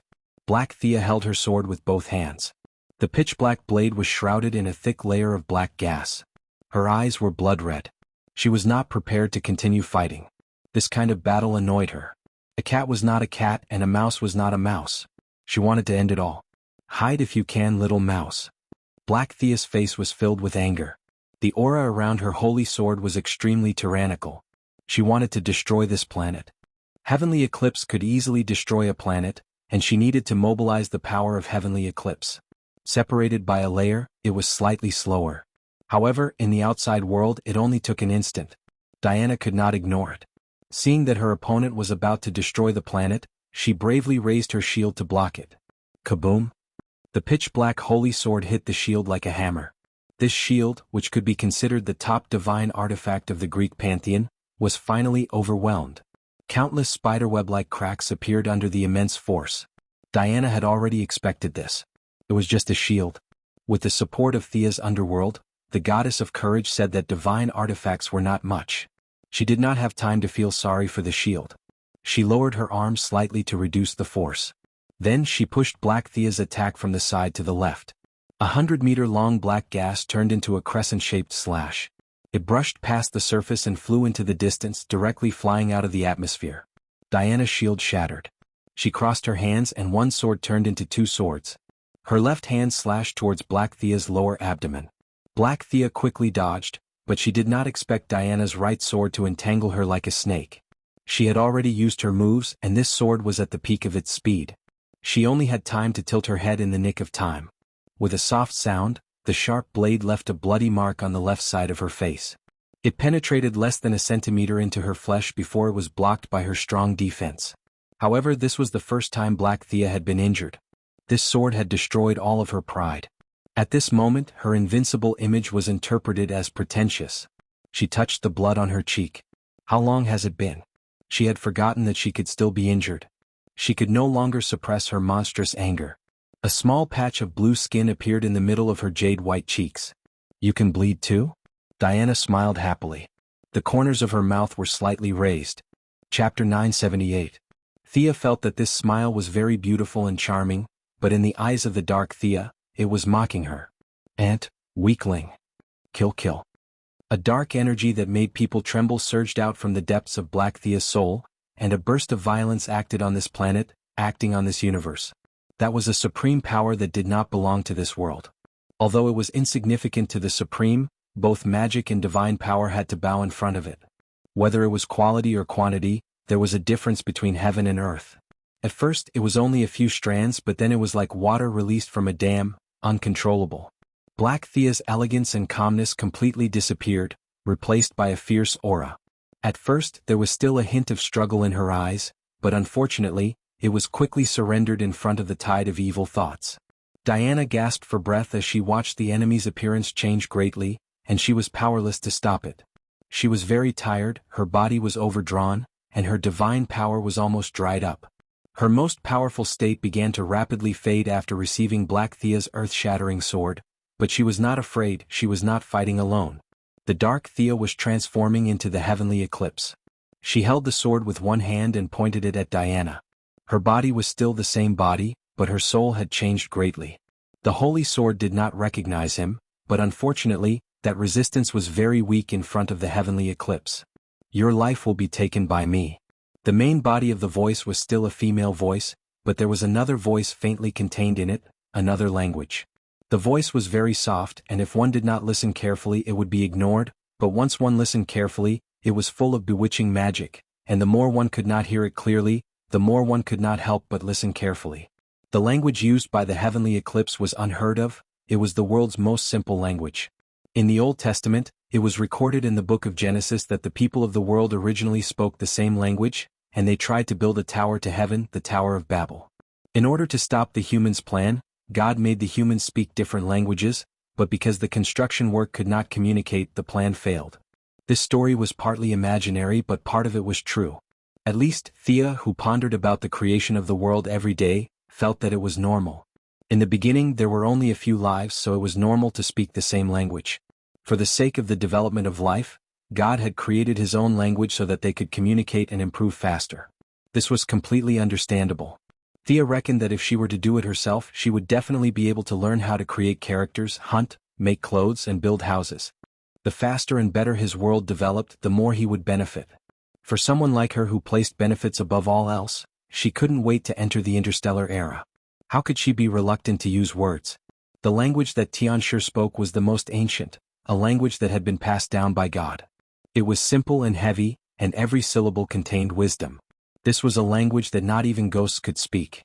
Thea hid in the distance and secretly memorized a few sentences, preparing to study it when she had time in the future. It wasn't that she didn't want to hear more, but it was time for her to leave the stage. Diana would deal with the normal Black Thea, while she would deal with the half-Black Thea and half-Eclipse. Ghost would be the last to deal with the full Eclipse. This was the result of her discussion with Ghost. After all, they had come all the way here. It would be inappropriate if they didn't fight at all. Moreover, she still had to show her strength and make Darkseid, who was watching in the dark, wary. A verbal agreement was still not enough. Anti-Supervisor and Tianshi were in cahoots. She guessed that Anti-Supervisor was most likely watching the battle in the antimatter universe. If he joined forces with Tianshi at the critical moment, it would be very troublesome for them to fight 2 against 2. If Darkseid didn't show up, or if he joined forces with the enemy, the situation would be even more dangerous. As someone who was afraid of death, she wouldn't allow herself to be in danger. Therefore she volunteered to fight the second stage, leaving the third stage for Ghost to deal with. Even if Darkseid betrayed her anti-supervisor and Tianshi. With 3 against 1, Ghost should be able to hold out for a while. During this time she could take her people and escape. At least that was her plan. Black Thea's laughter was strange and unpleasant. It sounded like she was crying and laughing at the same time. Seeing that Diana was powerless, as if she had given up resisting, she raised her sword. This sword wasn't inferior to the one that had been prepared to destroy the planet. It was even more casual, as if she was swatting away a fly. It was simple and natural. The sword brought about a turbulent black hurricane that covered the sky and swept toward Diana. Thea walked out of the shadows. Using magic against divine power was a little low. In order to intimidate the enemies in the dark, she used the methods of the fifth-dimensional people to forcefully alter reality. She waved her right hand lightly, and invisible waves came from her palm. The black hurricane suddenly stopped when it was 100 meters away from Diana. In the blink of an eye, the raging hurricane turned into a 10-meter-long fountain. The water was still warm. Thea's ability to alter reality was limited, and the effect was also short. She took advantage of the moment when her opponent was stunned to seize control of the hurricane. This was a little difficult for Diana to understand. The war goddess was still at the stage of pursuing her own abilities and exploring them in depth. Thea was different. She had already uncovered a corner of creation, and it wasn't difficult for her to borrow a part of the universe's power. If Tianshi could borrow it, so could she. In less than half a second, the fountain disappeared, and the black hurricane returned to its original state. However, she had changed the direction of the attack by 180 degrees and was now crazily sweeping toward Tianshi. Not bad. At this time, Black Thea's consciousness was fading. The dark blue skin had already covered the left side of her face, making her look extremely ugly from afar. Tianshi's vision was far beyond the fifth dimensional. In his eyes, these methods were not bad. The alteration was only temporary. Even if the troublemaker jumped out now, he wouldn't be afraid, let alone Thea. Lucifer, Michael, and the others pursued eternity. They were eternal, and the world was eternal. Spectre and Tianshi, these two gods, did not need to pursue eternity, but they also represented eternity. They could also change the creation of a space, but it was meaningless. Tianshi was disdainful. He didn't know that Thea wasn't putting on a show for him. Darkseid, who was watching in the dark, was shocked. There was no magic, no divine power, and it was completely different from his father, Yoja Khan, who was so scared that he peed his pants. This was a power that he didn't understand at all. This new power also indirectly confirmed his conjecture that Sia came from a higher plane. While Darkseid watched them fight in frustration, Sia had already mobilized all of her understanding of the fifth dimension. Like a butterfly, she used all kinds of complicated fifth dimension techniques to fight the heavenly eclipse. She wasn't very familiar with altering reality, but with the memories of the fifth-dimensional princess, she could use her divine power to simulate most fifth-dimensional abilities. She didn't change her armor or the goddess of death's costume. She was dressed very casually, but her methods made Tianshi suffer. Chapter 979. It was not easy to borrow the power of the world. Tianshi had long lost his original body, and now his consciousness was sealed in the heart of darkness. Separated by a layer of stone seal and Black Thea's body, he had to spend more energy to absorb and transform the power of the world. The power of the world was transferred to him through the two layers, and the loss was immeasurable. After spending so much energy, he might be able to destroy the enemy. Unfortunately, although the scene looked lively, Thea was not fighting with him at all. All the consumption came from this universe. The hurricane was changed into a fountain, the earthquake was changed into a bronze statue, and the meteorite was changed into a flying bird. All kinds of messy modifications made a very serious battlefield feel a little funny. This made Batman, who was secretly observing from the moon, speechless. Thea was also helpless. The fifth-dimensional people were a group of jokers. Their methods were also comedic. It was strange that they could be serious. Tianshi thought that he was being looked down upon. He was angry, but he really had no good ideas. Without his original body, he was no longer the vengeful spirit of God. His realm was clearly much higher than Thea's, but he was limited by his host and could not unleash his full power. Sometimes he was even forced into a difficult situation. Swoosh. Tianshi paused for a moment as if he had made a decision. He waved his right hand and a blood-red spear was thrown at Diana. Thea was too worried to change this reality. Instinctively, she took out her holy sword, quickly caught up with the blood-red spear and cut it in half. Why bother? She is about to completely erode you, and you are still wasting your power to attack. This attack was Black Thea's power. She could not be wrong. I don't accept this, I don't accept this. I don't accept this. Black Thea shouted as if to make her let go of the knot in her heart. Tianshi's body shrank a little, and now it was Black Thea's voice. What's the difference between you and me? Aren't you me? Why do I have to suffer all this? But you can get everything, tell me. Black Thea had a pained expression, and there was a trace of helplessness in her eyes that reached deep into her soul. She had wandered through several parallel universes, absorbing the soul force of the other Thea in order to resist the heavenly erosion. She had tried her best and resisted, but the outcome seemed to have been decided long ago. She was about to completely lose control of her body. Once she lost it, no one knew if she could wake up again. However, based on her understanding of the heavenly eclipse, the chances of her returning to her body were so small that it was negligible. Family, love, friends, and strength. I yearn for these two. Why aren't they mine? Tell me. There seemed to be some tears in her eyes. Unfortunately, just as the tears flowed out, they were evaporated by the high-temperature energy on the surface of her body. Diana seemed to want to say something, but Thea waved her hand to stop her. She sneered and said, "If you think you've been wronged, who will the people who died in your hands complain to?" Earth 2's Thea Quinn was just a rebellious girl. She had just resolved the misunderstanding with her father. Her life was trampled on by you. Who can she complain to about her life? Earth 10's Thea joined the army. She had a bright future ahead of her, but she was also killed by you. Do you know how her family and her brother felt? Earth 30's Thea was the lover of the superhero Archer Kid. She was also cruelly killed by you. How do you explain her life? Earth 39's Thea. Thea listed them one by one. There were a total of 7 parallel universes where Thea had been killed by her. Thea did not exist in other universes. Even Superman and Batman did not exist. For example, Earth 26 was a cartoon world. The superheroes there were Captain Carrot, Rubber Duck, and the like. It was a very cute world. For example, Earth 50 was the world of the Justice Overlord Superman. Star City was razed to the ground. Naturally, there was no Thea. It could be said that there were only 9 people who had survived to adulthood. The 2 of them were the only 2 survivors. If I didn't have the power, I would have been killed by you. What right do you have to cry here? Thea was very unhappy. Very unhappy. If she was a hero of pure justice, she would have comforted her and used her mouth to clear her name. She did not have such a habit. She scolded her directly. After all, she was going to be corrupted. Tianshi would eventually take control of her body. Trying to reason with her? There was no need for that. She had a vague thought. Destroying all of her counterparts would be beneficial to her future path. However, she was not sure what the benefits were. She raised her sword and pointed.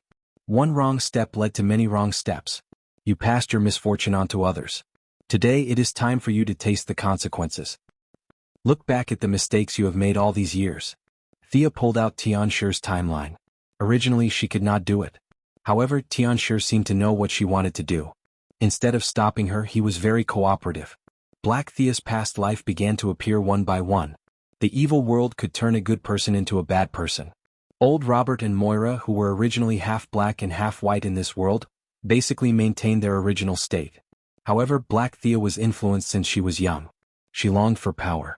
Especially after it was revealed that she was not a descendant of the Quinn family, the family conflict escalated to the extreme.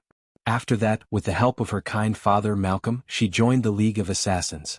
The League of Assassins here was a public welfare organization that was willing to help others and eliminate evil.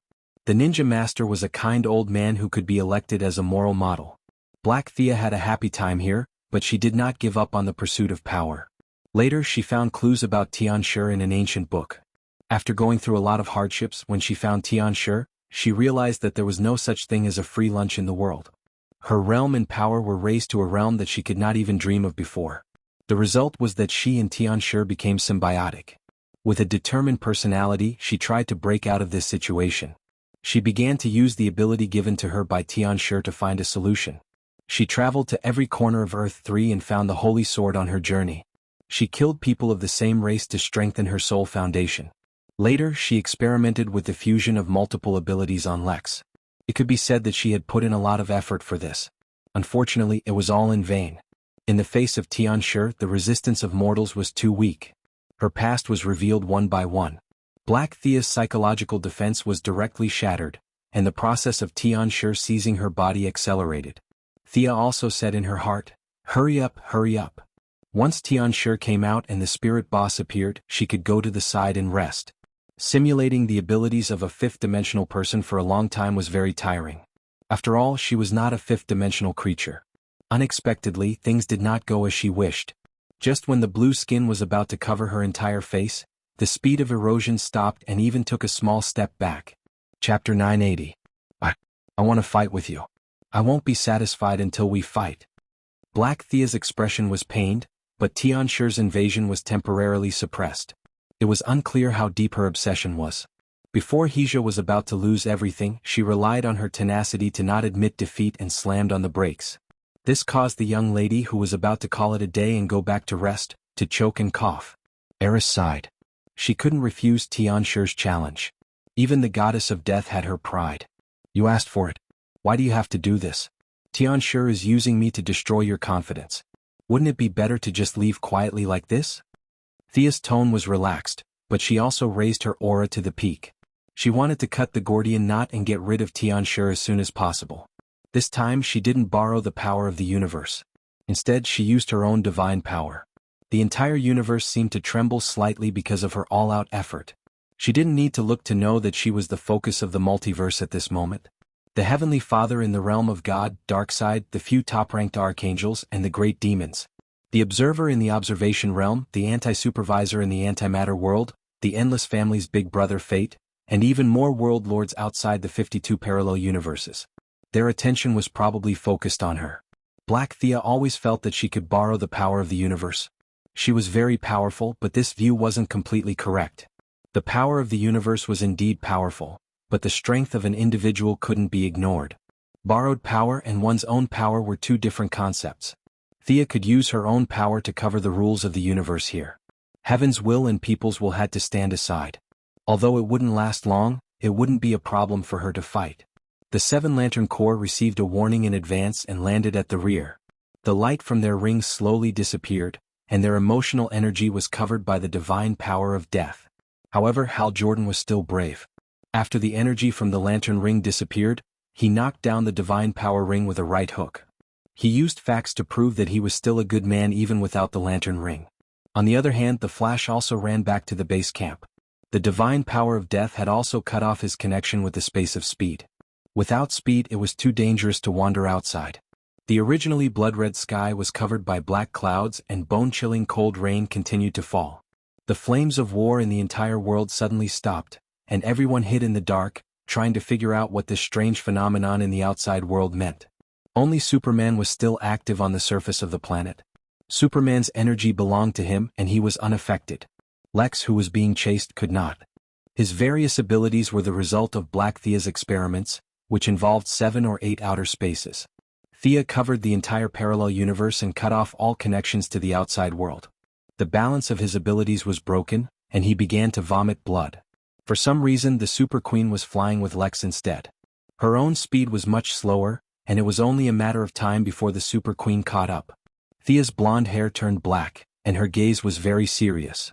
She wore the Goddess of Death's costume again, and held the night sky sword in her hand. This image made the Wasteland Wolf, who was watching the live broadcast on Planet Apocalypse, tremble.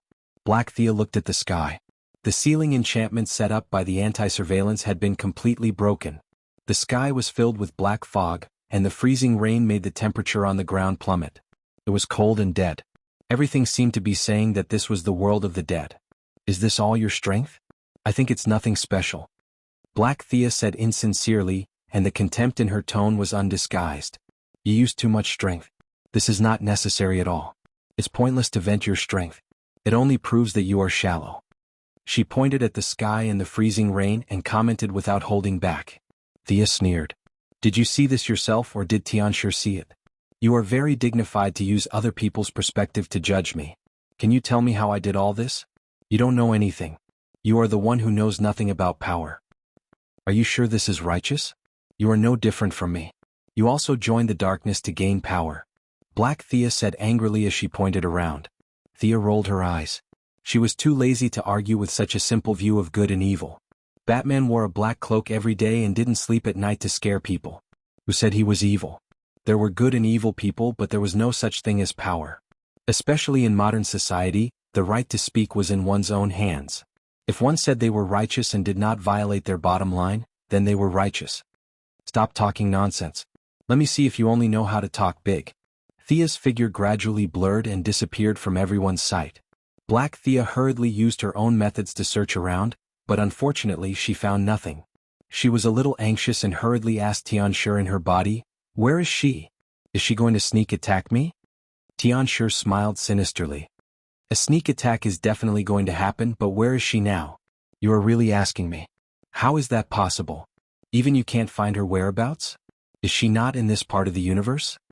Black Thea didn't expect Tianshi to say that he couldn't do it. Even if Tianshi was sinister and cunning, he wouldn't lie. He represented God's previous spirit of vengeance. His pride wouldn't allow him to lie. Tianshi thought about it. At first he didn't want to answer, but seeing that Black Thea seemed to care about this question, he could only say, "It's most likely some kind of death domain. I don't understand that domain. After all, I can't die. I can create death, but I won't study the meaning of death." Tianshi replied casually. As long as God was still around, he would always exist. What kind of death could affect him? There was no power in this world that could kill him. He was very calm and even looked at the outside world with interest from his soul. Black Thea felt uncomfortable. She was jealous and envious. Endless resentment filled her chest. Why did she have this kind of power that could make Tianshi's eyes light up? It was obvious how rare this ability was. Most importantly, this ability belonged to her and there were no side effects. "I suggest you move a bit. Your body is starting to stiffen. Haven't you noticed? Idiot." Tianshi reminded her in her soul. Only then did Thea realize that she seemed to have fallen into a mixture of quagmire and spider webs. There was not a single ray of light around her, but she could feel countless threads rushing towards her. They were weightless and extremely light. However, there were simply too many of them. Every time his body came into contact with a thread, his body would become slightly heavier. What kind of attack is this? She waved her holy sword and kept hacking at the threads around her. "She is making you undead. Your body will lose all life force in less than 3 minutes." Tianshi didn't mock her. His tone was very serious. Chapter 981. "You mean that I'm going to die? How is that possible? I've been immune to magic for a long time." Black Thea didn't believe him at all. Magic was nothing more than a toy to her. Even without Tianshi, her own vision had long since surpassed the limits of what magic could contain. Otherwise, she wouldn't have created a freak like Lex who could shout praises, use magic, and even absorb abilities. Actually, it's not magic. It's something more complicated. She used the law of causality as well as some other rules. These threads are all from the people you killed. Your peers traveled back in time to give them a chance to take revenge on you. I might be wrong about other things, but I definitely won't be wrong about this hatred that seems to be carved into the depths of your soul. As God's previous spirit of vengeance, Tianshi was also astonished at how Thea was able to draw out a portion of revenge from death. This wasn't Thea's revenge, but rather the revenge of those who died in vain. They crossed timelines and attacked from different points in time. What Tianshi didn't say was that he had been tricked by Thea. Not only had Thea browsed through Black Thea's life, she had even planted a nail in Black Thea's timeline and detonated it during battle. Previously, Tianshi had allowed Thea to see her peers' pasts in time in order to attack his host's confidence. However, he didn't expect that Thea would be so sly. "Lend me some more of your power. Let me break through here." After half a minute, Black Thea noticed that something was wrong with her body. Her vitality was rapidly decreasing. She would probably lose the ability to move in less than 3 minutes. She clearly wasn't dead, but her body was stiff, and her soul was trapped alive in her body. She felt that this ending wasn't much better than Tianshi taking over her body. Tianshi was also rather troubled. An unseen enemy was indeed difficult to deal with. Karma entanglement also had many sure-hit attacks. What would happen to him if his host became a dead person? He hadn't considered this question at all. Would he live or die then? As for leaving Black Thea and finding a new host, Tianshi only considered it for a moment before putting it aside. He still had some time before reaching that stage. With Tianshi's power replenishing her, Black Thea finally recovered more than half of her combat strength. She furiously attacked all around her. Scram! Wantonly scattering energy, gaps were opened in the domain of death. Rays of light from the outside world shone into this area through the gaps. His line of sight was densely packed with figures, and one of them was particularly eye-catching. He was wearing a light gray uniform with a windbreaker and high-riding boots. He was holding 2 thin swords in his hands. Black Thea recognized her at a glance. She was Earth's 10th ranked Thea Quinn. Her entire family were high-ranking officials in the SS. Black Thea had killed her in front of tens of thousands of soldiers and left. Her martial arts were good and she had some technological equipment. She could be considered an elite on the level of ordinary people, but in front of the power of the eclipse, she was no different from an ant. At that time, Black Thea was arrogant and crazy. She didn't care about the consequences at all. She killed people and extracted their souls. In the end she left. The other party was just a symbol in her eyes, a puppet. Earth's 10th Thea spoke softly without making a sound. However, countless ghosts around her responded to her silently. However, Black Thea heard it very clearly. Her opponent wanted to have a fair fight with her. She wanted to sneer. What fair? Was there any fairness in this day and age? She was still sneering when she found herself in the wilderness. The surroundings were very quiet. Only Earth's 10th Thea was standing in front of her with a thin sword in her hand. The strength that she was so proud of had completely disappeared. All that was left was the martial arts she had learned and the experience she had gained from killing a mountain of corpses and a sea of blood. Eclipse, where are you? She called out several times but there was no response at all. Had she gotten rid of that guy? It didn't seem like it. She had experienced Eclipse's stubbornness for many years. She didn't have time to think about it. Dual Swords Thea had already rushed forward with a roar. She was very uncomfortable without her extraordinary power. She was completely tenacious. She quickly put away her discomfort and waved her sacred sword to fight with the enemy.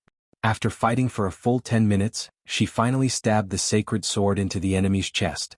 Looking at the enemy turn into ashes, she sighed. To be fair, the other party's martial arts were indeed not weak. She was able to crush him at that time only because she had the Eclipse as her host and the other party didn't.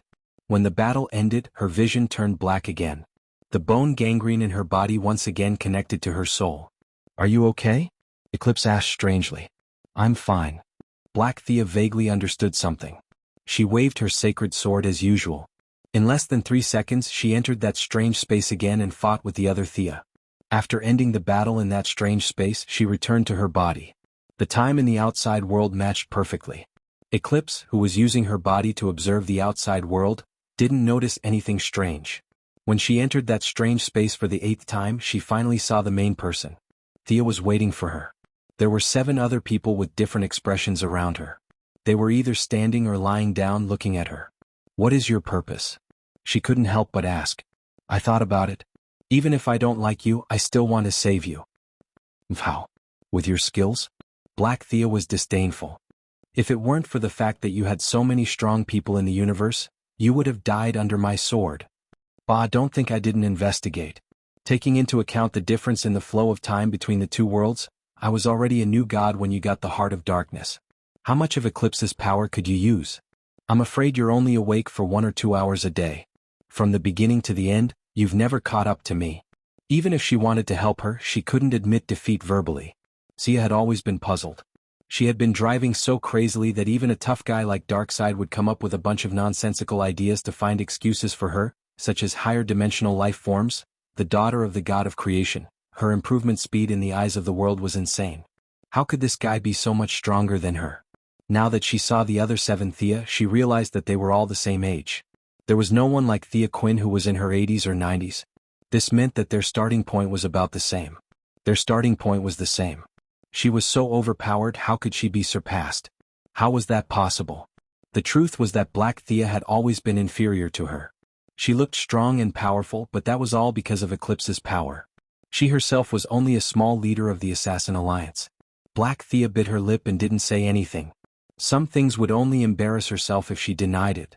She instinctively felt that Thea had something else to say. As expected, Thea's next sentence shocked her. This is a world I created. It's a little small now, but we can talk. With Eclipse as her grandpa, Black Thea had great vision even though he was an evil grandpa preparing to take over her body. Chapter 982. She looked around. The other Thea were all ordinary people. They didn't think that creating a world was difficult, nor did they understand the hardships involved. However, Black Thea could see many things. This place was really simple. Even if she used too much force, the world would collapse. That was why she could only guide a small portion of her spiritual power into it, not her body. The world was too small. Tian sure didn't notice such a dust-like thing. Tian sure will be sealed eventually. But now that you're entangled with each other, you'll go in with him when he's sealed, Thea said. She didn't gather so many of her peers just to have a tea party. Oh, what do you think, goddess of death? Black Thea still didn't like talking to her. She was jealous, but more so because of her pride. She didn't want to accept Thea's help, but she also didn't want to give up hope. As if she saw through her thoughts, Thea went straight to the point. I can't save your life. Or to put it another way, from the moment you accepted Tianshi as your host, your life form has changed. This process, at least in my opinion, is irreversible. Seeing her angry expression, Thea interrupted her. Don't interrupt. Let me continue. We don't have much time. Give up those unrealistic thoughts. You're already dead. You've been dead for a long time. What I can do for you is to cut open your soul. Tianshi wants your body, so give it to him. Only then can you be free of him. The atmosphere fell silent. Black Thea bit her lips, unable to make up her mind. So this is the end of my journey? It's a pity that all my hard work. Hija muttered to herself. The others ignored her. She was a bit pretentious. The 7 people she killed didn't even say anything. What was there to complain about? Where will I go in the end? Thea was the most qualified to speak. She shrugged. It's up to you. If you want to go to heaven, I can introduce you. If you want to go to hell, you can go to be reborn.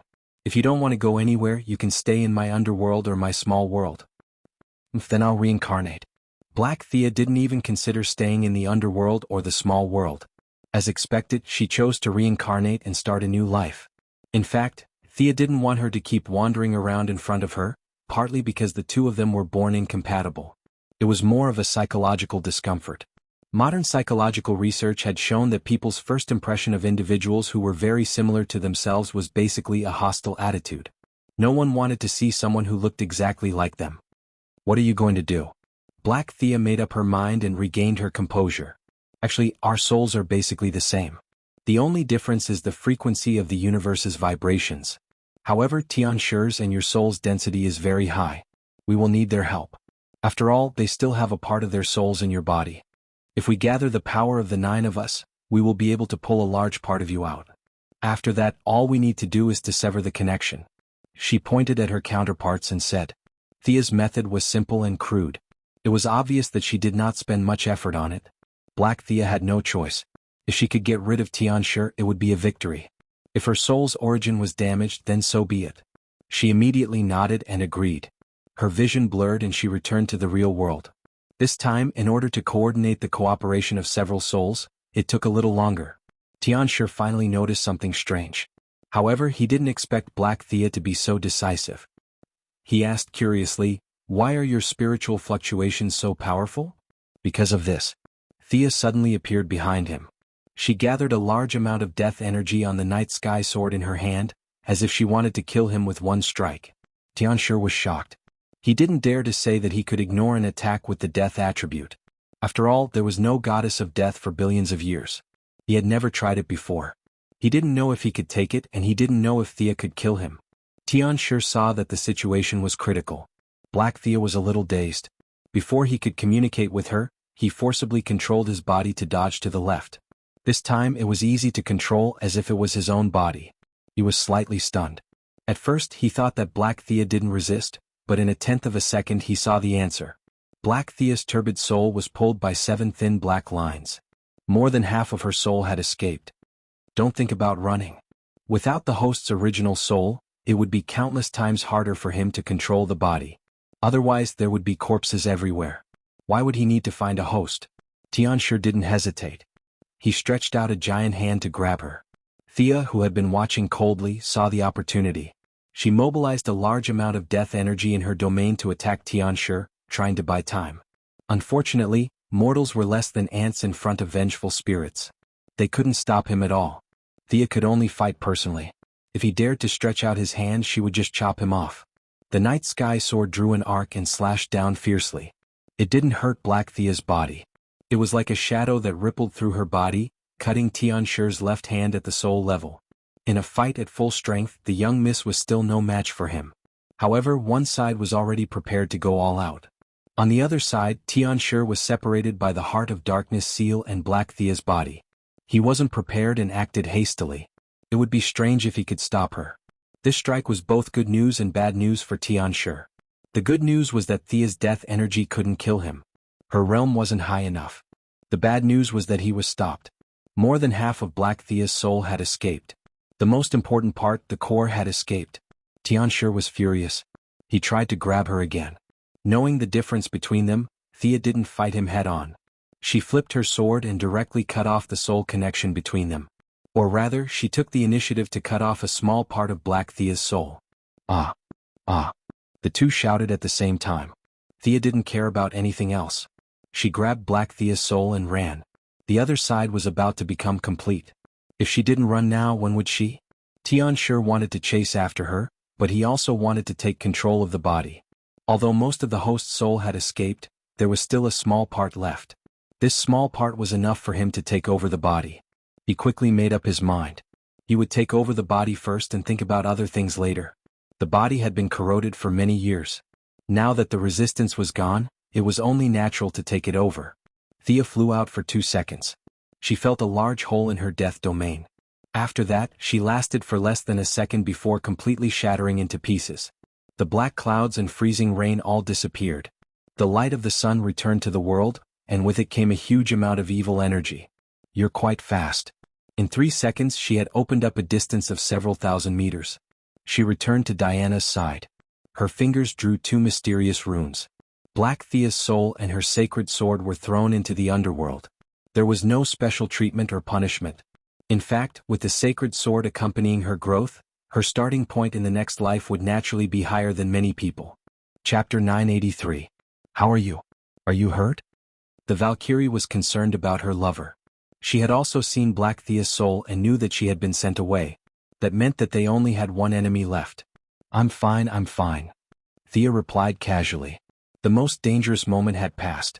She had sensed that the specter had entered this universe. The young miss had completed her mission. In other words, she had saved a lost soul. The following battle had little to do with her. The specter was 5 meters tall. With a tattered green robe and a green hood draped over his body, he finally appeared on the battlefield. Opposite him was his old rival, Tianshi. The two had been fighting for thousands of years. The specter was able to display his full strength, but Tianshi was still separated by a layer of the heart of darkness. In this semi-sealed state he had not won for so many years.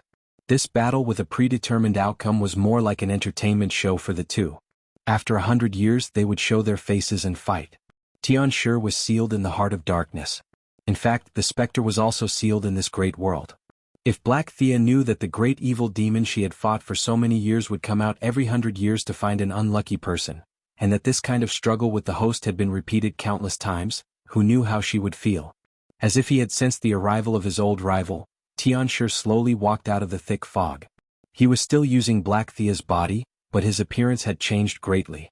His eyebrows were elongated, and his thin eyelids revealed a layer of black gas. His ears were as pointed as those of the elves. Tianshi looked very small in front of the specter, who was 5 meters tall, but the layers of evil energy around his body seemed to have solidified. The two bosses met again after 100 years. This was not the first or last time.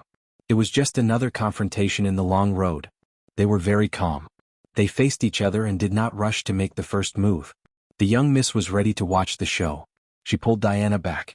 Diana was almost exhausted before, and now she had recovered a little, but she was still very tired. She needed to go back and recuperate for a while. Although she had lost a lot of her godly power, she had gained a lot. The Valkyrie's confidence had recovered. The one who had been attacking her was none other than the crazy Miss Thea. Now that she realized that her combat strength wasn't weak, she was in high spirits. That was a confidence that came from the depths of her heart, dazzling Thea. Why are you looking at me? Hey, who do you think will win? Noticing that Thea had been staring at her curiously, Diana nudged her gently with her elbow and asked casually. Even if she didn't ask, she knew the answer, but she still wanted to know if her judgment was right. It's definitely Spectre. Sky Eclipse has been sealed and we've dealt him a few blows. He can't even use half of his strength. They were whispering and staying away from the battlefield. The other battle information was finally gathered.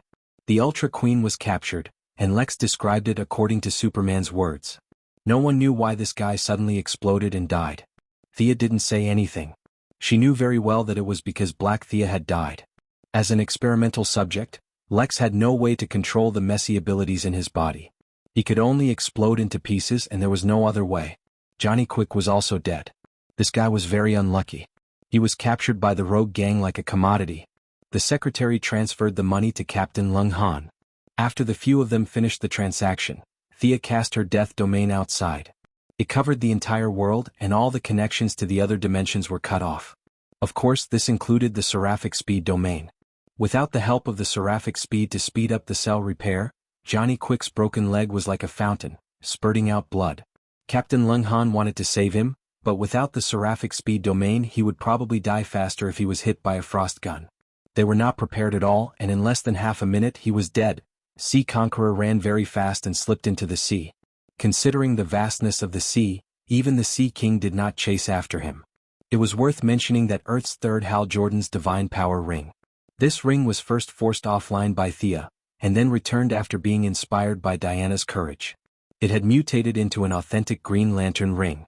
It found the government office worker who was stationed on Earth with the follow-up troops, Jessica Cruz. Perhaps Diana's feminist ideology had influenced the ring, or perhaps it was the ring's own choice. In short, the first female Green Lantern was born. The evil syndicate was completely crushed, and Earth 3 ushered in peace and justice. The government army was frantically searching for all resources, information, and technological products.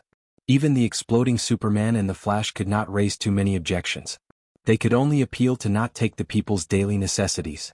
As for the technological information being taken away by their own government, they felt that it was understandable. After all, they were the superheroes of Earth 1. The rogue gang was quickly hired by the government as the vanguard to help clean up the gangs entrenched in the streets and alleys. The Suicide Squad was also like fish in water. They were all bad guys, and they understood the thinking of the villains on Earth 3. The Black Palace government was directly attacked by them. The battle between Spectre and Tian-Shi had already begun. They attacked with all kinds of energy. Tian-Shi was good at manipulating people's minds. His body was sealed, and he relied more on the laws of the universe to fight. If one were to forcibly classify him, he could be considered a magic type. Spectre, on the other hand, advocated fighting head-on, so he could barely be considered a warrior. Tian-Shi also grew his body to 5 meters tall. Thea looked more and more like a demon. He had pointed ears, fangs, claws, and purple muscles all over his body. She did not know if it was originally like this, or if it was deliberately set up by God when he was building a Smurf. Spectre roared again and again.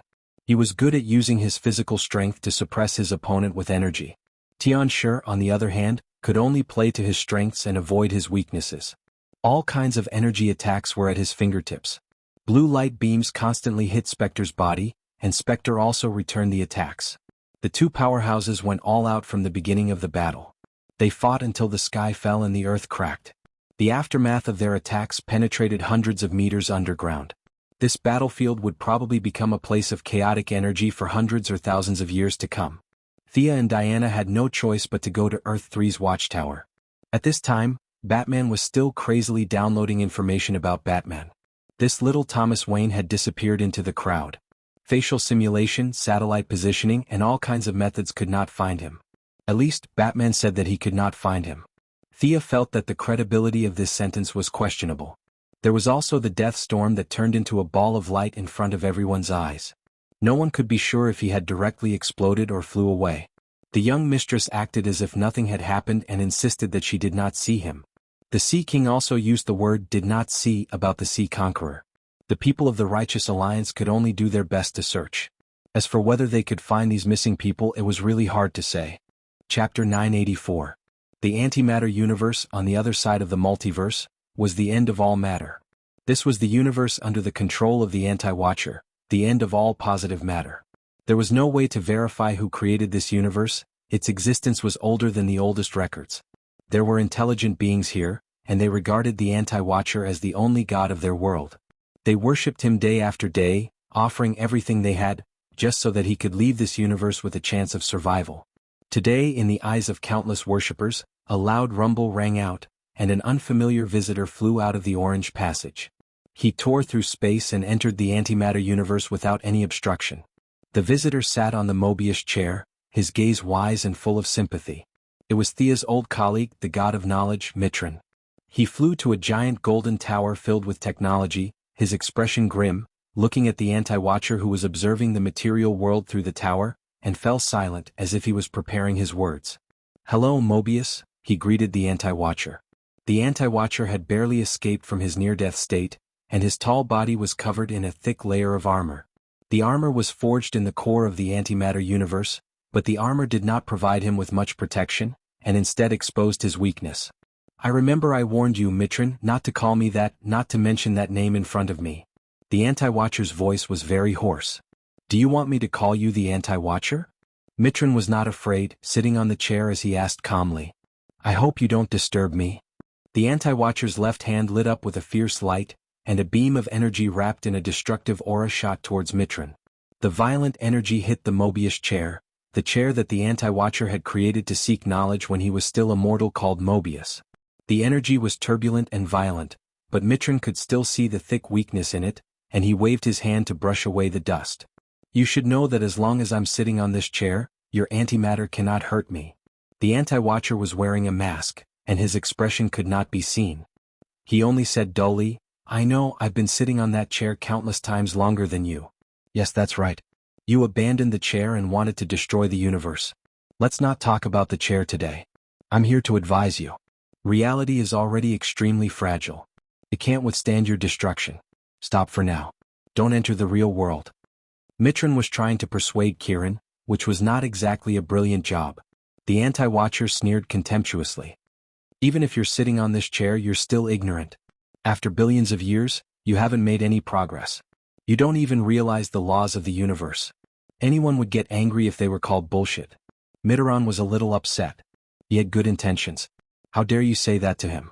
His voice rose 2 octaves. Don't enter the real world. There is a trap set by the goddess of death for you. Can't you see? If you stop now, we can work together. I'm willing to help you find out what's behind all this. I'll use all my power to change your past and return everything to how it was in the beginning. Please believe me. Mitron sounded a little agitated at the end, but he really wanted to help. Pitiful worm, your knowledge comes from this chair, and you don't have that kind of power. The Anti-Watcher was unmoved. He put on his cloak tiredly, like a warrior about to enter the battlefield. Stop. Mitron blocked his path. If you enter the real world, do you know who's waiting for you? Why are you so stubborn? Darkseid? Or the goddess of death? Or the heavenly father you serve? The Anti-Watcher's words shocked Mitron. For the first time, he felt a little worried about this conversation. He realized that the conversation was out of his control. He had oversimplified the problem. There was probably a deeper game behind this. They all want me to enter. Can you stop these wills? Get out of my way. Boom. There was a loud bang, and the Anti-Watcher did not attack. Instead, a surge of energy came out of the Mobius chair. Mitron left the chair for the first time in hundreds of millions of years. He fell to the ground in a bloody mess, and his consciousness quickly stagnated. He could only vaguely see the anti-supervisor taking a small step in front of him, and a few intermittent words such as fate, cycle, entered his ears.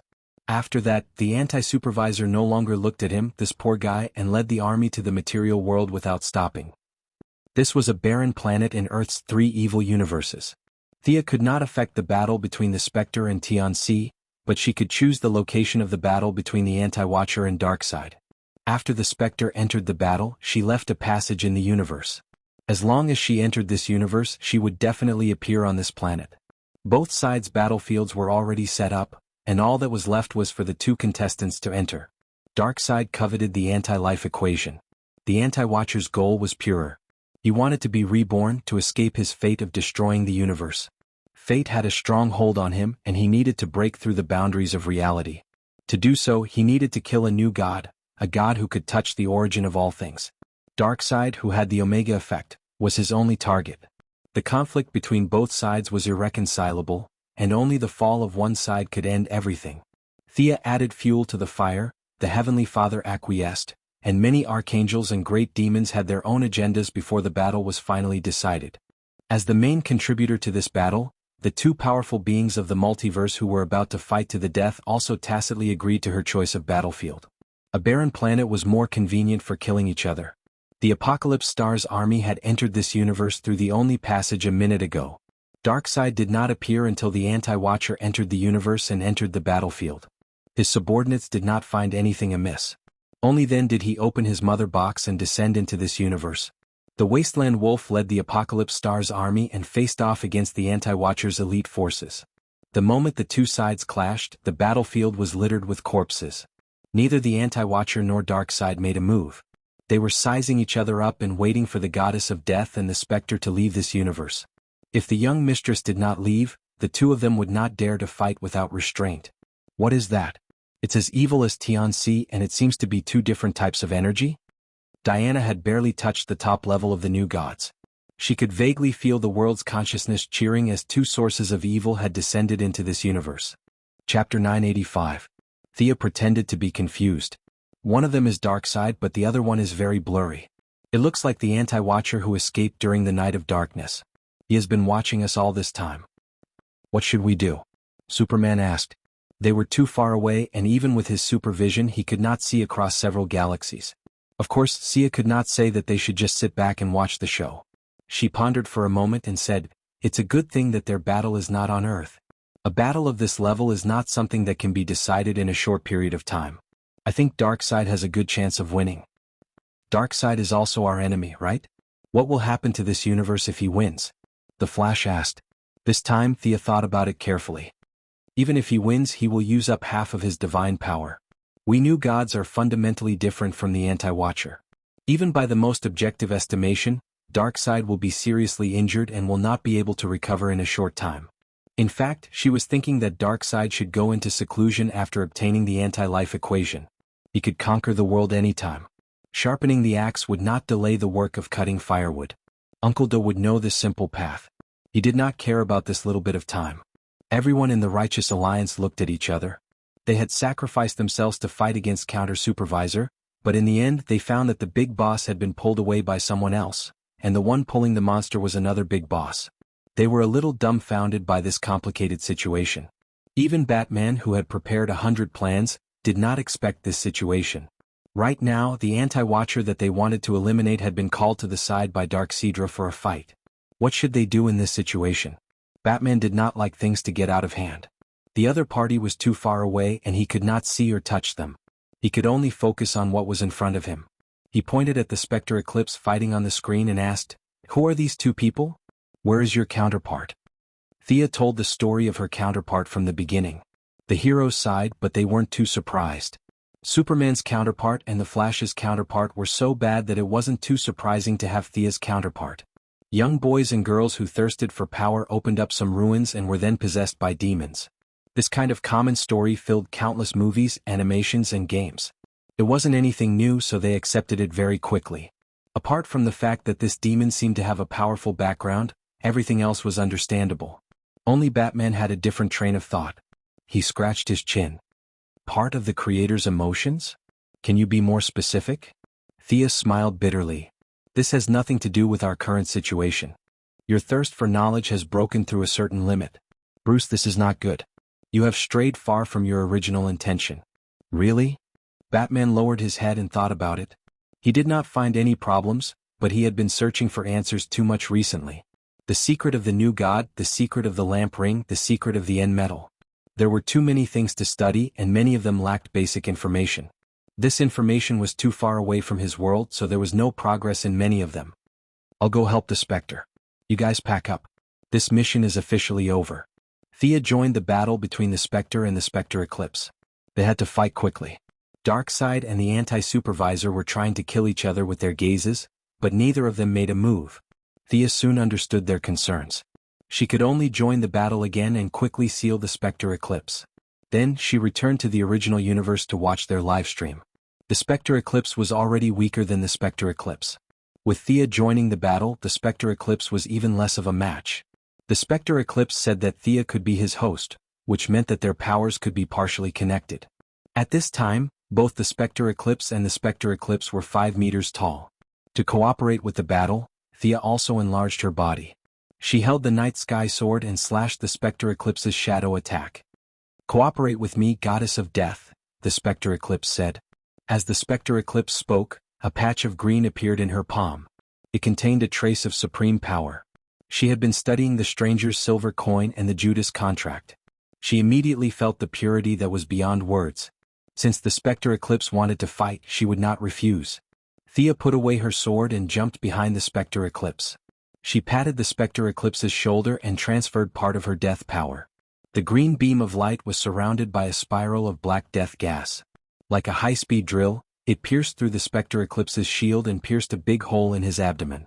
The death power and the Spectre of God's vengeance worked well together for the first time. Thea estimated that if she became the Spectre Eclipse's host, the two powers would combine and there would not be many people in the world who could defeat her. Even if the Spectre Eclipse was summoned by the cult of death-seeking again, she and the Spectre Eclipse would be able to take it down. However, the Spectre Eclipse belonged to the Spectre Eclipse. At her level it would be too low to be the host. The Spectre Eclipse had transformed Black Thea's body into a pure energy body. Not a single drop of blood was shed.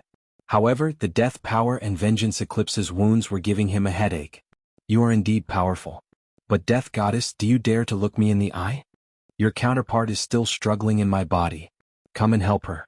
The Spectre Eclipse's voice was very soft, as if he was mumbling. Thea hid behind the Spectre Eclipse without a word. She would have to be an idiot to look him in the eye.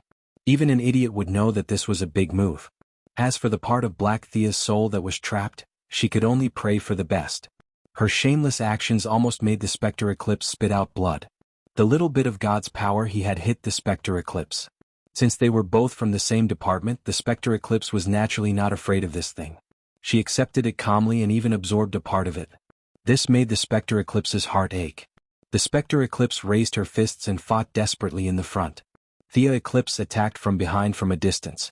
She was determined not to be on the front line. Under their rapid attacks, the Spectre Eclipse's counterattacks became weaker and weaker. He was not a match for the Spectre Eclipse in the first place, and Thea Eclipse was even weaker. After a lot of effort, they finally destroyed the Spectre Eclipse's new body. The Sky Eclipse turned back into a sparkling and translucent black diamond that seemed to contain countless secrets. The Spectre Eclipse did not have any objections to Thea Eclipse's plan to seal her predecessor again. If she wanted to seal him, then seal him. He would definitely be able to jump out again. This was the difference between 100 years and 150 years. The battle on Earth 3 came to an end when she sealed the Heart of Darkness into a large rock. This large rock could not be brought back to Earth 1. After some thought, she decided to leave it in this part of the universe. She randomly chose a direction and found a planet with a very poor environment that would not give birth to life in 10,000 years. Then she buried it deep. Chapter 986. The army from Earth 1 entered this world and raided Earth 3 under the banner of, "Help the people hang upside down." Unlike the development of Mars, the resources here were already made. All they had to do was open the warehouses and move them away. A large amount of resources, energy and technology were transported back to Earth. The military and government were overjoyed. However, the politicians did not just plunder. They sent out their elite troops to help the government stabilize the situation. Overall, they had done a lot of good things. Super Tyrant, Super Queen, the Divine Power Ring were captured, Night Owl, Death Storm and Ocean Overlord were missing, and Lex and Johnny Quick were dead. Eternal Justice was a complete success. They did not achieve their initial goal of eliminating the anti-supervisor, but no one objected when someone was willing to help. The moment Thea left Earth 3, Darkseid and the anti-supervisor attacked at the same time. Darkseid's divine power was at its peak. Apart from Yojia Khan, who was still stuck to the Wall of Origin, he represented the pinnacle of the new gods. The Heavenly Father was no match for him and Sia was no match for him. At least for now, Darkseid was confident. If the anti-supervisor was at his peak, he could easily defeat Darkseid. After all, he could absorb all the energy in the universe and there was no upper limit. On the other hand, the new gods could only fuse with the Origins and they could not fuse with many of them. For example, the anti-supervisor was in the Xianxia world, while the new gods were in the Wuxia world. At most, the new gods were in the Wuxia world. The martial arts they practiced were not on the same level. If the anti-supervisor was at his peak, he could kill Uncle Da in 2 moves. Unfortunately, he was not in his best condition. However, he was not here to die. With the anti-life equation in hand, he had the power to destroy everything. Only by killing Darkseid and using the violent turbulence in the material world could he break free from the shackles of fate. However, Darkseid did not easily leave Apocalypse Planet and fight in his true form. Now, with the help of several parties, the anti-supervisor was finally standing in front of Darkseid. Only by killing this evil tyrant could he break free from his identity as the anti-supervisor and become a human again, not a program that only knew how to destroy. The anti-watcher's armor had 2 thick energy pipes extending from the inside of its body. They were connected to the anti-life equation and could be used freely under normal circumstances. However, after being killed by the Black Death Emperor, the anti-watcher's body had many necrotic parts. The energy pipes were used to bypass the necrotic parts and directly connect the energy to the wrist. He gathered the power to destroy everything in his hands. Once he regained control of this power, he was more confident that he could defeat Darkseid. The Grand Lord of Evil himself controlled the 5 divine thrones of darkness: evil, strength, tyranny, and massacre. Naturally, he could feel the pressure from the other party, which was greater than that of the new gods. However, he was not afraid. Instead, he was a little excited. Having lived for hundreds of millions of years, he could tell at a glance that the other party was weak. If he couldn't defeat such an enemy with only a sliver of health left, then he wouldn't be able to survive. TSK. Omega Ray was the first to attack. Once it did, it would unleash its strongest attack. 2 blood-red rays hit the Anti-Watcher's armor. As a powerful being of the multiverse, even Omega Ray couldn't do much to him. However, the armor shattered, revealing the stiff muscles on his shoulders. Darkseid was overjoyed and he stopped probing. He let out a roar and threw a punch with enough force to suppress the stars in the sky. The Anti-Watcher opened his right hand, and the anti-life equation quickly gathered. A purple energy beam with a diameter of more than 3 meters was shot at Darkseid. Darkseid wasn't good at dodging. Perhaps it was because he didn't like dodging, or perhaps it was because his dexterity was low. In any case, Thea had fought him a few times and she had never seen him dodge her attacks. He had never done anything like turning around, sidestepping, jumping, or rolling before. Thea suspected that this guy didn't even have the dodge attribute in his attribute list. He didn't even look at the Anti-Watcher's energy beam. He reached out his left hand and chose to take it head-on. At the same time, his right hand was like a huge mountain. His strategy was simple. He would trade damage for damage. Darkseid only had a sliver of health left, so he was sure to win. Sia looked at them from the outside and found that there was no technique involved in their battle. It was just, you give me a shot and I give you a punch. Let's see who falls first. Judging from the current situation, it was very likely that Darkseid would win. However, she couldn't rule out the possibility that the anti-life equation could turn the tables at the critical moment. After all, he now had the anti-life equation, which represented the ultimate power of the universe. As expected, after 5 minutes of fighting, the Anti-Watcher's armor was shattered in many places. One of Darkseid's eyes was injured, and blood was flowing down his cheek. At the same time, his left hand was charred. Antimatter energy wasn't easy to deal with. His mountain-like body was being eroded by the antimatter energy, but he suppressed it with his divine power. At this moment, Darkseid looked at the Anti-Watcher with a cruel smile.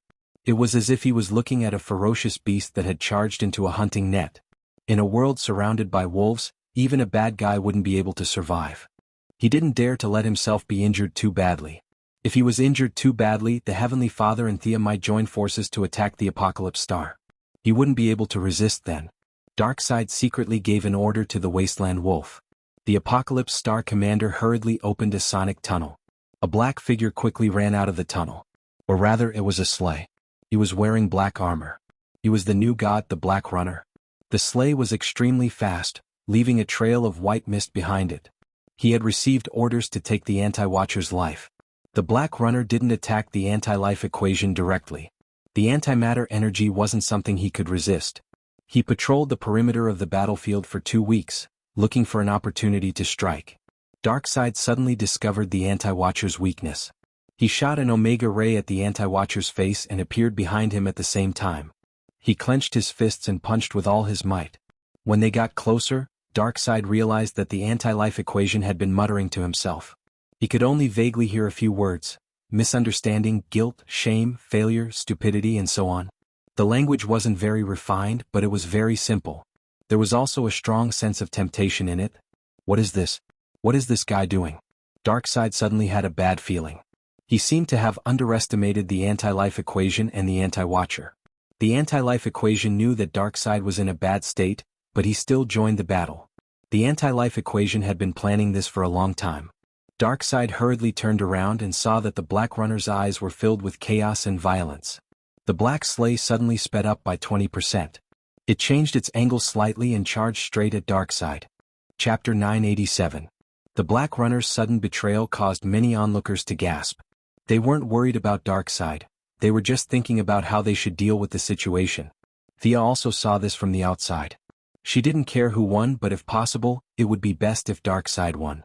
The anti-supervisor had a strong foundation and was 100% compatible with the anti-life equation. Although he had to destroy his martial arts and separate himself from the equation, what if he didn't? As the previous god of knowledge who had destroyed quite a number of universes, such a vicious and merciless enemy had been tricked by him. If he were to always be remembered by him, it would be quite unbearable. However, she wouldn't help him. They were too far apart and Uncle De could only rely on himself. The evil lord remained calm despite the sudden change. He didn't expect the Black Runner to be controlled by the enemy. He had planned for tens of thousands of years for the god of death, but Thea had ruined everything. His plan had been foiled before it could even begin. If there was anything he had gained from his plan, it would be the guy riding the sled. This guy claimed to be the god of death, but that was not the case at all. Darkseid could easily defeat him, and Wasteland Wolf could also take him down if he was prepared. After all, they had lived for so many years and everyone had a few tricks up their sleeves. If the Black Runner was the god of death, then this god of death was too weak. Darkseid prepared for tens of thousands of years with this question in mind. It wasn't until Thea entered the underworld that he realized he had been fooled by the Black Runner's nonsense. This guy was definitely not the god of death. Although the Black Runner had all kinds of problems, Darkseid had studied him for tens of thousands of years and was certain of his abilities. This guy was extremely fast and could cause instant death to any target he came into contact with. It wasn't difficult to deal with him. All Darkseid had to do was put up a defensive barrier, regardless of the nature of the barrier. On the other hand, if he wasn't prepared, he was indeed very strong. When Darkseid knew he was going to fight the anti-supervisor, he was prepared to use the Black Runner as a backup, but he didn't expect to be tricked. Due to the anti-life equation, not only the Black Runner, but even his apocalypse demons had turned against him. Only his second uncle, Wasteland Wolf, still had his own will, but he was having a hard time holding on. The situation was very unfavorable. Not only the anti-supervisor's army, but even his own apocalypse demons had turned their weapons against him. Should they retreat or continue fighting? According to their previous habits, they could retreat now, leaving behind the Wasteland Wolf to cover their retreat. As for whether or not he could survive, that was not within their consideration. However, there was a subtle change today. Darkseid's greed for the anti-life equation had overshadowed everything else, especially when he saw the anti-life supervisor put on a show for him. He was desperate to get his hands on the anti-life equation at all costs. Thea could use the divine power of death to cover the entire world's laws, and Darkseid could do the same. Suddenly, a monstrous evil suppressed all laws, and a violent aura floated in every corner of the universe. Anxiety appeared in the hearts of all intelligent life. Every life felt a tremor from the depths of their soul, as if they were sitting on top of a volcano that was about to erupt. Stimulated by the great evil, the Great Plains Wolf finally broke free from the influence of the life-reversing equation. When he saw the apocalyptic demons flying towards him, he subconsciously wanted to run. However, he immediately remembered that his nephew was still not far away, so he turned his head to take a look. Not good. Boss had no intention of retreating at all. This was very unlike the Revelation Star. However, he didn't have the guts to run. All he could do was help Darkseid clean up the small fries. Black Runner? Only then did he realize that the god of death, who was on the same side as him, had become his enemy. Stop him. Buy me some time. Darkseid, who was usually a man of few words, was really anxious now. He had to say a few more words. At the same time, he didn't stop attacking the anti-life supervisor with his giant fists that could shatter planets. The anti-life supervisor's armor, which had been forged in the depths of the antimatter world, was completely shattered, but he didn't care. It was good that Darkseid didn't run away. He didn't put all his hopes on the Black Runner, and he was also fighting back with all his might. The Great Plains Wolf's heart was about to jump out of his chest as the two multiverse-level beings fought with their lives on the line. There were simply too many enemies. There were so many of them that he couldn't see the end of them. He had to rely on himself to stop so many enemies, including the elusive Black Runner. Idiot. Useless. Thea, who was watching from the outside, and Darkseid, who was in the middle of the battlefield, cursed at the same time. The Black Runner used the shadows of the Apocalypse Demon and the Anti-Life Supervisor's army to bypass the Great Plains Wolf. He was as fast as lightning. The Great Plains Wolf could use his hatred to fill the space around him and slow him down, but the Black Runner ignored him completely. He increased his speed to the maximum and charged straight at Darkseid. The Anti-Life Supervisor sneered. As the former god of knowledge, he knew how the Black Runner attacked. He grabbed Darkseid tightly with both hands, not letting him break free. In the blink of an eye, Darkseid only managed to turn his body slightly before he was hit by the Black Runner. The thin figure crashed into the giant. It was like a speeding car crashing into a mountain, but this time the car was unscathed and the mountain was about to collapse. Darkseid wasn't the apocalypse. He didn't have a god to rely on. Even death attacks could still hurt him and even take his life. The Black Runner's sleigh left a huge wound under his ribs. The black aura of death began to invade his body. Darkseid tried his best to suppress the injury, but it didn't work. His face was pale as if his life was about to come to an end. The anti-life supervisor laughed loudly. His voice was so hoarse that it sounded like he was sawing wood, but he was very happy. He could almost see himself becoming a human again. Freedom had never been so close to him. He didn't care if killing Darkseid would cause a commotion in the multiverse. Darkseid, you idiot, had played such a good hand. Thea cursed. She wanted to return to Earth 3, but unfortunately, Darkseid had gone berserk, and the evil world had regained its original form with his help. It was even stronger than before. The worlds will remembered the experience of being suppressed by her and was now resisting her entry. The anti-life supervisor glanced at the outside world as if he wanted to see the expressions of the onlookers. But to prevent any accidents, he looked at Darkseid again. The evil lord's deity position was very suitable for him. He was separated from his position as the anti-life supervisor and the anti-life equation. Of course, he wasn't going to be immortal again. Darkseid's deity position was tailor-made for him, and he wasn't going to give it up. Chapter 988. The counter-supervisor lowered his head and was about to absorb Darkseid's essences. He was no stranger to capturing essences to create the Mobius chair. In fact, he was very familiar with it. After identifying the 5 essences in Darkseid's body, he thought about the order of absorption. Suddenly he saw a dagger sticking out of Darkseid's rib. The dagger was golden and time seemed to be flowing within it. Whose dagger was that? Darkseid, the wild wolf, and the Black Runner did not have a dagger around them, so who could have stabbed Darkseid? He instantly realized the problem. Darkseid had stabbed himself. He was delaying the death from the wound. The counter-supervisor realized it too late. Just half a beat. Darkseid's weakness was gone. He jumped up and punched the counter-supervisor in the chest. He then stabbed his left hand into the counter-supervisor's chest and tore the counter-supervisor in half. Thea, who was watching from the outside, felt her teeth ache. She recognized the dagger. It was a divine weapon that the Egyptian gods had created to take revenge on Darkseid. She had given it to Batman after that. According to Batman, he had stabbed Darkseid with the dagger. Logically speaking, the dagger should have been used up. She did not expect him to keep it until now and even recover some of its functions. On one hand, he was suppressing his injuries. On the other hand, he was setting up a trap to lure the counter-supervisor into it. Although Darkseid was expressionless, she did not expect him to be so good at acting. The counter-supervisor was still breathing, but he had lost the ability to move. After the Black Death Emperor, he was once again on the brink of death. However, there was no White Lantern to save him this time. The counter-supervisor had lost control of his body. The anti-life equation automatically stopped spinning. Without the Black Runner and the Apocalypse demons, they regained their senses. Realizing that he had gotten himself into big trouble, the Black Runner turned around and ran. He was so fast that the onlookers could only see a blur before he completely disappeared. Thea was a little disappointed. She had wanted to recruit him. She did not expect him to run so fast. The Black Runner had the ability to run, but the Apocalypse demon soldiers could not. The Apocalypse demons looked at their boss nervously. If Darkseid had been as hot-tempered as he was in the past, he would have killed all of them in the most bloody and cruel way possible. But now that he knew what had happened to him, he no longer had the strength to do anything. The injuries caused by the Black Runner were not complicated. Whether in terms of quality or quantity, they were far inferior to Thea's. It would not be too troublesome to remove them in time. After all, he had hung up the Black Runner to study for tens of thousands of years.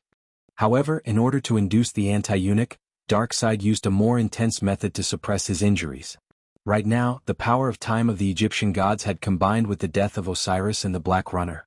The combination of the injuries of a new god and an old one was more than enough for him to deal with.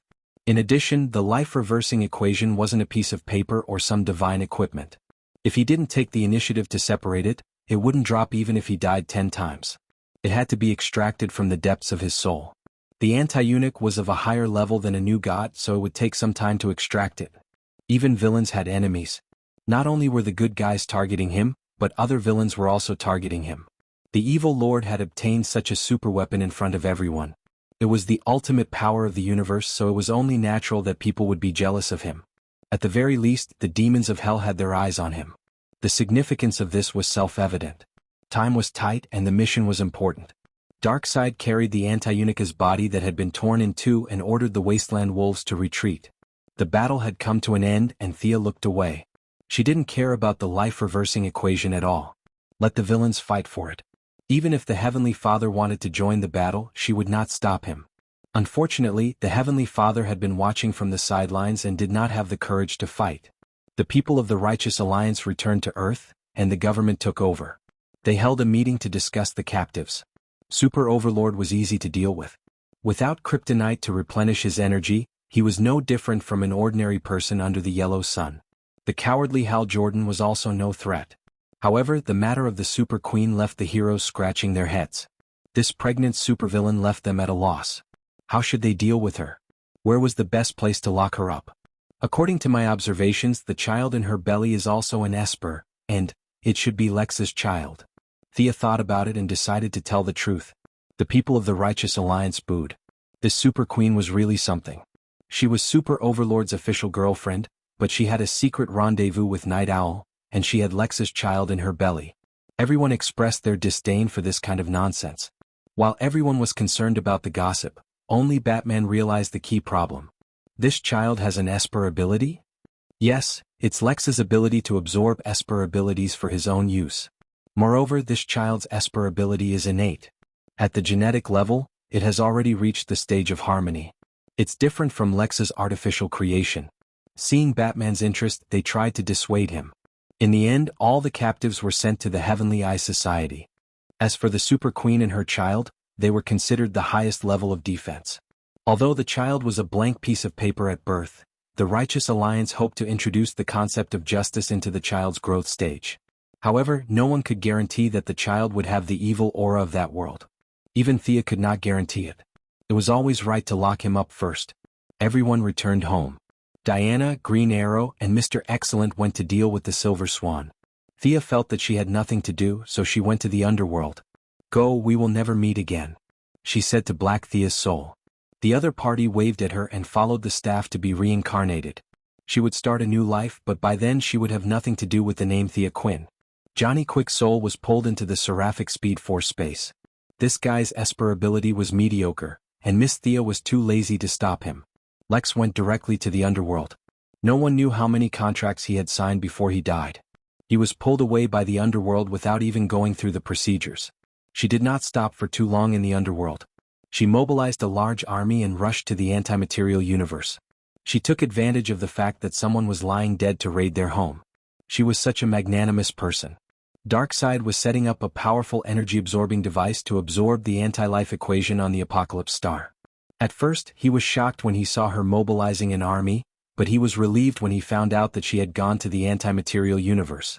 As for the anti-surveillance unit, he was once again beaten to a state of 1 drop of HP. There was no way he could object now. A sonic tunnel opened, and the army from the underworld descended into the antimaterial universe. Take everything of value except for a needle and a piece of thread. The goddess of death waved her hand, and her subordinates began to loot. Chapter 989. The anti-supervisor had left some troops behind to defend the base. Unfortunately, under the assault of hundreds of liches, tens of thousands of death knights, and countless undead warriors, they did not last even one round. The assassin Guangdong, the Siren, and the newly joined Deathstorm were all sent out. Deathstorm had a fanatical fascination with death. Thea did not even need to recruit him. She only needed to mention her name and he would bow his head. It was easy. Thea did not go personally like when she robbed Hades' treasury. Instead, she stood in the middle and ordered her subordinates to loot everywhere. Her position as the god of wealth also blessed these liches and death knights. Each of them had a good sense of appreciation. No matter what it was used for, as long as it was valuable, they would take it away. Not long after, Guangdong had a harvest. He dragged a burnt man to Thea. "Your Majesty, we found an old acquaintance." Thea looked down. Who was this? His hair was messy and his face was as black as the bottom of a pot. This guy was burnt. She took a closer look and noticed. "This is Mitron, right? I didn't recognize him without the chair." He was an acquaintance. When Thea first ascended, it was Mitron who pulled her to the father's side. Later on, when the weave was built, they had some friendship. He looked like he was burnt, but his injuries were not serious. She did not dare to use the white light ring in the antimatter universe. A few healing spells were thrown out, and Mitran slowly woke up. When he saw Thea, he sighed. He did not know what he was feeling. "Thank you, Your Majesty, for your treatment." He quickly calmed down and bowed solemnly. Thea did not put on airs. "Old friend, why are you in the antimatter universe? Is this an order from the father?" Mitran explained everything without hiding anything. In the end, he asked in confusion, "Your Majesty, why did you facilitate this battle? Don't you know how big of an impact this will have on the reality of the multiverse?" Thea was silent for a moment. "God of knowledge, do you really want to know the reason?" Mitran said, "Even if you kill me afterward, I'll listen. From the perspective of the new gods and mortals, this battle is unnecessary.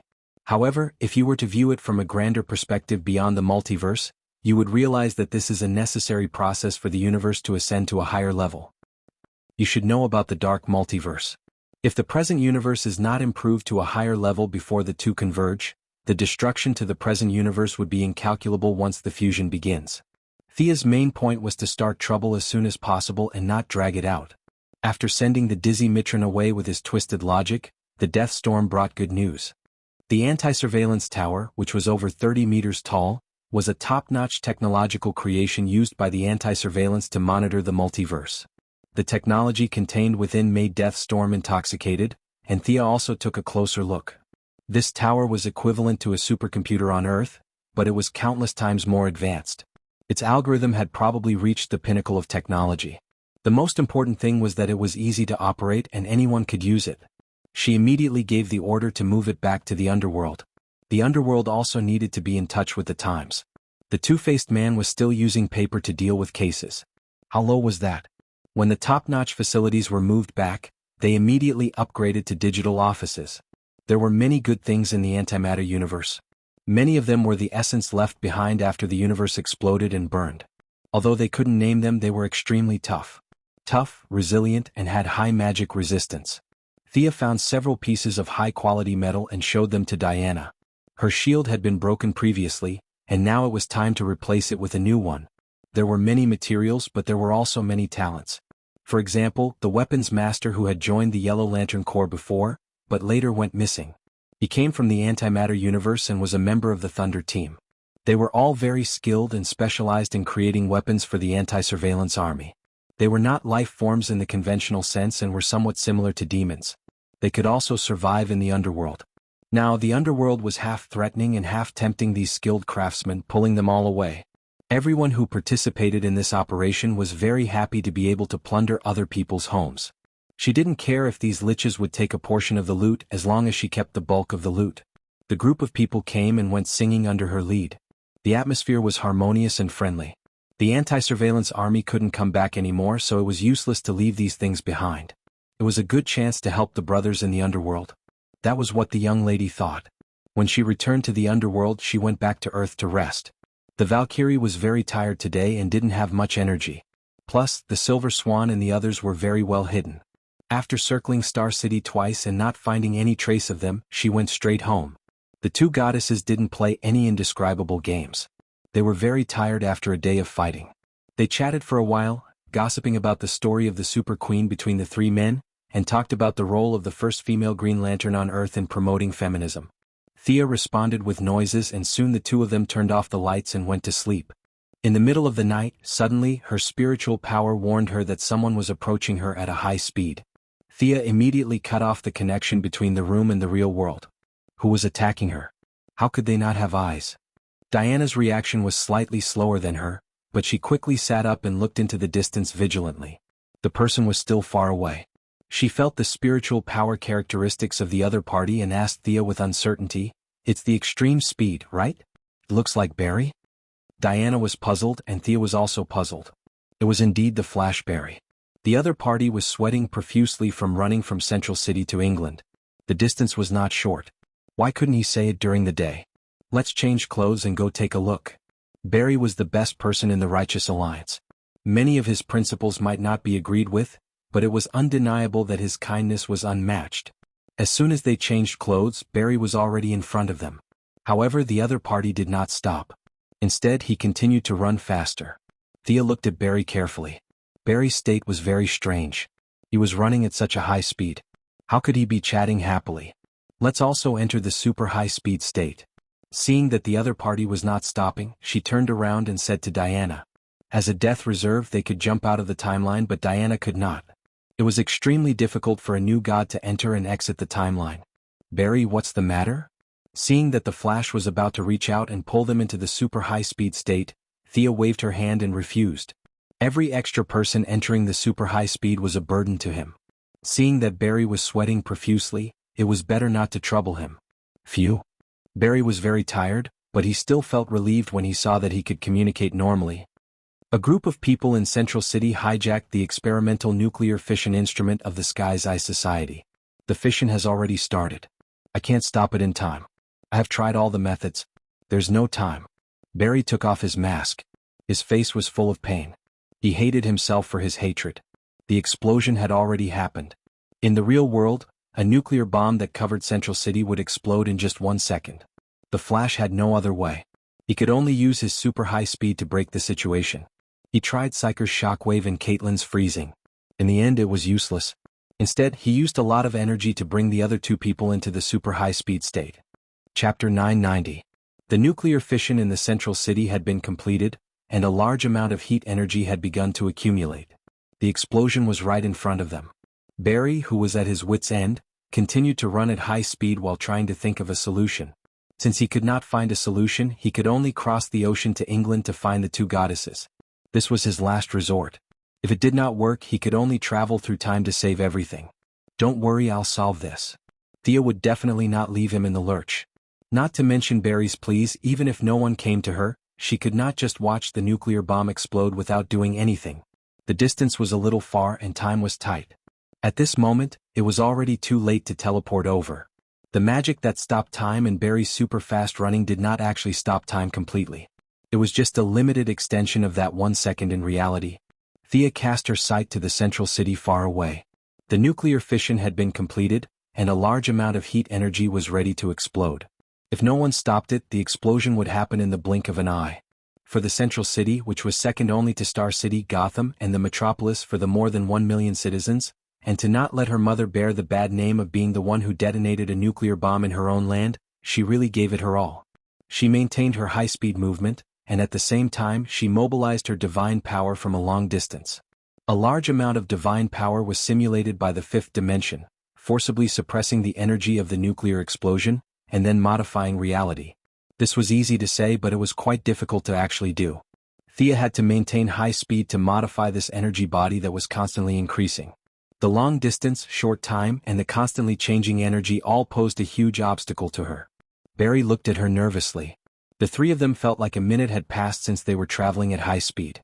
Only then did Sia change the appearance of the nuclear explosion and modify it again. My ability can only suppress it for about 10 seconds. Let's hurry over. She wiped the sweat off her forehead. Only she could do such delicate work. 10 seconds in real time? Barry was still asking. Thea did not have time to explain. She pulled him and Diana and teleported to the Central City. This was a cargo center and there were many familiar faces there. Psyker, Caitlin, Barry's father-in-law, Joe West were all there. There were also several armed robbers and a large container. However, because Thea and the others' own time had been extended, the people in the outside world, including this world, did not move at all. Black Amanda had learned the modern corporate system very well, and they had done a good job in cleaning up, sorting and marking. They were afraid that the robbers would not be able to find what they were from, so they had drawn a large Heavenly Eye Society logo on the container. Other than not writing that there was a nuclear bomb inside the container, they had done everything else that should and should not have been done. Perhaps Amanda thought that anyone who offended her Heavenly Eye would be punished no matter how far away they were. She was so arrogant that she didn't prepare any preventive measures. Hiding? No. Esper Protector? It didn't exist. The few bodyguards were from the Midtown police station. Back then, when Bane wanted to blow up Gotham, he needed a physicist to fiddle with it before he could detonate it. However, the thing in front of Thea was simple and crude. As long as the switch was pressed, it could blow up the entire city into powder. Transporting such a dangerous device all over the world. The Heavenly Eye Society had a responsibility that could not be denied. As for the robbers, they were even crazier. Not only did they want to blow themselves up, they wanted to bring the entire city down with them. The experimental nuclear fission instrument that was originally emitting high heat had completely disappeared. In its place was an elephant slide that looked very childlike. Ah. Seeing the nuclear bomb that almost caused him to die of anxiety in this state, Barry did not know what expression he should have. Don't mind the details. Its essence hasn't changed. Time is tight. Of course, Thea wanted to be more serious. However, the abilities of the fifth-dimensional people were just that funny. She had no choice. Let's do it. You're very tired. After rejecting Barry's help, she quickly looked for an uninhabited asteroid. After that, she opened the portal. Diana picked up the elephant slide and threw it into the portal. The moment she closed the portal, she could faintly hear an earth-shattering explosion coming from the other side. A super disaster that could be recorded in history books was averted. However, the few of them could not rest. They were going to detonate a nuclear bomb on American soil. Not only did they say that, they had already detonated it. This was too serious a problem. Batman, who did not sleep all day, had just finished his daily activities of fighting criminals. When he heard the news, he rushed over immediately. Brother Superman was also called out from his bed by them. The remaining members of the Righteous Alliance were all pulled to Central City for a meeting. The Flash had exhausted too much of his energy. Thea was also very tired from forcibly changing reality in order to suppress the nuclear bomb that had already exploded. The whole story was explained by Diana. A bunch of people were surprised. This was Central City. Just from the name, they knew the location of the city. It was located in the state of Missouri and could be said to be very central. If a nuclear bomb was detonated here, the city would be razed to the ground. The surrounding cities would be affected by the radiation and the national economy would suffer a setback. A simple explosion would affect many areas in all aspects. At that time, there would be a lot of trouble. The results of the interrogation were even more ridiculous. Before Batman could ask much, the other party was like a hero and spilled the beans. These guys were not people of Allahu Akbar. They were a public welfare organization. The organization's theme was anti-nuclear energy and advocated the protection of the Earth's environment. Crazy. This was the first reaction in the minds of most superheroes.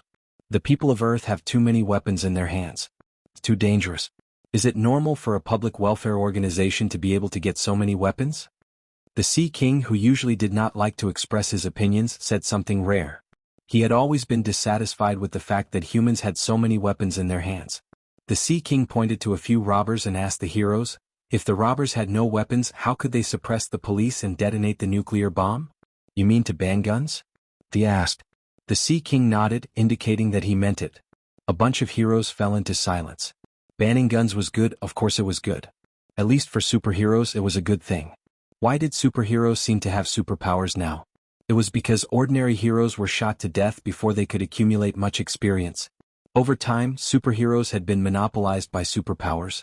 Even for ordinary people like Batman, his starting point was far higher than those vigilantes. The accumulation of countless technological equipment and the harsh training of the Assassin League were all things that vigilantes did not have. They were hot-blooded and wanted to be a hero. They wanted to get rid of violence. When they walked on the streets with masks and rubber sticks, their ending was already doomed. 99% of them were killed in the streets.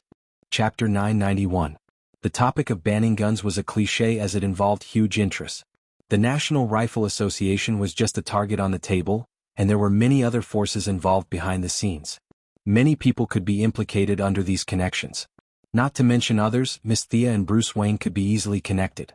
Thea had so many weapons companies under her name, so it couldn't be fake. Where did Batman get all those high-tech equipment? He only modified them a little, but who developed the original? He was actually one of the biggest arms dealers in the country. The two weapons tycoons looked at each other and saw the helplessness in each other's eyes. Banning guns wasn't that easy. They didn't care about money. If they shut down the weapons factories today, 10 new companies would pop up tomorrow. After all, there were many people in the industry, so it was impossible to send the weapons designers and staff to the docks to carry sacks. Once they did that, the world wouldn't be far from chaos. However, the people of the Righteous Alliance were interested in this proposal. Although Superman felt that humans should be given freedom, too much freedom didn't seem appropriate. Thea gave Batman a look. He was more suitable for offending people. Batman didn't disappoint and bluntly rejected the proposal. The Sea King shrugged. Do as you please. Even if the land was blown up, it wouldn't affect my home. Banning guns was unrealistic, but weapons of mass destruction could be checked. The citizens were too smart and knowledgeable. The super hacker Kane from Star City, who had been clamoring for revenge against the Quinn family, had made a lot of powerful bombs. Green Arrow had tried to capture him several times, but she had been fooled by the bombs because she didn't want to harm the innocent. Many of the superheroes' villains had a talent for bombs, and the Joker was one of the most outstanding talents. Whether they learned it in school or self-taught, the power of bombs couldn't be ignored. The civilian research teams were too bold and dared to research anything. The nuclear explosion this time was a classic example, and the culprit was Batman and his subordinates' research laboratories. A few hot-headed researchers suddenly had an idea. They didn't know what kind of data they needed to calculate and needed the nuclear fission experiment equipment. After submitting a few reports, they prepared to borrow a piece of equipment from the Heavenly Eye Society. The cooperation between the Heaven's Eye Society and the Righteous Alliance was quite good, and with the face of the young miss in Batman, the person in charge let them go without much deliberation, which led to today's crisis. The relationship between the army and the people sounded quite touching, but in reality the leaders of both sides didn't know about it. Their subordinates just did it in a daze. Thea even suspected that the other party might think that Jinglian wanted to borrow this thing. Otherwise, they wouldn't have sent a truck with 2 drivers carrying a container to transport such a dangerous device. Thea left the couplet for the others to study slowly. She hurried back to the White House. Her mother had to know about this. It turned out that she had guessed correctly. Black Amanda was urgently called to the White House in a helicopter in the middle of the night. When she found out the whole story, her dark face turned pale with fright. It wasn't her order, nor was it Steve Trevor, nor was it the order of the black man's wife Lara. After investigating, he realized that it was a loan agreement signed by a branch base's person in charge. Don't we have an early warning system? Could anyone come into contact with some highly dangerous equipment? Where is our classified confidentiality system? Is it strictly implemented according to the rules? This time it's Central City. Will it be the White House or the Pentagon next time? Moira was furious and threw out several questions in a row. She had always been dissatisfied with the Heaven's Eye Society being out of her control. Now she not only wanted to beat them but also wanted to add dirt. If Thea hadn't been strong enough, she would have been the first president to detonate a nuclear bomb on the mainland. Once it was detonated, the government would have resigned, and it wouldn't be inconceivable to pursue criminal responsibility. If the nuclear bomb was detonated, millions of people would die. Someone had to take the blame. She, the president, and Ryan, the defense minister, would have to go to jail together. It was 30% fake and 70% real. Moira was indeed very angry. She was sleeping and the nuclear bomb was detonated. Was there anything more ridiculous than this? Amanda's face was full of spittle, but she was also very helpless. The intelligence organization was not monolithic, and the internal factions were entangled with each other. In order to show their control, the military bosses pulled one faction to beat the other. Amanda, Steve were all tossed back and forth in different ways. Naturally, many neutral factions were born.